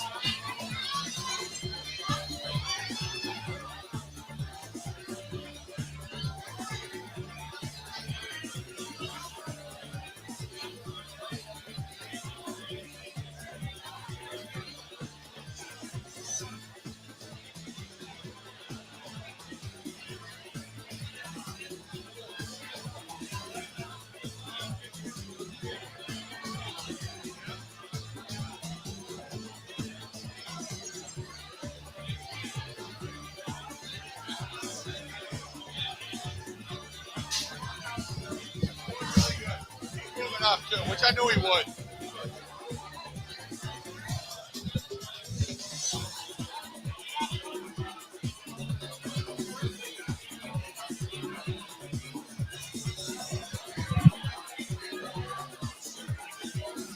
Bill Michaels will resume in 1 minute.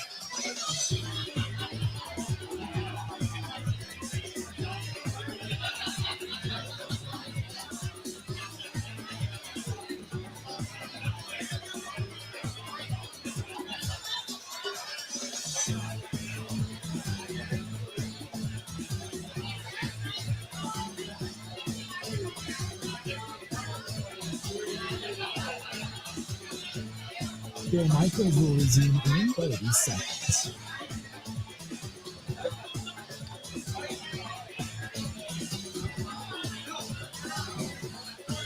I'm going to hang until like the game starts, and then this place will be empty. I might go just to beat the snow. Yeah. Right when we're done. I can help you tear down. No, whatever. that's okay. I'm not going to tear down until people are People are out of the way.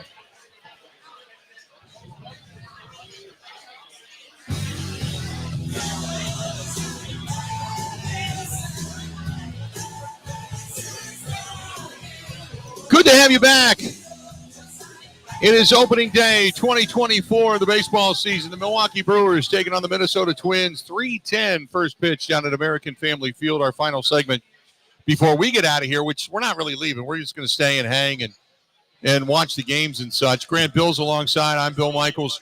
And just for those that were wondering what the starting lineup is today for the Milwaukee Brewers, leading off in center field is Sal Frelick. Batting second behind the plate is William Contreras. Hitting third and left is Christian Yelich. Batting fourth at shortstop, Willie Adames. Bowers over at first base today getting the start. He's batting fifth. Hoskins at DH batting sixth. Dunn at third, batting seventh. Bryce Terang hitting eighth today, playing second base. And Jackson Churio batting ninth, playing right field. Junis is on the hill today for your Milwaukee Brewers, and that's the way it kind of lines up. So we met a lot of people here today. No kidding. You're a popular guy. We had people that came in from Eau Claire. We had our buddy Mike that came in from down in the Whitewater area who calls the program all the time. We've got James and Kathy who came over from La Crosse, and they said it was snowing there. I was talking to them when I was over at the bar a little while ago. Christopher and his whole crew, I didn't get all their names, but they said hi. They're from in Fitchburg. Just beyond Madison area out there. We've got Dale and Kenosha that came over and said hello. And there's some people, I don't even know what their names are, but they came over and said hi in the areas that they were from. So we got people from all over that were listening to the program that decided to come to STENY'S and make it a home base today. I like when people say where they're from.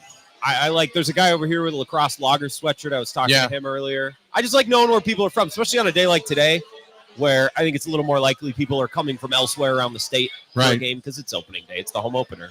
It's always cool to meet the people that kind of hear our word and say, okay, maybe I'll give it a shot and see if it's good. But it's great when people come in and go, oh my God, this is awesome and I love this and thanks for the heads up. And sometimes we can be right, Not often. Not often. We're kind of Sometimes. idiots, but when it comes to food and beverage, I was going to say predicting sports games. That's Yeah. no, but where to eat and drink, sure. if you followed us in the NFL season, you won money. Yeah, we did okay. You walked away with money this year, so we were actually decent. No thanks to the Packers. I feel like I picked every Packer game incorrectly. Yeah, because we didn't become believers in the Packers until 3/4 of the way through the season. So, which for the most part was kind of okay.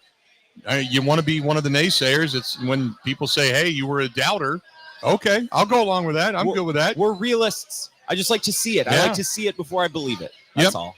The rest of the Major League docket today, you got Cincinnati on the road. They're taking on Philadelphia. That is a 5:40 broadcast time. Kansas City on the road taking on the Orioles. The Marlins hosting the Angels today.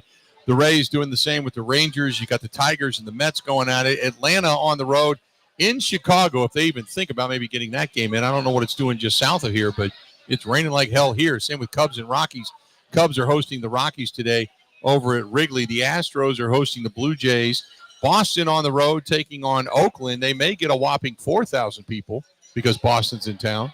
Have you watched any of that? It's brutal. They are hardcore, brutal. like, screw you, get the hell out of here. It's embarrassing. The thing is, John Fisher has shown us that he can't be embarrassed. Like, he Right. has absolutely no shame. Nope, absolutely. And then you got the Guardians taking on the Mariners in Seattle. Arizona is hosting the Yankees.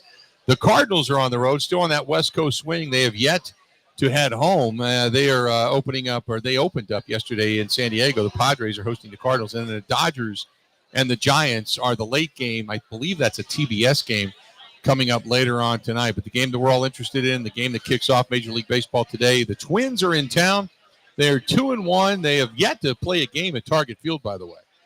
So they opened up on the road for the first couple of series. They'll go back to Target Field this weekend, which is going to be cold and miserable in Minnesota. The Brewers coming home undefeated after the sweep of for the first time in 13 years with the sweep of the New York Mets. And Junis is on the hill today for the Brewers, and that's kind of the way it all shapes out.